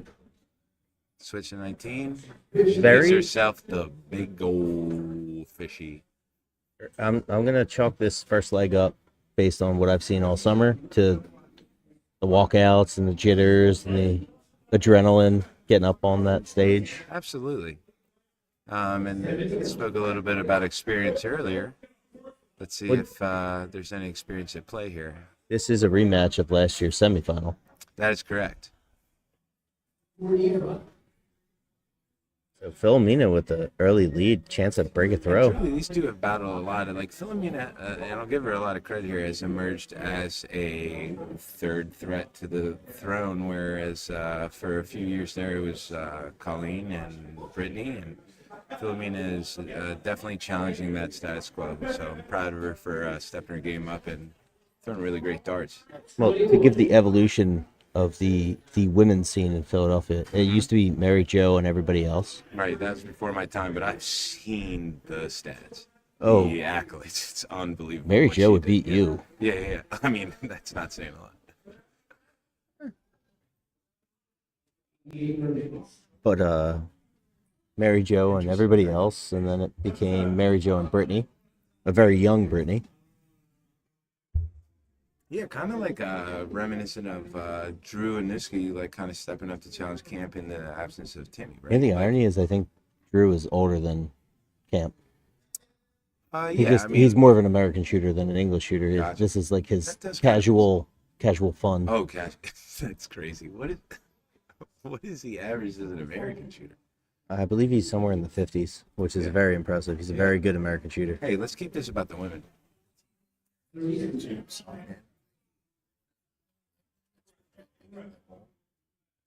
Starts 20, you go 18 here. A little low. She's trying to go 18 for the Bulls. It's 64. She was going trip 16 or trip 18. It's a little high. I think leaves 56. I think there was a miscount on Philomena's score. Corrected her back to 50. Brittany does leave a 56. Philomena's going to go 18 or 10. She goes double 4. Leaves 42. She's going to go, wanted to go 10, but ends up leaving herself 36. So I think double 18 here. She just goes a little high. She shows it after with their elaborate arm movement there. Brittany's got 49. 43. And she leaves 32 with a single 11. She does get there, but definitely not the turn she wanted from 56. Filamina's got 3 clean darts at 36. Let's see if she goes right at it here. Good marker. A little high there. Resets herself, takes a deep breath. First leg. A little low. She leaves 18. Brittany's got a clear 3 darts at 32. Let's see what her approach is like. First dart right in. The first leg belongs to Brittany Jasinski. She's going to call a spade. That's a gift for Brittany right there. Yeah, I would say so. She's definitely behind her leg. And I did have to run away when I talked about the history of women's Philadelphia darts because the TV, someone paused in the bar while everyone's trying to watch. But it used to be Mary Jo, everybody else. Not discounting Helen or Brittany misses another dart off the board there. She's definitely feeling a little bit of the energy. She's got a leg under her belt. Let's see if she can settle it down. Go ahead about the history, though. So, and then Brittany emerges. Yep. Mary Jo and Brittany. Mm-hmm. Mary Jo is retired, moved to Virginia. Yep. Well-earned career. Keep in mind, she's not in just the Philadelphia Darts Hall of Fame. She's in the Darts Hall of Fame. That's how good. That's how good she was. Yes. Yeah, it's crazy. That's awesome. I like learning things. I learned a bunch of things on my Uber ride today from a guy from Georgia. So long before you joined ASL, Mary Jo was the only female shooter to shoot Division C and middle of the pack most seasons. Lectured Lou Vessels, Danny McCorkle when she was playing them. Even though they were beating her, just like, you're shooting all wrong. Man, I had to have been like 6 months too late. Those guys You really were did. Yeah. There's a lot of darts, if you listen to me call games, I call it the Mary Jo special, because she taught me the same thing of, oh, you got 46 left? 610. Yeah. The Mary Jo special. Yeah. Oh, I didn't know you guys called it that. Yes. Oh, I call it that because she's the one that Yeah, taught me that. It's that's maximize awesome. the pizza slice. 100%. Yep. Good misses are an important way to choose your targets. So we had a stretch where it was, some Brittany domination, a little bit challenge from certain shooters who, flash in the pan or whatever it is. And then Colleen, who's always been a stepping stone in women's darts, all of a sudden she gets her first one, and now it's just Brittany and Colleen. And Right. Filamina enters the chat, and now There is some... it's been very interesting on the women's side of darts in Philadelphia. For sure. And to be honest with Not you... to take anything away from Lo, because Lo's a great shooter. Oh, absolutely. But at any point in any competitive group, you're going to have like a top few that maybe feel like they're a little bit above the rest. And I do believe that 3 is a pretty strong 3. Oh, well, we're just talking about 3 right now, but there's one that's on the precipice of coming out. Oh, who is that? Stephanie Wehrman. Oh, yes.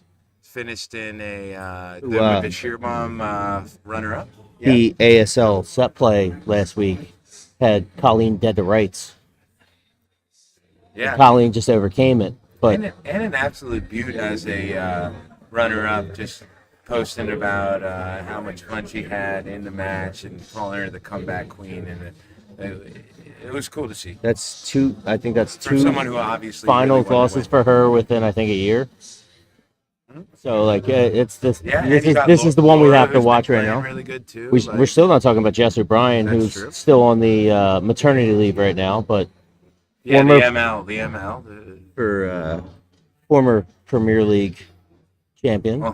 Yeah, absolutely. The women's division's very deep. Yeah, I agree.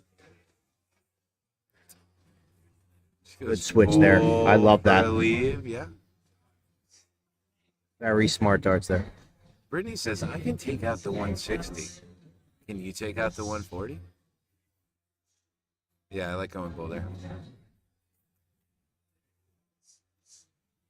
See, this is one of those moments where Brittany's seasoning comes into play. I get your if I hit a big fat one like that, I'd be pissed off too. Sure. You don't show Brittany that. Yeah, and look, she doesn't show her that, right? Like Brittany hits a one with her first start, and she just kind of recovers. But you know, you never know how people motivate themselves. Sometimes that outward frustration does kind of like help you.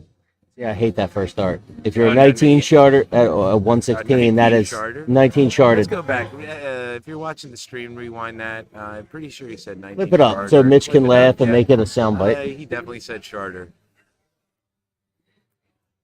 You've got Shooter. a 19 shooter. Right, yeah. Yeah, but that's the problem with being a 19 shooter sometimes, especially like if you're struggling with maths. Yeah, at least Good third dart. double 10. What a nice pick. Filamina might start 20 here. Where would you go? Me? Like that? 40? You got 2 darts, 8 or 16? And she's looking for a double 16 here. Ooh, right outside. I agree though. Like on that first start when she's hitting the one, she doesn't have to stop with the emos, you know. And Brittany hit that second one or that first start on the double 10. Second leg. Here we go on the third leg. Brittany's going first. After a break, a throw right back in. Do you like that, or would you like to see her take a second? Huh? Sorry, you have your own screen. I thought I brought. Never. I forgot I broke out all the real If you break equipment. let me ask you that question now. So if you break a throw, It's not you a want- true you- break unless you do 2 in a row. that's correct. I've heard you say that before. But here's the thing: you break a throw. Do you just get right back up there and you throw your next darts, or you take a second? No, I go right back in. See, I'd like to take a second. I think you earn a sip there. What do you think your opponent wants to do when you break their throw? Desperately, more than anything, they want to get back on the board. Deny them that opportunity for even 15, 20 seconds. Those are great darts right there. 114 from Filamina. Somebody in the So coming from someone that shoots you really well, when you shot like to me take well your once, sip, I don't think that means you shoot me well in perpetuity. We can pull up the perpetuity. stats. How long do you think I'm going to be alive? Yeah, longer than me. Now, somebody gave me that advice one time. They said, when you break a throw, take a sip because you earned it. 95 from Filamina. I just think it's good advice. Your opponent desperately wants to get back on the board. Brittany responds with another triple. She can't find the slice on the other 2 darts. Personally, what I'm thinking is, I just won this leg, mission accomplished. On to the next one. I'm not worried about take a sip. No, I'm just going right into the next leg. I And get it, but every leg is its own animal, right? You kind of want to take each one as it comes. There's no rush to get well, back now into a leg once you break. if I break you and we throw like a 70, you never break me. if we throw like a 75 dart leg, both shooting a double 1, yeah, I'm going to take a sip because that's sure. that's forgettable. I think we should take a smoke break after Right. that. But Well, if that's the kind of leg your dart goes or your mind goes to, I think this says a lot about your game. Whether it's not you could break me, I don't know. I don't care how good you are. It happens to everybody. Yeah, it certainly does. In Division 12 or whatever you play in or whatever you love. I'm to Division do. B of ASL, Okay. where you that's- came from, by the I way. did come You, from there, yeah. You know. I'm trying to be mean. We got a little 38 from Brittany. We're just chipping away here. We got a 157 from Filamina. She started 20 here, or there's 19. Here. nothing to worry about here, but you want to. You don't have to take out the 157, but you want to 19s get would something. leave No, you want to get something controllable at the 157. You don't have to. Look, if you can take out the 157 on 3 darts, good for you. Sorry, I was watching. But you don't for a have to while. do it. Seems like that's the thing that people do. What if Brittany up in 222? Like, there's no pressure. It's just make it manageable because the pressure's on Brittany. Case in point, she just threw one off the board. Is it case in point or case and point? Case in point. It's inside the point, the case? It would I either think a be point would point fit and in a case or case. case in point. Okay. My case is in my point. Yeah. We got We're somebody doing said, fucking yes, grammar Mitch lessons. Said you would never break him. Philadelphia. I don't know if I said that right, but thanks for joining the chat there. And we see, what do you think that was at 18? If you didn't know, Philadelphonic is Lou Vessels. Oh, So, that's Lou Vessels? That's Lou Vessels. Lou Vessels, I heard your newborn son, 4-month-old, has a head the size of you. I heard that in rumor. earlier today. It might actually be bigger than Lou's head, and Lou has a massive head. I think he's got a normal size head, but I did see some grays there today. Do you think that second kid is working on him?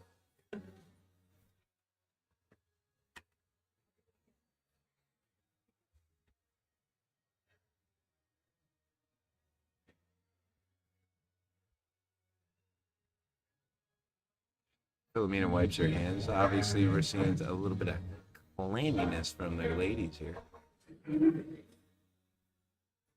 She's gonna point something out that I've noticed is point Filamina clearly has gum in her mouth right now. Yeah, she's been chomping on it. No, yeah. which I noticed that I didn't bring it up, though. What do you think? Do you think that's an issue? well, it's definitely like an anxiety thing or like calm your nerves. Just I have a piece of gum. What's wrong with that? but she hasn't Double shot. top? She hasn't shot all summer with that. We got double So- 10. She got a kind of an awkward double 10 there. That dart is might be hanging over. I don't know how her darts like to lie, but might be an awkward place to go back to. At Double double. 60 left, she misses the board. Way Trying high. to avoid the triple. We've all been there, but that is not the first missed dart off the board that we've seen at the 20 from either player tonight. There we go. Dart And now it's from not a true Filamina. break because here we go. Okay, well, nobody said it was a true break. All right? Argue I against said the it- scarecrow, and you'll get the right answer. For those that haven't been following, when we streamed the women this summer in Premier League, Or are Brittany. you saying that because you think I haven't been following? Oh no, it's just I made multiple mentions of it. Brittany dealing with back issues, which I pointed out. I'm going to say first week of second cuts. You know who else has been? Sorry, go ahead.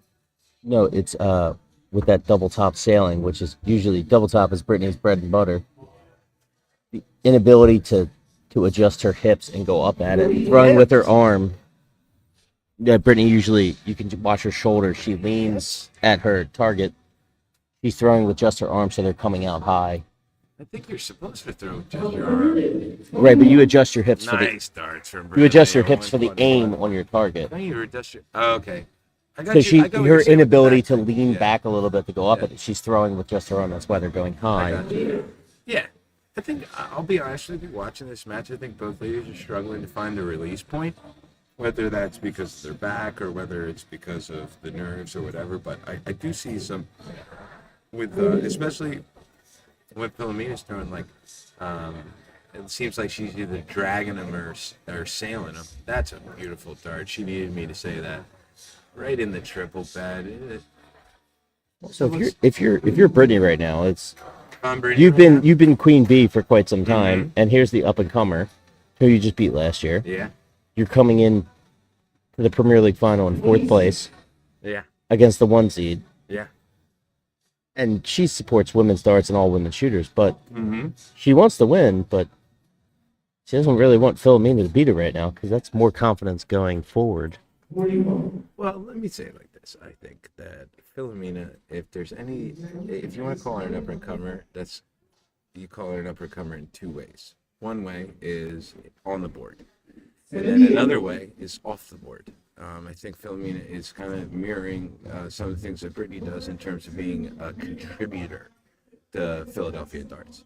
So I think that Brittany is always happy to see somebody be successful that is helping and being a part of the positive change, and whether it's participation or just leadership. And See, I think I think Brittany supports that, and she's also at a point in her career where she does like to see the community grow as much as she likes to win. And she's a fierce competitor. But See, I think you're wrong with the Filamina's an upper comer. She's not an upper comer. She's here I to said stay. if you would say that, you called her an No. 95. Great darts, Filamina. You called Philomena- her an uppercomer. I said you. Filamina's in the first year of her. I mean, she went from a 38 to a 50+ average in big about a time, year. big She's time. she's at the dance now. Time. So Brittany's, I think, trying to assert some dominance right now. Yeah. Versus last year was, Filamina makes top 4. She was just happy to be in top 100%, 4. But this year, she's 100%. coming for blood. She wants the title. Yep. And Brittany's trying to assert that dominance of, yeah. this is my tournament. You have to But beat me. That's also the fucking heavy as the crown, dude. Like, how many people has Brittany seen ascend and descend while she remains consistent year after year after year? So like, it's the responsibility of these other girls who come up and say, I can compete with Brittany, to remain in a competitive spot with Brittany. Just off, it looks like a 777, which might leave her 67. It'll be a 17. And we're going to look at a shot at the bull barbecue sauce, if you will. It's a little low there.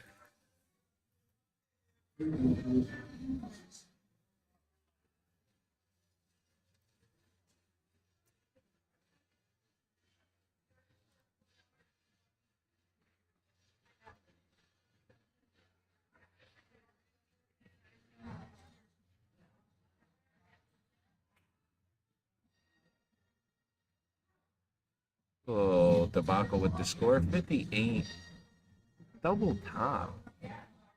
And sales at a So little back to your bit. point, I had to pull up the stats here. No, I'm good. In stage 1, Brittany, are won, you using Brittany, stats? Brittany won 5-3 in stage 1 of the Women's Premier League. And in stage 2, Oh, wait, what year? What are we talking about? this year, this Okay. past summer, in stage 2, Filamina won 6-0. So it's not that, I can That was compete last with year? Brit. Oh, no, this was a couple weeks ago. Oh, the okay. 6-0, the 6-0 Yeah, match. yeah. But, What does that have to do with your argument? well, you're saying, compete with Brittany. She's not just competing with Brittany, she's beating Brittany. Watching this knows the difference between regular season darts and playoff darts. Everybody loves double two, including Brittany Jazinski. I think you just love double two. No. It's a thing we said on our Summer Mummers team. Oh, you're Summer Mummer? I'm a Summer Mummers champion. Shout out Pickles, our captain. Another big figure in So we will the be- community of Philadelphia darts. We will be breaking every 5 legs. Pam Harley said, let's go. We love Pam Harley. What'd you say? We break every 5 legs. So just giving everyone an update that after this leg there will be a We break. break for Parliament. Is that right? Come on, that's a good one. Is that not a good one? Steve, I'm we trying break to, for I'm trying Parliament. really hard That's a bit. not to acknowledge how hard I'm laughing That's at a what good you bit. said. That's a good bit. I smoke Parliament 100. That's what we're going to break for. We're going to break for Parliament. We got a 31 from Brittany. This is a very big leg for Filamina right now. If she can take this leg and go into the break, she comes back with the darts in hand. Correct. It's also big. It's big for both players. Here's the thing. It's a leg where you go up 4-1 or 3-2. That's a wildly different feeling. No, here's the difference is it's a leg where you go up 4-1 or Filamina makes it 3-2 That's and you go into exactly the what I break. just said. No, you go up 4-1 or you go up 3-2. We're going to replay the tape. That's what Mitch just said. It's almost like there's a parrot in here. You know, you were the asked goddamn me to worst. sit I down. did. You I thought it'd be. asked I me thought it'd be to a whole sit lot of down. fun, but you're calling out everything I'm saying. You're repeating me. All right, we got an 81. Would you like to say that? We have an 81. Well, we did.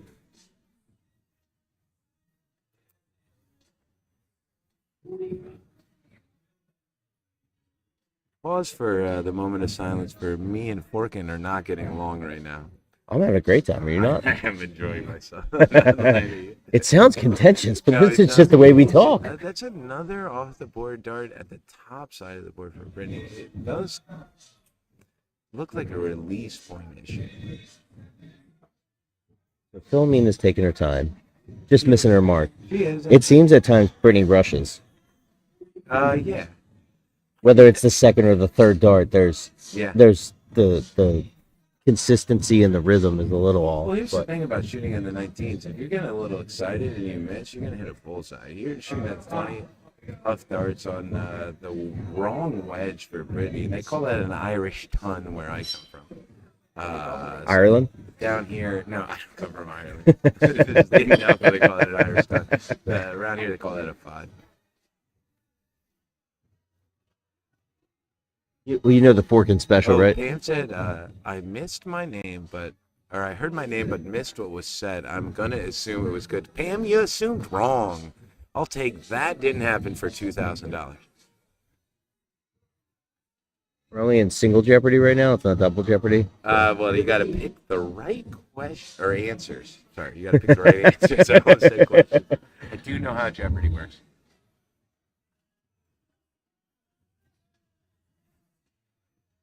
Nice pick, and we get a celebration on the board. I was getting ready to say something. That celebration just proves it. Is Filamina's forcing the triples keep pace with Brittany instead of just throwing at them. Wait, she's forcing them instead of throwing at them.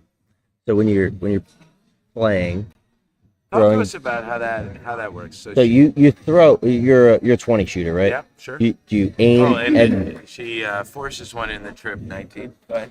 okay. So when you're playing, when you're shooting, are you pushing your whole arm, throwing everything you have at that triple 20? You're asking the wrong dude. You're just. Yes, I am. Well, it depends how high your leg kick goes. That is my problem. Yeah, that is my problem. You're talking. Do you understand? You're saying it's a problem. So like you're forcing it into the trip 20 rather than you're just throwing at it. Yeah, sure. And trying to hit it's it like versus pitching. You don't I need to aim. hit this and pitching is a very good example. You control the ball, you don't aim it. I was like a catcher. Had a growth spurt. 6'6". Can't be a catcher anymore. And we hit the props break one. on the third dart. Brittany will take a 4-1 lead into the first 5-leg break. This has been Mitch Sadie and Matt Forkin coming to you live from Columbia Social Club in the second semifinals. Filamina against Brittany. We'll be back. I didn't even know why I'm here. That was perfect. Good? You like that? Just put you on contract. Oh, are we still live? Oh, you gotta turn the fucking mic off first.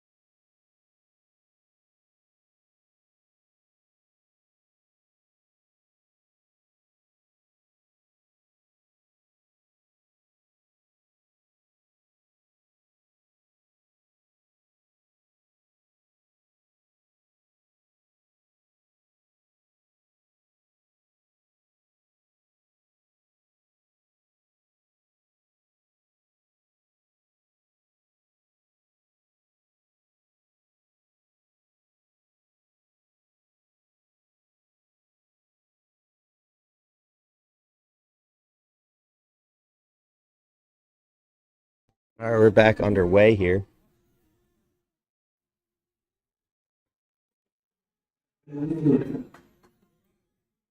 Mitch is still catching a heater right now. Through 12 darts. Brittany with the advantage right now.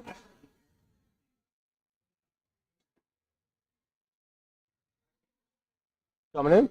Come on in.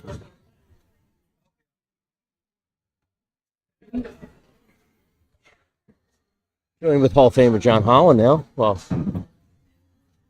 Mitch is getting a smoke break here. I'm not seeing the match that I thought I was going to see here. I thought Filamina was going to be a little stronger so far. I think the nerves are getting to her. Yeah, but she's not playing like she normally does. She's not firing them in there. So what I've noticed is, and Mitch maybe explained this, she's forcing the triples. She's not throwing at them. Well, I think she's searching right now, to be honest with you. Like the way I'm watching her play, I think she's trying to figure out how to get her. She did make stroke. a comment during the break that she can't find her footing up there, which, it could be a thing, but... Yeah. No, something seems off. But in the meantime, Brittany's finding her footing. So here's the difference to me. Brittany's got the 4-1 lead, and it's well earned, but Brittany's not shooting like Brittany.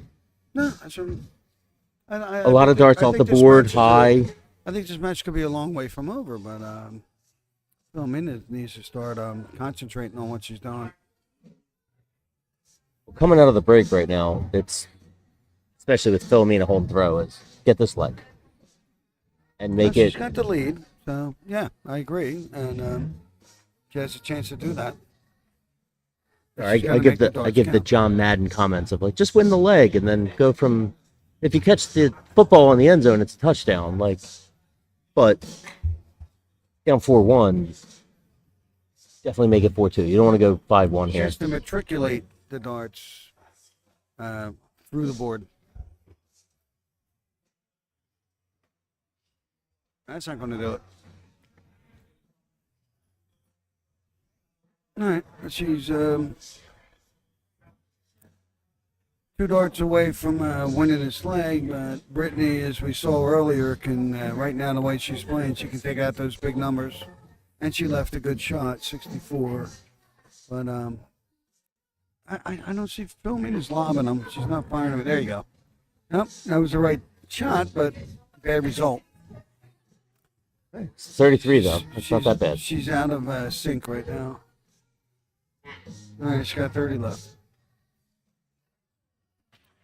And of course, the Very last close. time she had 33, she busted with the 51, so that didn't help.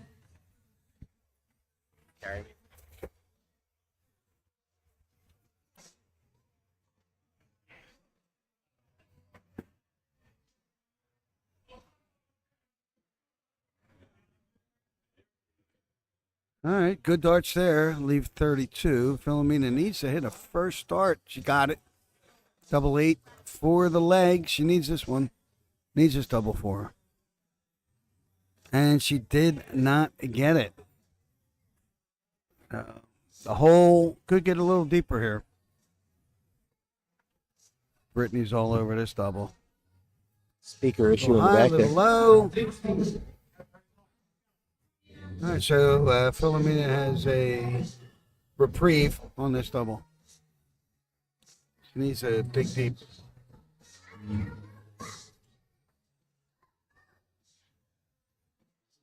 There it is. Caught it. So for someone that you can tell by their body language is lacking confidence, wasn't confident on the last step, but you caught it. Now you build on that. I wasn't seeing a lack of confidence, but I was seeing unsurety. Like she's just not quite sure what the adjustment is to find her groove. But it's a long match, and I don't think she's so far down that she can't come back. But she needs to find her groove. That's a good start. So I mentioned it earlier when Mitch was here. I'm just going to remind you and the audience. First stage of Women's Premier League, Brittany wins 5-3. Second stage, Filamina wins 6-0.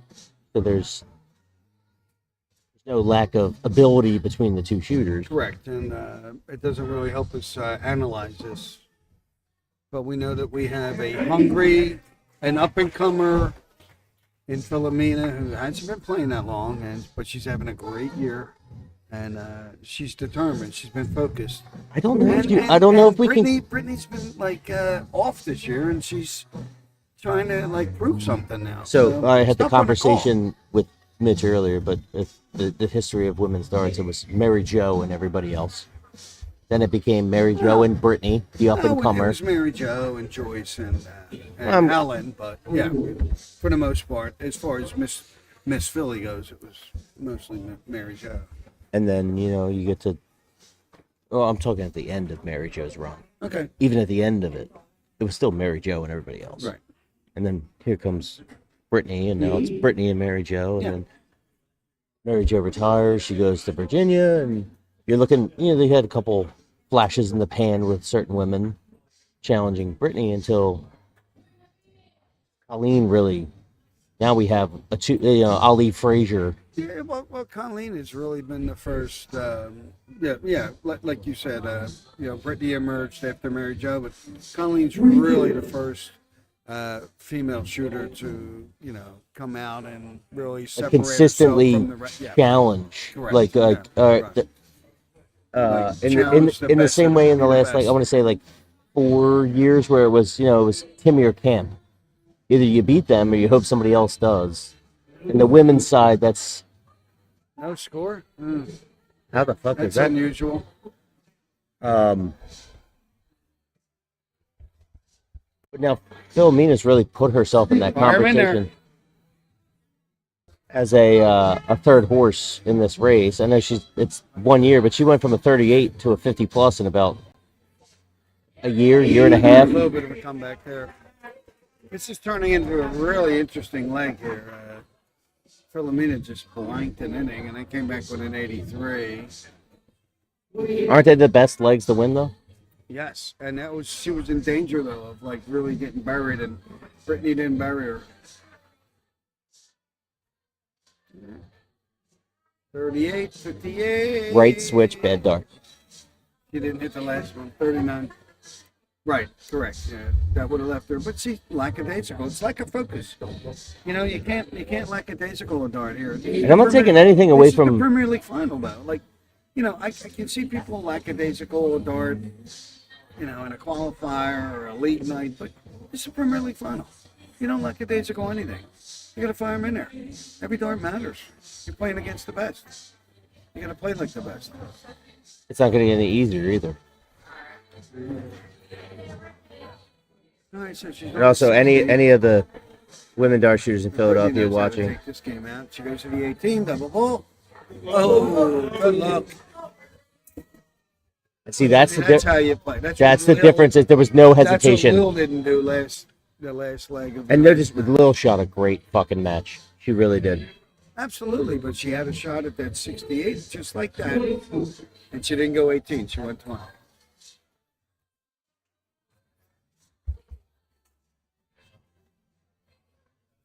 Oh, tough dart.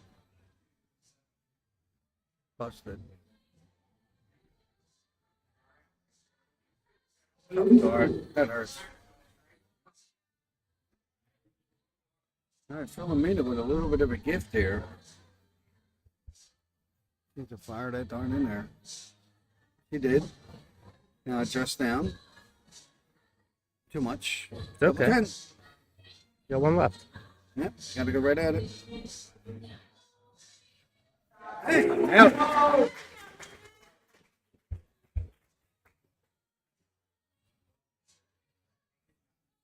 I'm noticing a trend here. When Mitch was commentating, it was 4-1 Brittany, and since you've stepped in, it's 2-0 Filamina.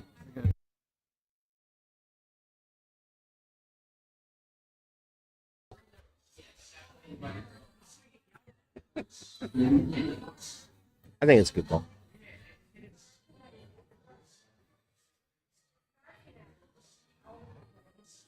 All right. I thought we were going to start seeing some big On top numbers. of inside information I of haven't seen the big numbers, huh?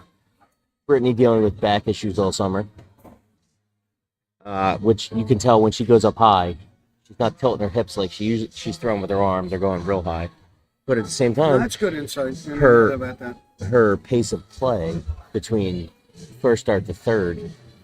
So, see, that's a prime example of Yeah. She was now she's unable to- taking her unable time. to follow that one in.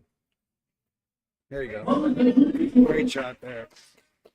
Very good job of stepping away, Composing. regrouping. Very good. Which But is now it's a Filomena needs an answer here. double-edged sword, stepping away.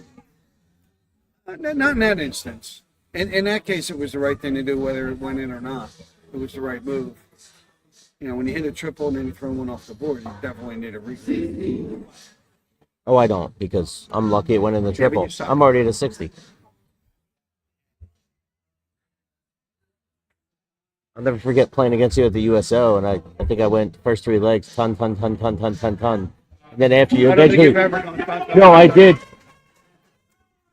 That's a big 174. 174. I'm telling you, this The girl numbers ain't are giving up. coming. All of a sudden, it's and that, what an answer. What an answer. 82. Would you say it's Holds huge? her lead.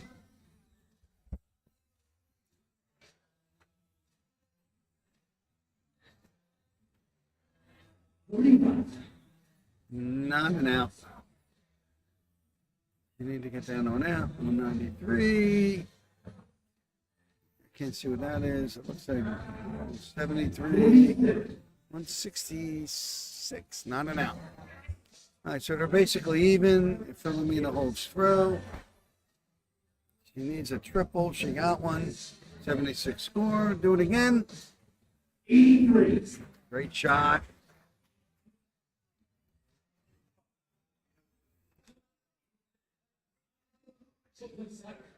Brittany. Britt Jazz can't find a mark with that last term, but leaves herself on 140.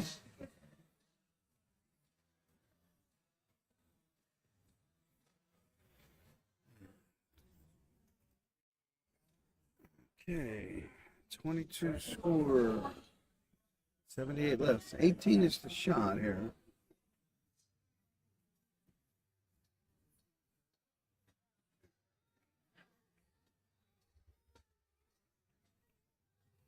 I believe, if I have the score right, I think 18 is the shot.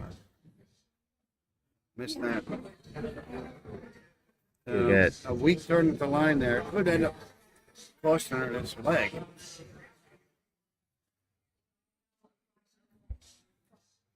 Britt was ready. Britt was ready for that, and she jumped all over it and pressures the 77. She knew what she wanted. Yeah, she knew exactly what she was doing. But she didn't think about it. She went up and did it. And Where are you that- going? 77. Where are you going? In this situation right now. Probably going with the 51, right? 26. Just it's personal preference. I don't know.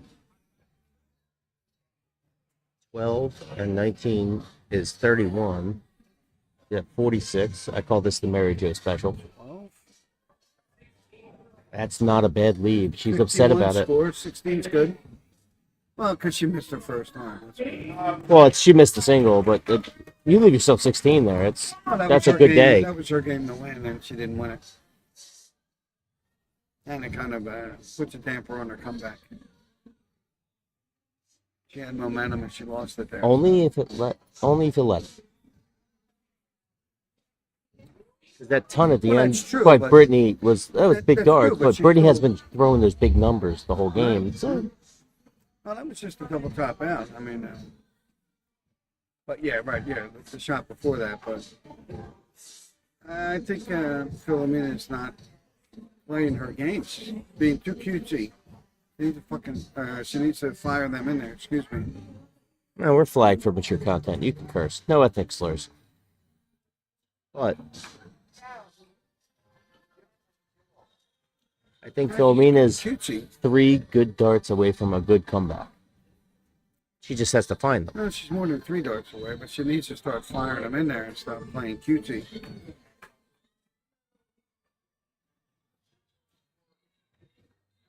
Because Brittany's firing. And she's playing like she doesn't want to lose. And Filamina's not playing like she wants to win. At least that's what I see. So Lucky dart there.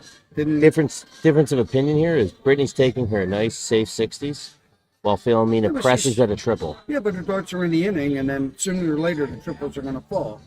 Exhibit A on her. That 76. last three, not Yeah, the. but she's firing them in there. She's firing them in. She's at doing the 20. tight groups now, and Filamina's still trying to find it. Well, because she's flirting them up. Maybe Philomena should try shooting the 20. But she's not hitting the 19. Well, she's hitting the triple 16 pretty she good got a last couple two lucky trips. darts there, but you can't rely on that all night. Can't do anything. He said to just refresh it. You can click refresh; it's not gonna do anything. Oh, it's not casted, right? What, it's not showing up in the other... It's a game and a half. Oh, yeah, it's way behind. Yeah. He said hit refresh. See if it's. Yeah, it's way behind now for some reason.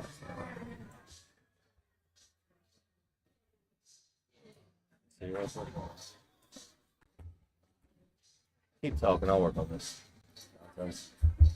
No, I can't see. Cover behind it.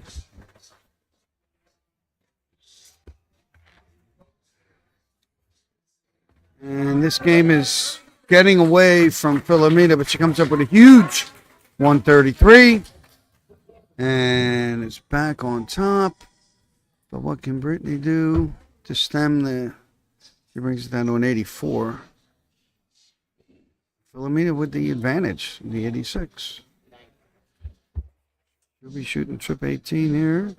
54 leaves 32. Way low.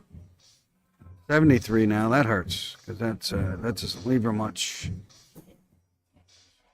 86, I think I might have gone with the bull there, to be honest with you. I don't think it's a bad shot. And Bull's Depends what probably your confidence is there. shot there because you don't need to hit a triple. Or a 20, leave 66. I was gonna say 16 to be honest with you. 19, all right, so 42. She got 44. 4. Long shot. She got 30 left. 84 is 40 not left. easy I either. thought she had a 30 left. 64. 50 left. See, she knew exactly. See, that's the difference. She knew exactly what she wanted to do. It was the right shot. She just did it instead of thinking about it. Philamina is now second guessing herself. She needs to just regroup and go right at it. I don't know what that hit, but it did hit the board. It was a Ooh, that Wow. was a sidewinder. two of them actually. Little nerves coming through there.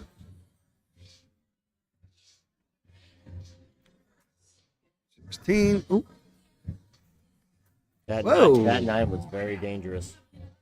I know you want it high and fat, but that could have been. wow. I'm a little 18, surprised by but- that. All right, Philomena needs to regroup here. It's all right. One dart left. Yep. It's not what you wanted, but now you have to. It's Premier League. Still You're got a on chance. stage. Need to bear down and hit this. Good backswing and right at it. Ow. Right on it. A little high. Right Tough time in the dart. wrong spot. Unlucky.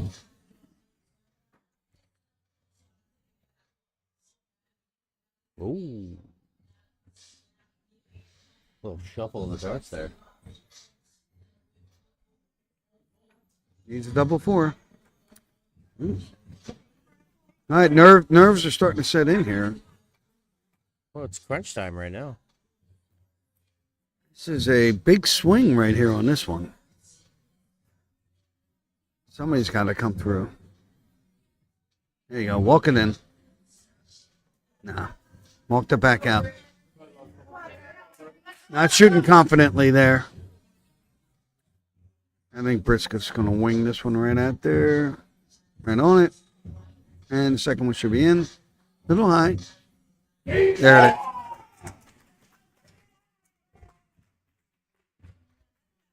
Well, you're in a Never a doubt. dead woman's serve here.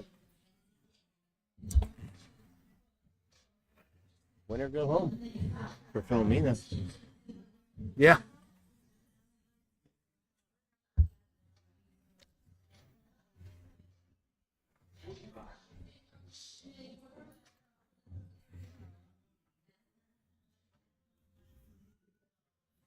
She should play here. Well, she's trying to be nice and easy, but you have to stay aggressive in these situations.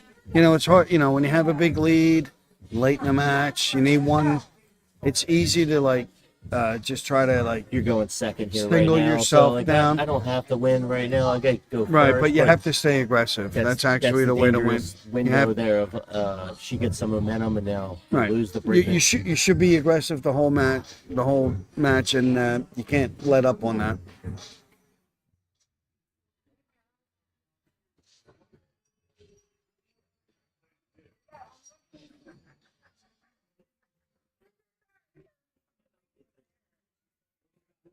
Kind of feel like Filamina should have used the 20 a little bit more this game. And you know, shooting at 19 and just not wanting to get off it. Person to ask here is if whether it's the 20 or the 19 is this is what got me here, and I'm struggling right now. Are you going to switch and go to something? That... Yeah, but that's not just what got her here. Like I've seen her switch off to the 20, but she just seems a little reluctant to go up there. And I don't think she's tried it enough. I mean, she went up there a little bit, but you know, if your bread and butter's not working, you got to go to Plan B. I hope to find a bread and butter where I can eventually say, yeah, I'm just going to shoot a bullseye to make this match competitive. There you go. All right. That'll get her back in.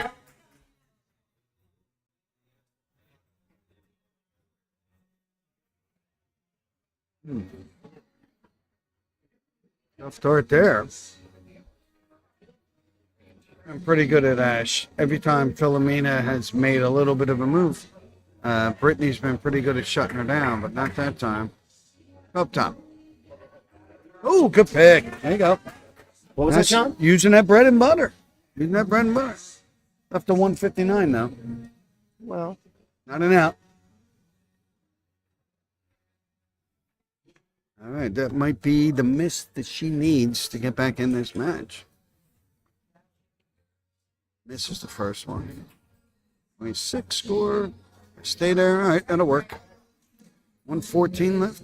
Yeah, Joe Craig told me this once. That sometimes when you're struggling, don't worry about leaving an out shot. Just get under 100 and figure it out. And it seems like right now that's what Mina's doing. I was just calling the number there. Yeah, Oh, I know. I'm not saying she should have shot down because she hit the triple, but. These are 3 big darts for her right now. You don't have to take it out, but You you have to leave something easy. You can play the 19 here. Won't hurt her. 99. All right. Now she's going to have to play the 19. Mm-hmm. That might work for her. Nope. 92 left. Now she got to go back 20. Shoot the wrong shot, bad things happen. Funnily enough, I thought she should have shot the 19 the first start. All right. She might get a little gift here. All right, she gets a reprieve. 31. Stay aggressive now. See, she's thinking too much. You know what you need. Triple 15. 83. Got to go 51 here, right? 310. 83. 64. 74. I don't know what's going on here. 42. 43 left. That's the wrong shot. Again, she's not mathing well.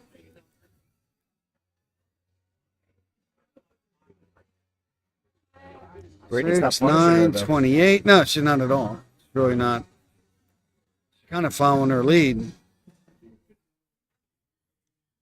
Thanks. What are you doing? What you don't know is Filamina loves double five. She's going so 11 double 16 there, but unlucky dart.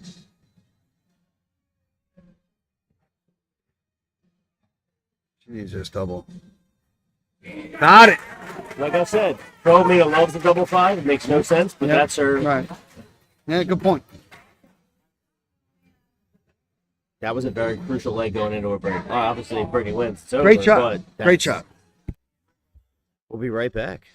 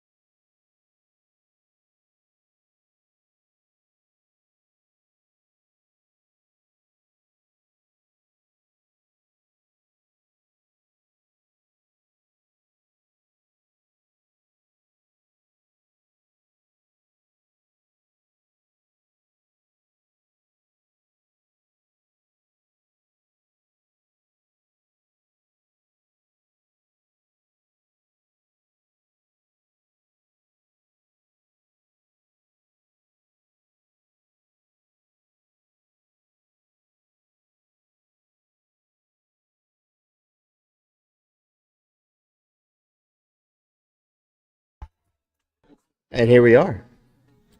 And Win here or we go home. Yeah, backs to the wall. Filamina has to win every leg here on out, right?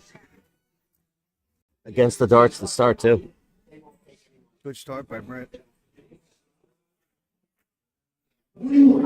I know you heard that clink. I did. That hit right on the wire, that last dart. No, she's starting to find it. It's just, Is it too late? Yeah.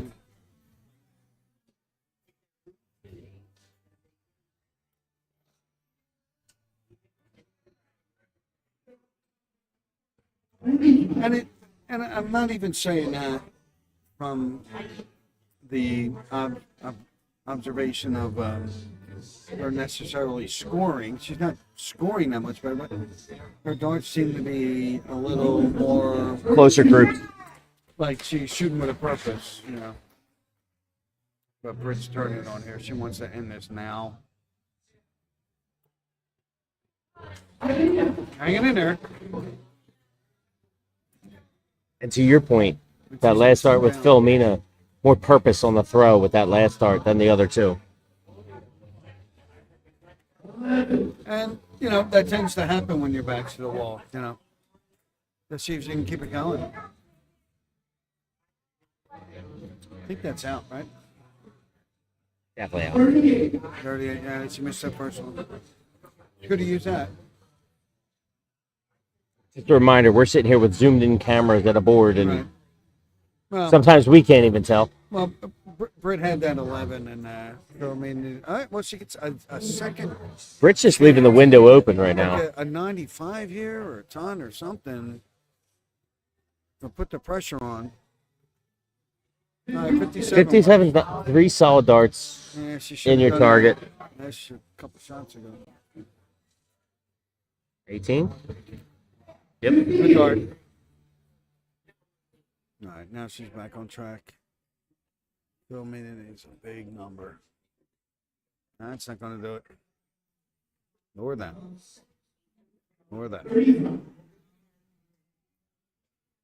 Just didn't have it tonight. Pressing for it. Oh, good shot. Great first start. Ooh, she's looking. She's thinking about that 160. 85 left. You don't need it. Bulky on Twitch, thank you so much. We love you. We look forward to seeing you next week. A little lackadaisical on that one.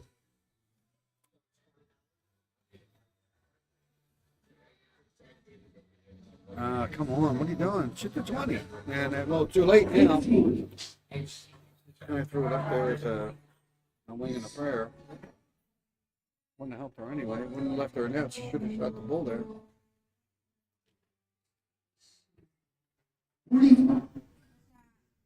This is it. She needs to stand herself up.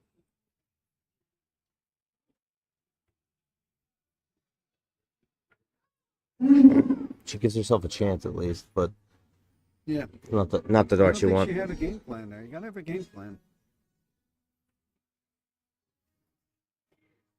What's the famous Mike Tyson quote? Everyone's got a plan until you get punched in the face. I think that was the right move. I think that was the right move. So where's your first start here? 18.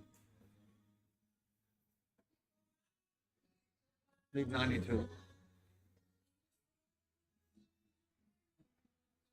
No, she went in between.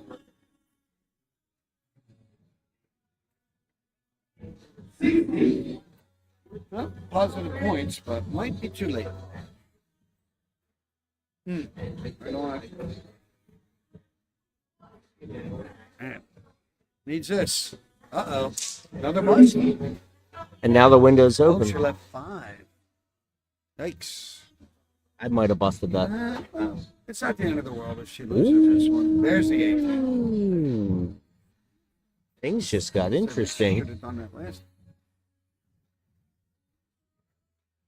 Oh All my right, god. let's see if, Britt can clean it up see here. if that costs her the match. The real definitive first start. And she's on the dreaded double 1, what they call the madhouse.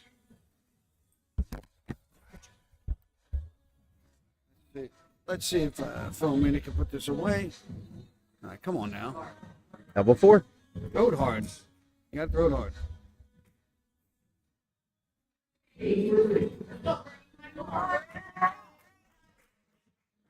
See, I don't really like stepping away from the line certain times. In this moment, I agree with Brittany.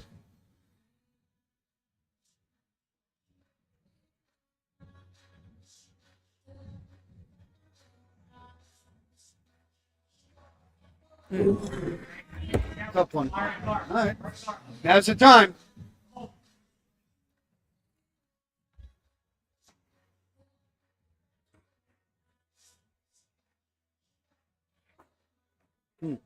I tell you, this is the worst I've seen Filamina shoot in all year. Really, been really solid all year. Didn't have it in this match for whatever reason. It's the darts off the board.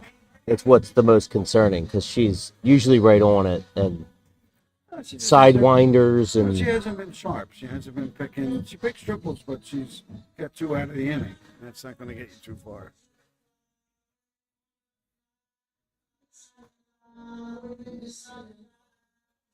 No, she just can't bring it over. Everything's going out to the right. Just can't get it over. That's 6 straight darts way out to the right on the double 4.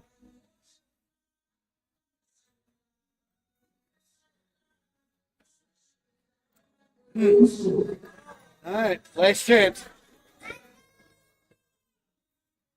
Oh, that might do it.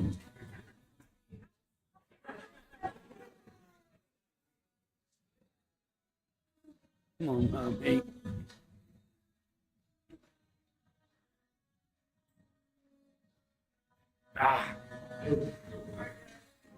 I was gonna have to clip that moment with her son screaming, "Let's go, mommy!"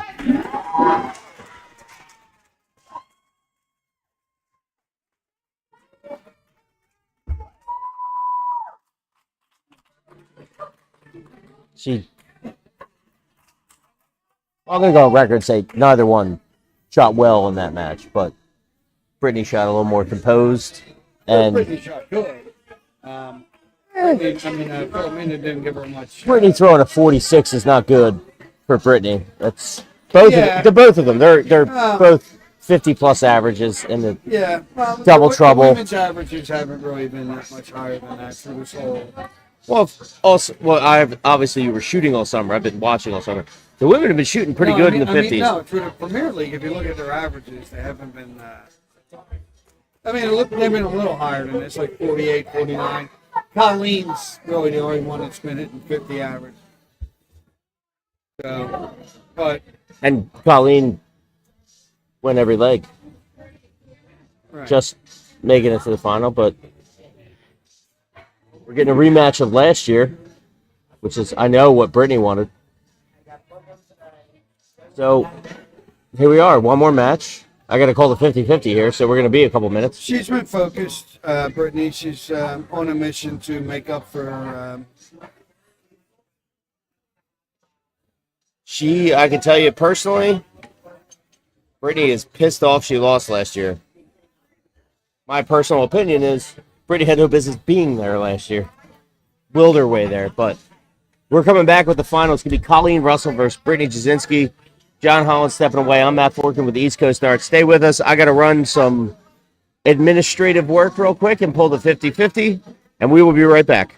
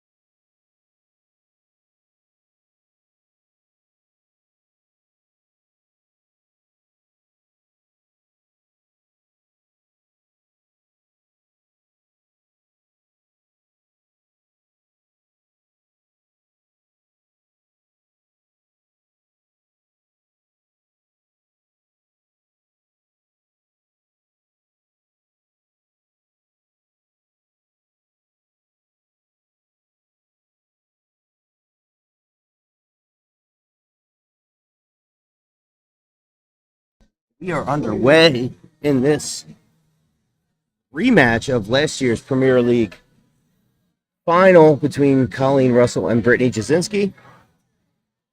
I am Matt Fork, and I am flying solo.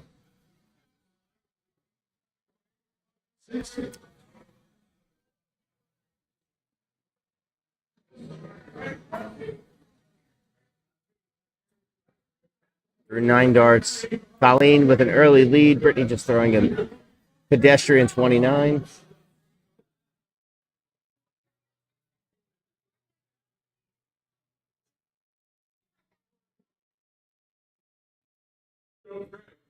This is going to be a first to 8 legs.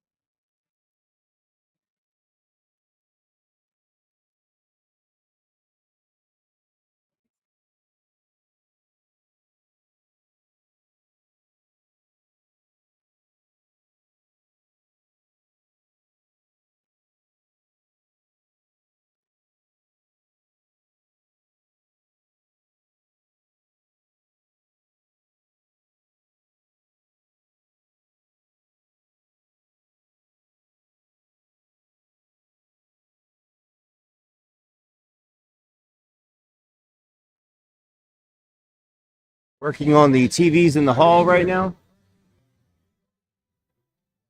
Give me a second.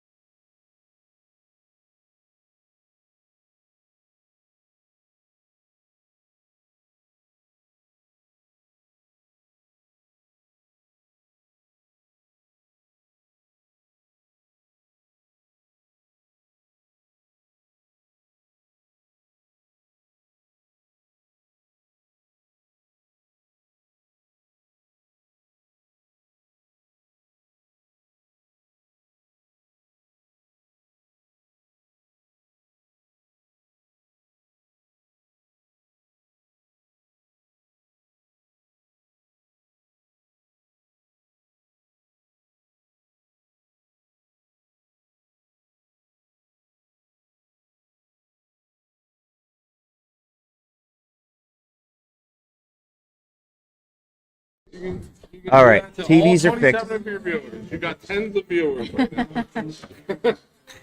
This one on. Now it's on. Now it's on. Hi. Joined by semifinalist Filamina Rose. Hi. Because my co-host I shit for the the bed. well, I was gonna say my co-host originally was supposed to call the final, and is now chalking and emceeing the final. That's okay. I'll tell you what. Those breaks absolutely suck. You just couldn't get. I couldn't get a groove. Nothing.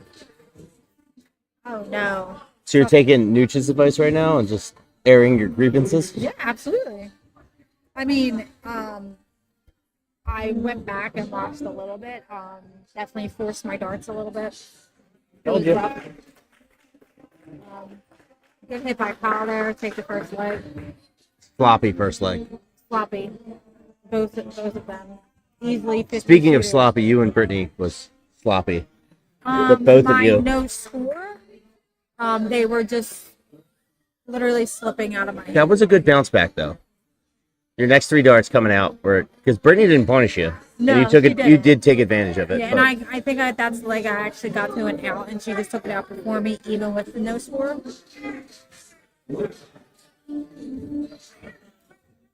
But here we are again, rematch of last year. I know. Oh no, that no score leg I actually took. I took that. I thought you did. You Yeah. said differently, and I was like, Yeah, I'm not going to correct you. I don't remember. It was the 174 that I hit. I've been up since 6 a.m., so my memory is hazy at best. You pissed off now?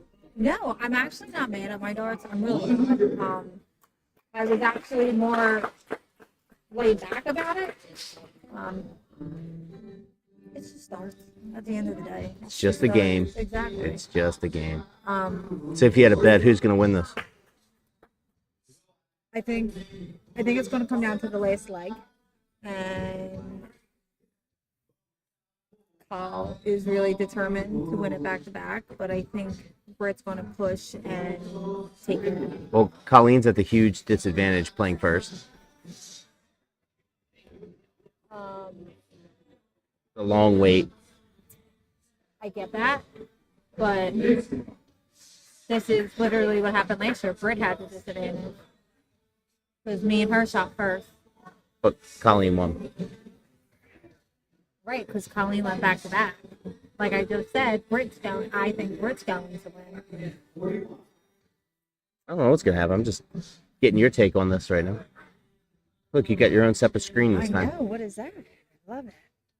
Premier League. I brought out all the bells and whistles. Tough. Also, shout out to the CDC for the 2 70-inch TVs in this room. Made my life a living hell today because one had to have the board and one had to have the score, but everyone's enjoying it. It's nice. Buy your tickets, October 17th? 17th. 17th, thank you.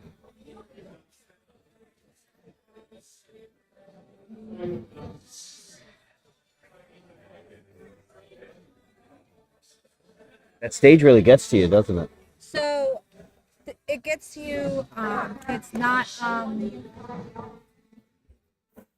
I think it's because you can't really hear. I'm one. I can't shoot in quiet. I hate it. I truly hate shooting with no music on.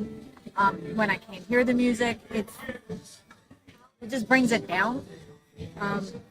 The stage is really rough, and then it's hot as hell up there. I even got cheaper lights to make it less hot. All I'm saying is you're down here. All the time, Mitch. He always has to argue all the time. Why would I argue with Jesus? He's my Lord and Savior. Yeah, I mean, I wish we could utilize this board all the time so people could just get a feel for what it is. Because honestly, Britt was here last night. She probably threw on it. That's great. She did not actually. Well, no, I'm just saying, like.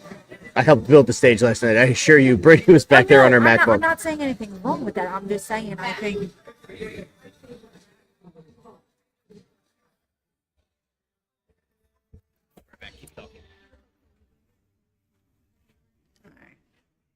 Oh, tough dart there, Britt. Oof.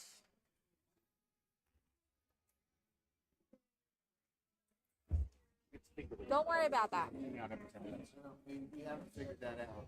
Don't worry about it.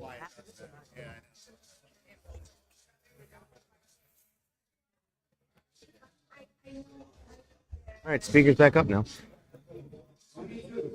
There we go. think I think nerves are getting the best of people. Brittany's getting preoccupied. I thought you were about Right to say there. nerves getting the best of people, and she takes the 106 I out. was literally just going to eat my words, and I would have been fine. Good lead though. That's It a is. It's a big great 90. Absolutely. That's Double not a, tap. that is not a bad miss. No. Happy little accident, I like to say. Ugh.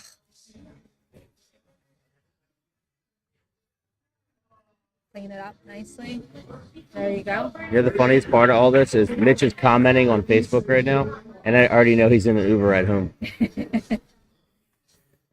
Oh, Brittany. Brittany. Oh, right there though. I will say this, I watched all summer. I'm going to pause while Colleen goes for this double 16.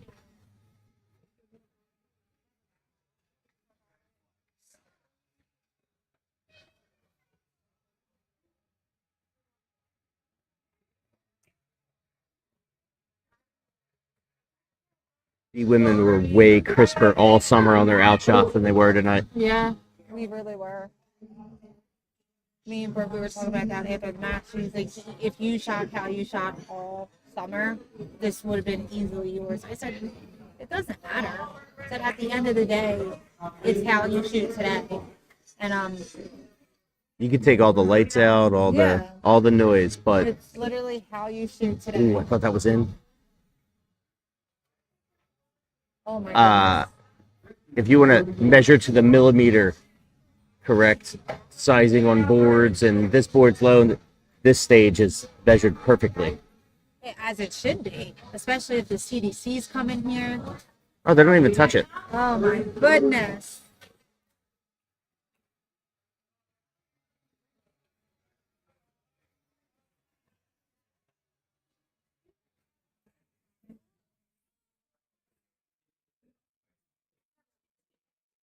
And I asked the resident complainer on his opinion of the board, Jeff Marinucci, who said, "Oh, it's a little fuzzy." I mean, it is. Nothing But wrong it's with that okay. board. I think we used this board 6 times. It's a little rough right now. With these outshots with these girls. I mean, it gets to you. So there you go. That's in there. 2-0, Colleen. I've received a few text messages since the start of your match Yeah. when Mitch was commentating, where people were texting me asking, "Do you guys not like each other?" I had to respond with, "No, that's how we talk." Thank you. Big open by Colleen. Big open by Kyle.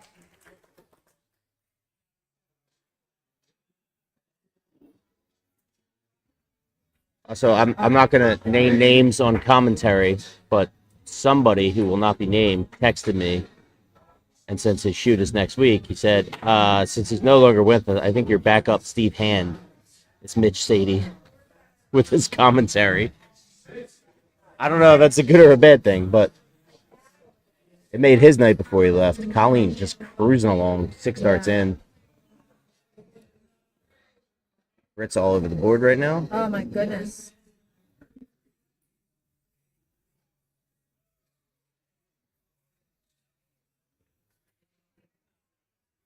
Colleen's all business right now. He's focused. Just look how zoned in she is. 125. She's ready. You know what the sad part is? I have to ask Brittany the rules, but I'm pretty sure we're still breaking every 5 legs. So Yeah, you are breaking every 5 legs. yeah, The girls have such a small format. It sucks. The breaking it every 5. I will say that until the day I die. I just enforce the rules. I don't make them. I turn on cameras and talk to a screen. The breaks suck. You got to get over the brakes. No, it's because when you get in a momentum, and then you have to break, and then you have to come back, and then get back in that momentum. Ooh, Brittany. Big darts, though. Big darts there by Brett. 117. Not to the out, but It's okay. making Colleen think now. I'm going to assume that was a wayward dart there, but Yeah, it looked like she twisted her elbow there. the window's open for Brittany here. She cannot take it out, but But it still could a bring her timely down. 180. Colleen took out a 116 against Lil for the semi match. So Oh, so I'm going to say, you're a 19 shooter, and you left yourself 116, and then your first dart was at a 20. What the fuck are you thinking? because I love triple, single, 18. It's how I won. I took out my outs against Michelle for the Miss Philly. 96. She's on fire. Sorry, I didn't mean to cut you off, but No, I just no, saw it's that trip Colleen. 20, and Colleen's literally on fire right now. And it's double 10, and she likes. So. the Danny Bagger special, the 116. Trip, single, double top. When I had. Is Kyle going to take it out?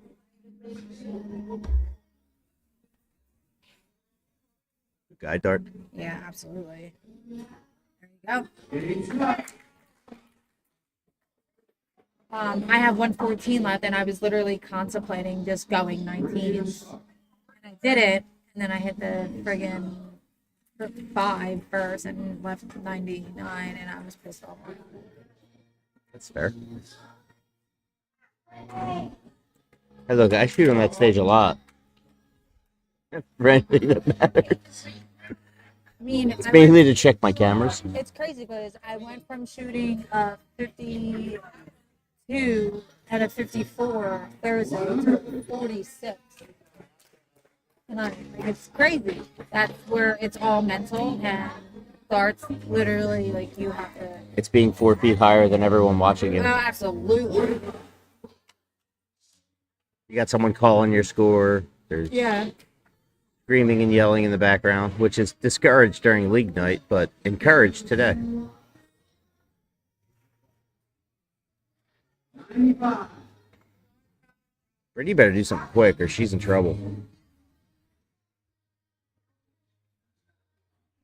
The fact that she's going at 19 is not encouraging. No. I got a text message after my match.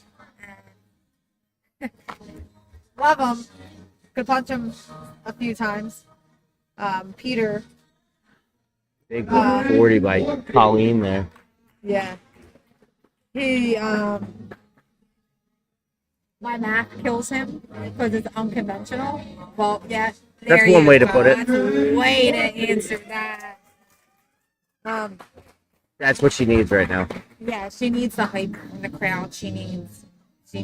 No, I think it's even just the 140 score of the, okay, I can do it. Give her I'm not, confidence to hit yeah. that triple again. 43.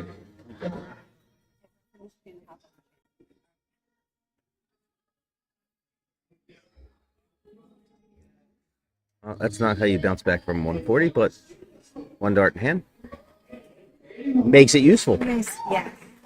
81. I mean, doesn't give her an out.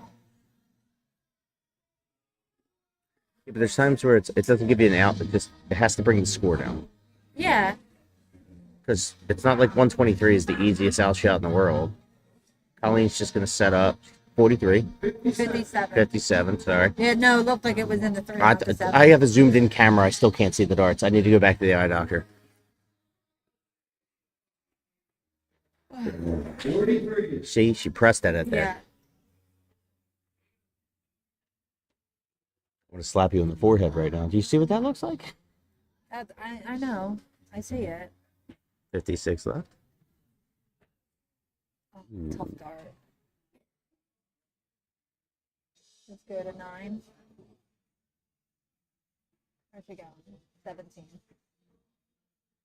145 left. 34. Mina, where do you go?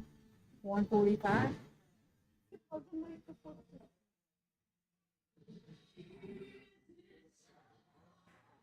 Don't worry, there's not really a right answer. It's like I would have stayed you, at you 19. need a triple at some Yeah, point. I So would have stayed at 19. But Bert seems like she's killing. oh, I thought it was in. Yeah, I have no idea. Okay, I was right. They were both in. Double? Oh, Okay. she sure did. That's a dagger yeah. for Brittany right there. So we're gonna break it 5 legs, Yeah. and I don't think Brittany was looking at us, but she looked in this direction like she could use it. Yeah. She needs to take this leg and go on break. At least being on the board. Good start. That's a good Great start. start for her.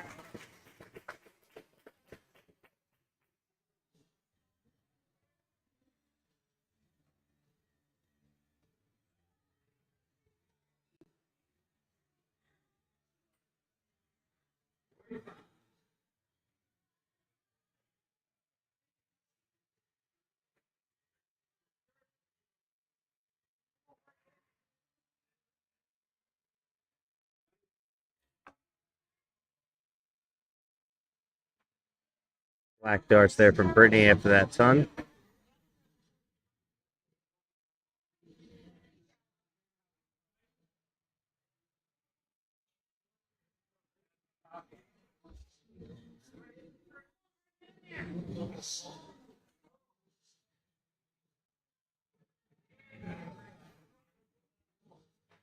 .41 scored for Brittany.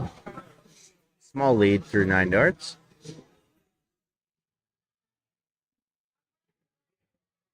Averages are down all day, Yeah. with maybe the exception of camp. I don't think anybody really No, shot their average no. from the summer. No, not at all. Which I owe a lot of people a lot of beer after that. There you go. Tons of 40 right there. Go right back in it. It's not keeping up, is it? No, it's been doing it all day. That's got to be the connection between it, though. No, it's your stupid laptop. My fucking laptop. It's the My connection. laptop's good. There you go. Big darts by Colleen.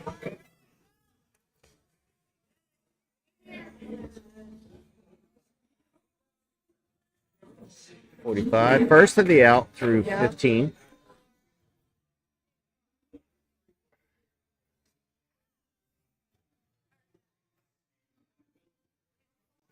What's the difference? Ooh, just outside. Yeah, it was a bad kiss on that flight. So Brittany doesn't have to close. She's going to have some darts at it. Make it easier. That third dart just keeps getting away from her. Well, she rushes it. Mm-hmm.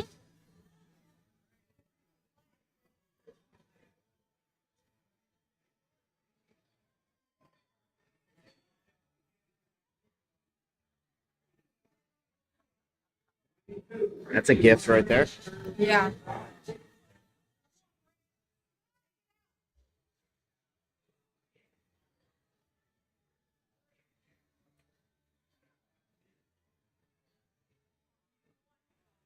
Not what you want. That was a tough round right there.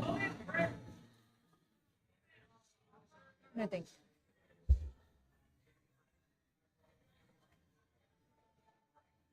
So Britt's going to get another chance, at least 3 darts to take it out.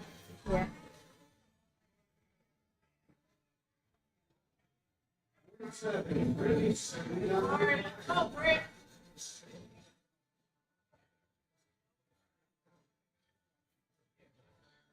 Double bowl. She's been trying to utilize that ball, and it's been biting her. That's not I mean, that bad. It's not bad, but The difference is when she hit that 9, she knew exactly what to do. yeah. There's no hesitation. There's no doing the math, which I think cost Tough dart. Lil that semifinal was too The much 99 doing mark? math. 26. Single double territory.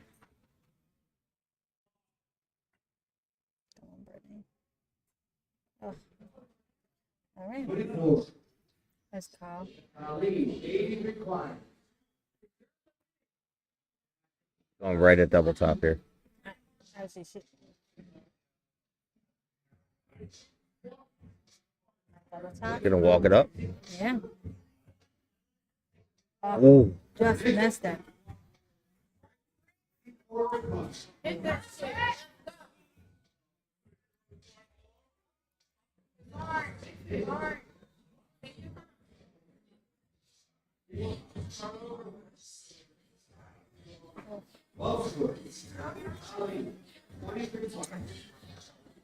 You better go 4-1 break for Brittany, Yeah, it would but be. I just don't think see Brittany her needs missing the break right now. Yeah, she needs the break. For sure. I don't see Kyle missing a double 10. That's usually her number. Ooh, a rare chance. Okay.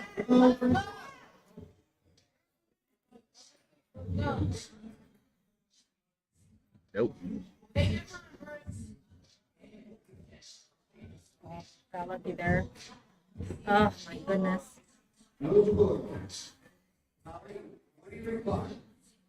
That was a gift. Yeah.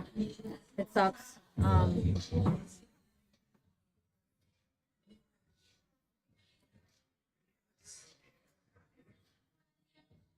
Colleen missed twice.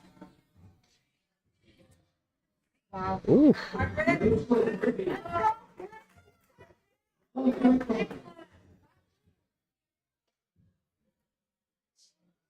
Just inside. Low. That is the worst thing you could throw in that situation right there.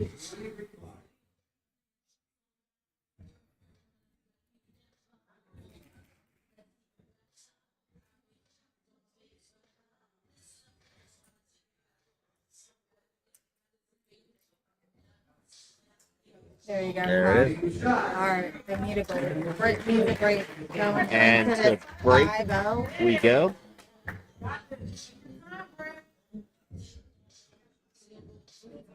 We're gonna take a break. I'm gonna get a drink. Take a breather, babe.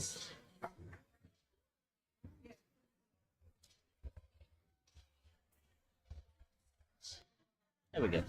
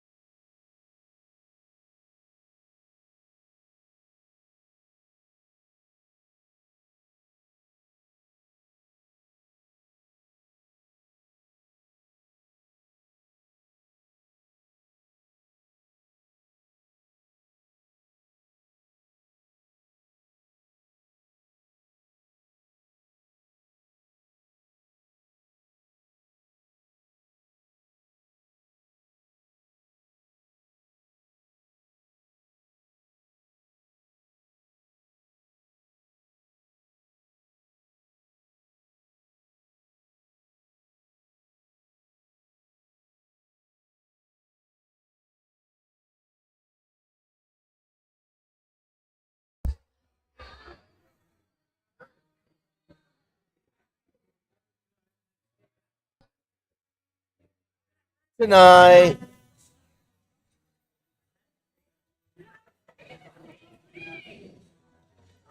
All right, I'm really hoping I don't have to kill this stream. So if you're watching on Facebook, we're at 7 hours and roughly 19 minutes. I'm capped on Facebook at 8 hours. So if you want to switch over to YouTube right now and watch on YouTube, there's no cap because I am not restarting the stream. I don't think you should either.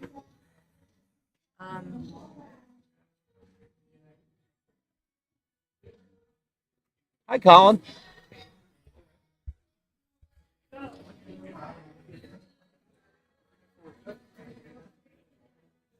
It's a good shirt. Game 6. All right. Stop yawning. You're making me yawn. I'm exhausted. Good. Perfect. I know. I was here 3 hours before you last night. Yeah. Check Noosh's laptop. Make sure that still stays up.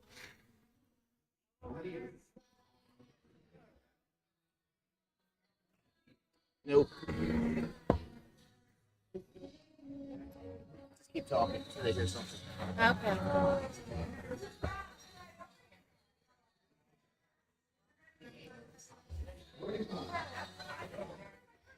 All right.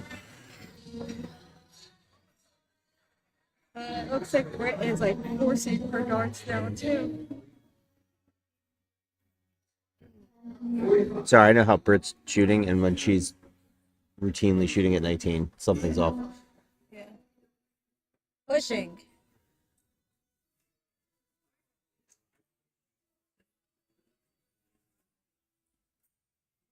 Ooh, it still counts. Yep, still counts. That looked better, but she's, oh my goodness. I don't care what she says or how she feels. Her back is still a problem. Oh, absolutely. 1,000%.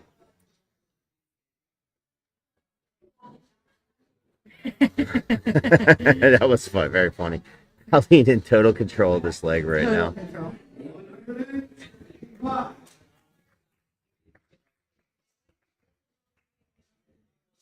Just a run of dominance here by Colleen.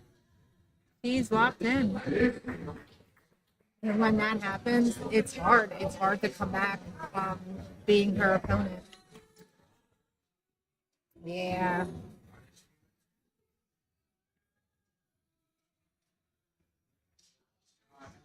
Smart dart there at the end. Very smart dart.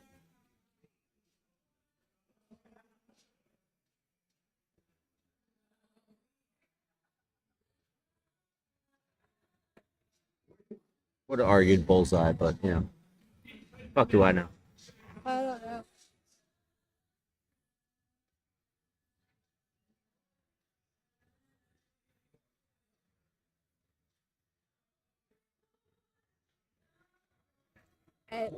Every time she looks at her score after her two darts, she shifts to the left a little bit. Brittany? With her third dart. No, Colleen. It just happened twice.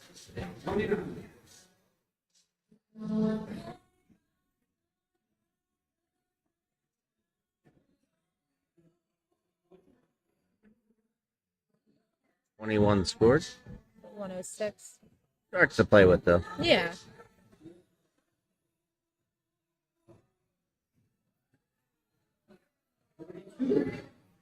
I wish I could comment on where that was going, but that was in between the two numbers I was going to say where she should shoot, and the 18 was not the number.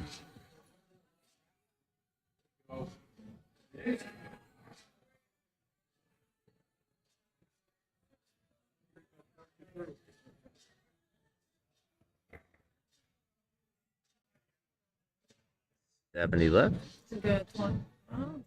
I wouldn't have gone 20 there. I would have gone 10. No, I was going to say something, but then she threw a dart. I mean, if you want to be a dick when you throw that first dart, you go double bowl. No, not when your opponent's at 212. Why would you do that? Assert your dominance.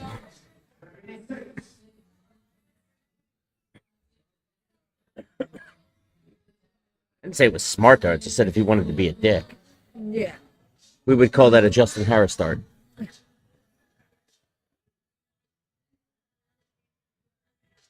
Oh, tough. I Now mean, this is a I leg. wouldn't mind a This- double five. This is. I made that comment to Holland. If you go back and rewatch, I was like, "Well, Filamina does love a double five." Oh, In case anyone didn't know, Filamina's not a 10; she's a double five. I'll get it on a jersey one day. Garfinkel, if you're watching, look me up. Shout out to DJD.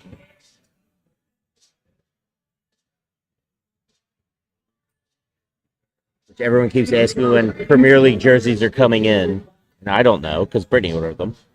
But I saw the proof, and they look fantastic. So shout out to Dave for doing those, because Is she going to go trip double? Tough dart.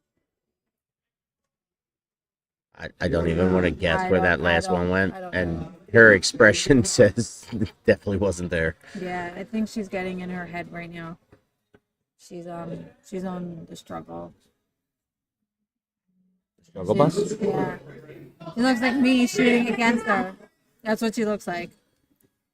Her You didn't do her yourself. body language and everything, you could just tell. You didn't do yourself any favors. Showing Brittany that you were obviously frustrated, so she No, could but just I take her really time. wasn't. It seemed that way. Maybe it's just the Italian in you. I don't know. Like I was okay. Like I was just talking about my darts. I was fine. Here's Brittany's window now. Did a nice little wicked spin there. Yeah. Got her drink. Yeah. Unlimited. What happened? Colleen busted. 39. Double 10. Right on that wire. And I expect it to be 6-0 very quickly. Because I don't think Colleen's going to give her another chance. No, definitely not. Mm-mm.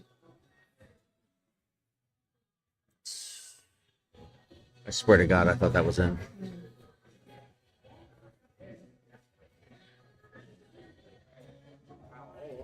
Ow. She's literally right on that wire. And it has to be hard to shoot and knowing like people or like your opponent has somebody right behind screaming and yelling for them to come. Like, you know what I mean? Like their cheering squad, which is not Well, it's bad, but Brittany, she always has a crowd. yeah, absolutely.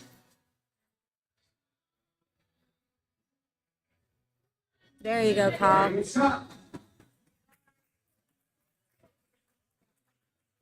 That silence after the outshot speaks volumes. Absolutely.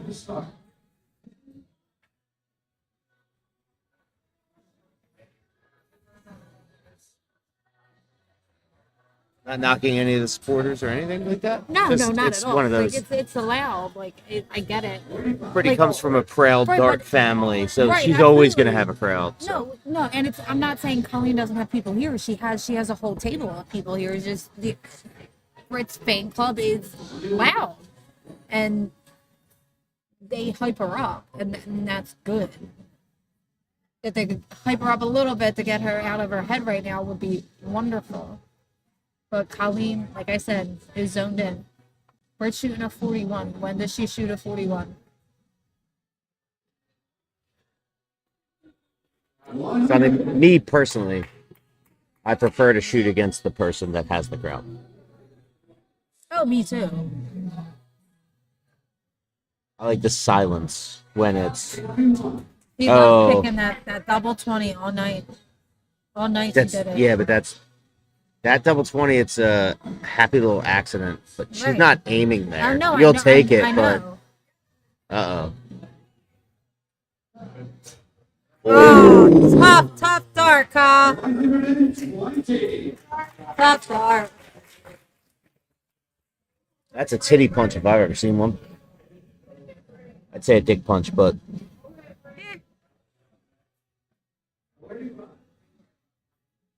I also thought when Sebastian screamed, "Let's go, mommy," I was I like, thought I was "Well, gonna this hit is it. over." So I did thought I I. was gonna hit it, and then it literally slipped right out of my hand. Even Holland, no one can see me. Holland did this.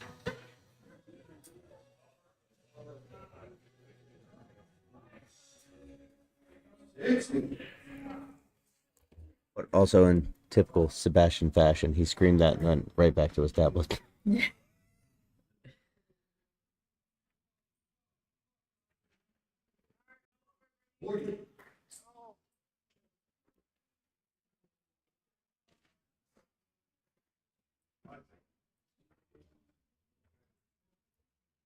I mean, there's no other way to call it. Colleen's dominating right now, but 100%. both of them under, well, Under. Colleen at a 48, Brittany at a 42 is not. No, I think. Even the Colleen- two, see, look, she just hit a double top and she's turning around like, where the fuck is that going? Yeah. Colleen is. At this rate, there's no stopping her. Well, I mean, when you're in this position, all you have to do is control the match. You have to win 2, Brittany has to win 8, so.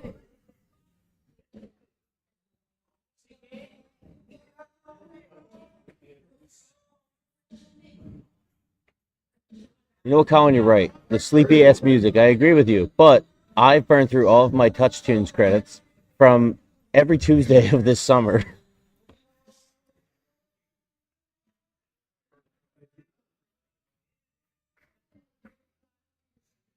Which, by the way, if the music is coming through the microphone, East Coast Arts does not own any rights to any of this music. It is Touch Tunes.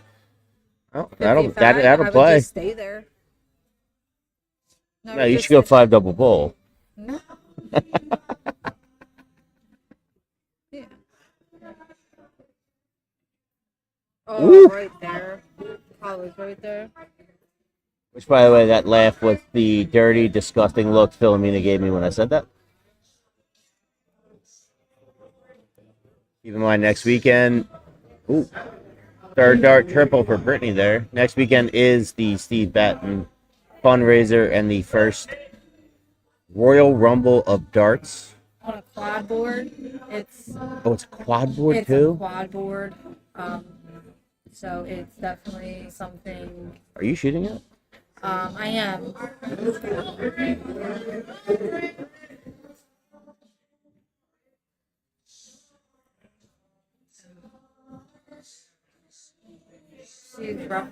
She's literally pushing and she's getting in her head right now.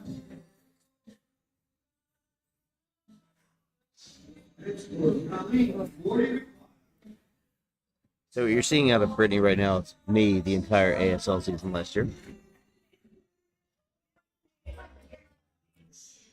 Double 10. There you go. Well, Brittany's now made it easy. She has to win every leg to win. Which sometimes happens.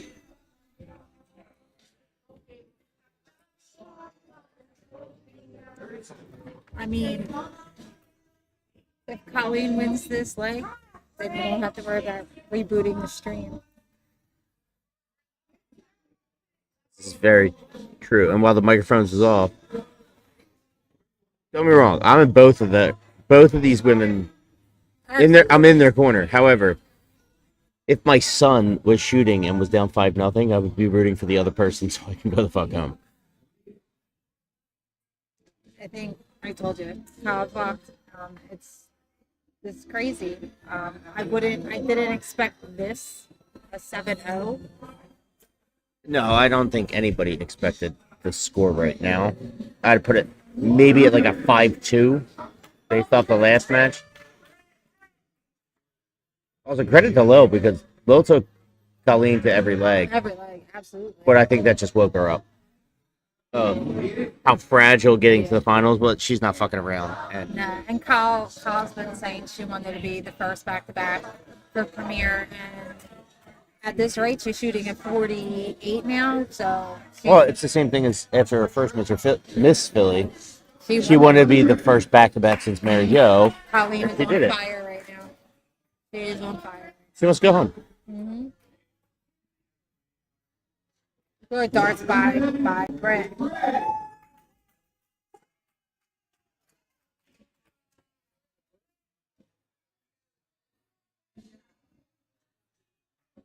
Something to build on. Yeah. Colleen is not playing. And Colleen, who is sober, says, "Hold my beer." Her last 9 darts. Her last 3 rounds. Ton. Like, you can't. You're in the championship rounds right now. Yeah. Like, she could take the 160 out. See what happens. Right?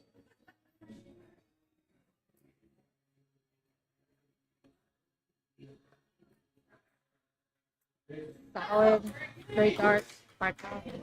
That's what she needs. She doesn't have to mess anything up or 258.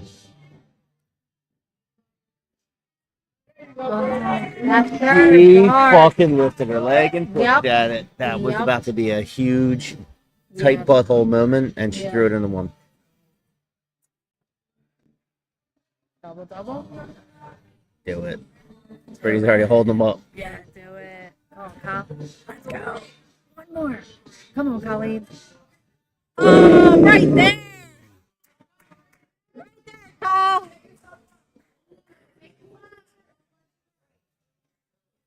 Brady holding her darts in the background, like waving a white flag. Yeah, but you can't do anything there. Kyle has been on. She's shooting a 50. She's No, but I shooting think a 350. that hesitation by Colleen was only like, do I do it or do I just take the safe play? Double 10. Is she going to win it on double 10? She said that's her number.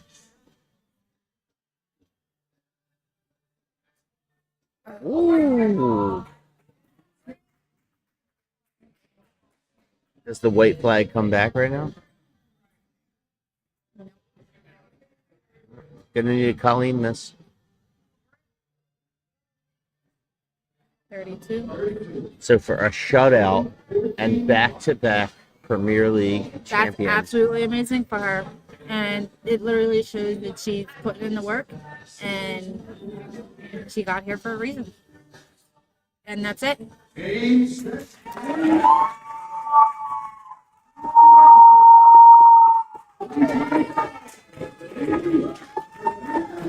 Wow.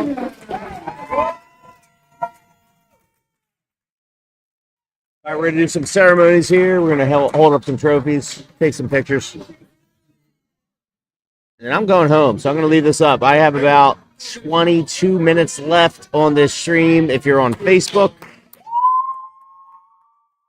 YouTube, and Twitch, you can just stay tuned. I want to thank everyone down to Mike Grover, Ryan Buttersworth, Mike Nolte, Tom Dunphy, John Holland, Jamal Pegg, Jeff Marinucci, Filamina Rose for a little guest commentary here at the end. Brittany Berry for coming to support while she's feeding her 2-month-old child. Just because she's staring at me. Colleen Russell, Brittany Jasinski, Teresa Seeger.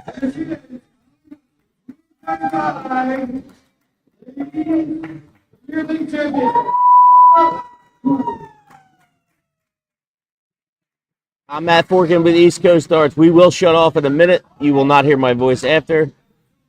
But this concludes the 2025 Philadelphia Premier League. Good night and good darts. Stay tuned until I sign off.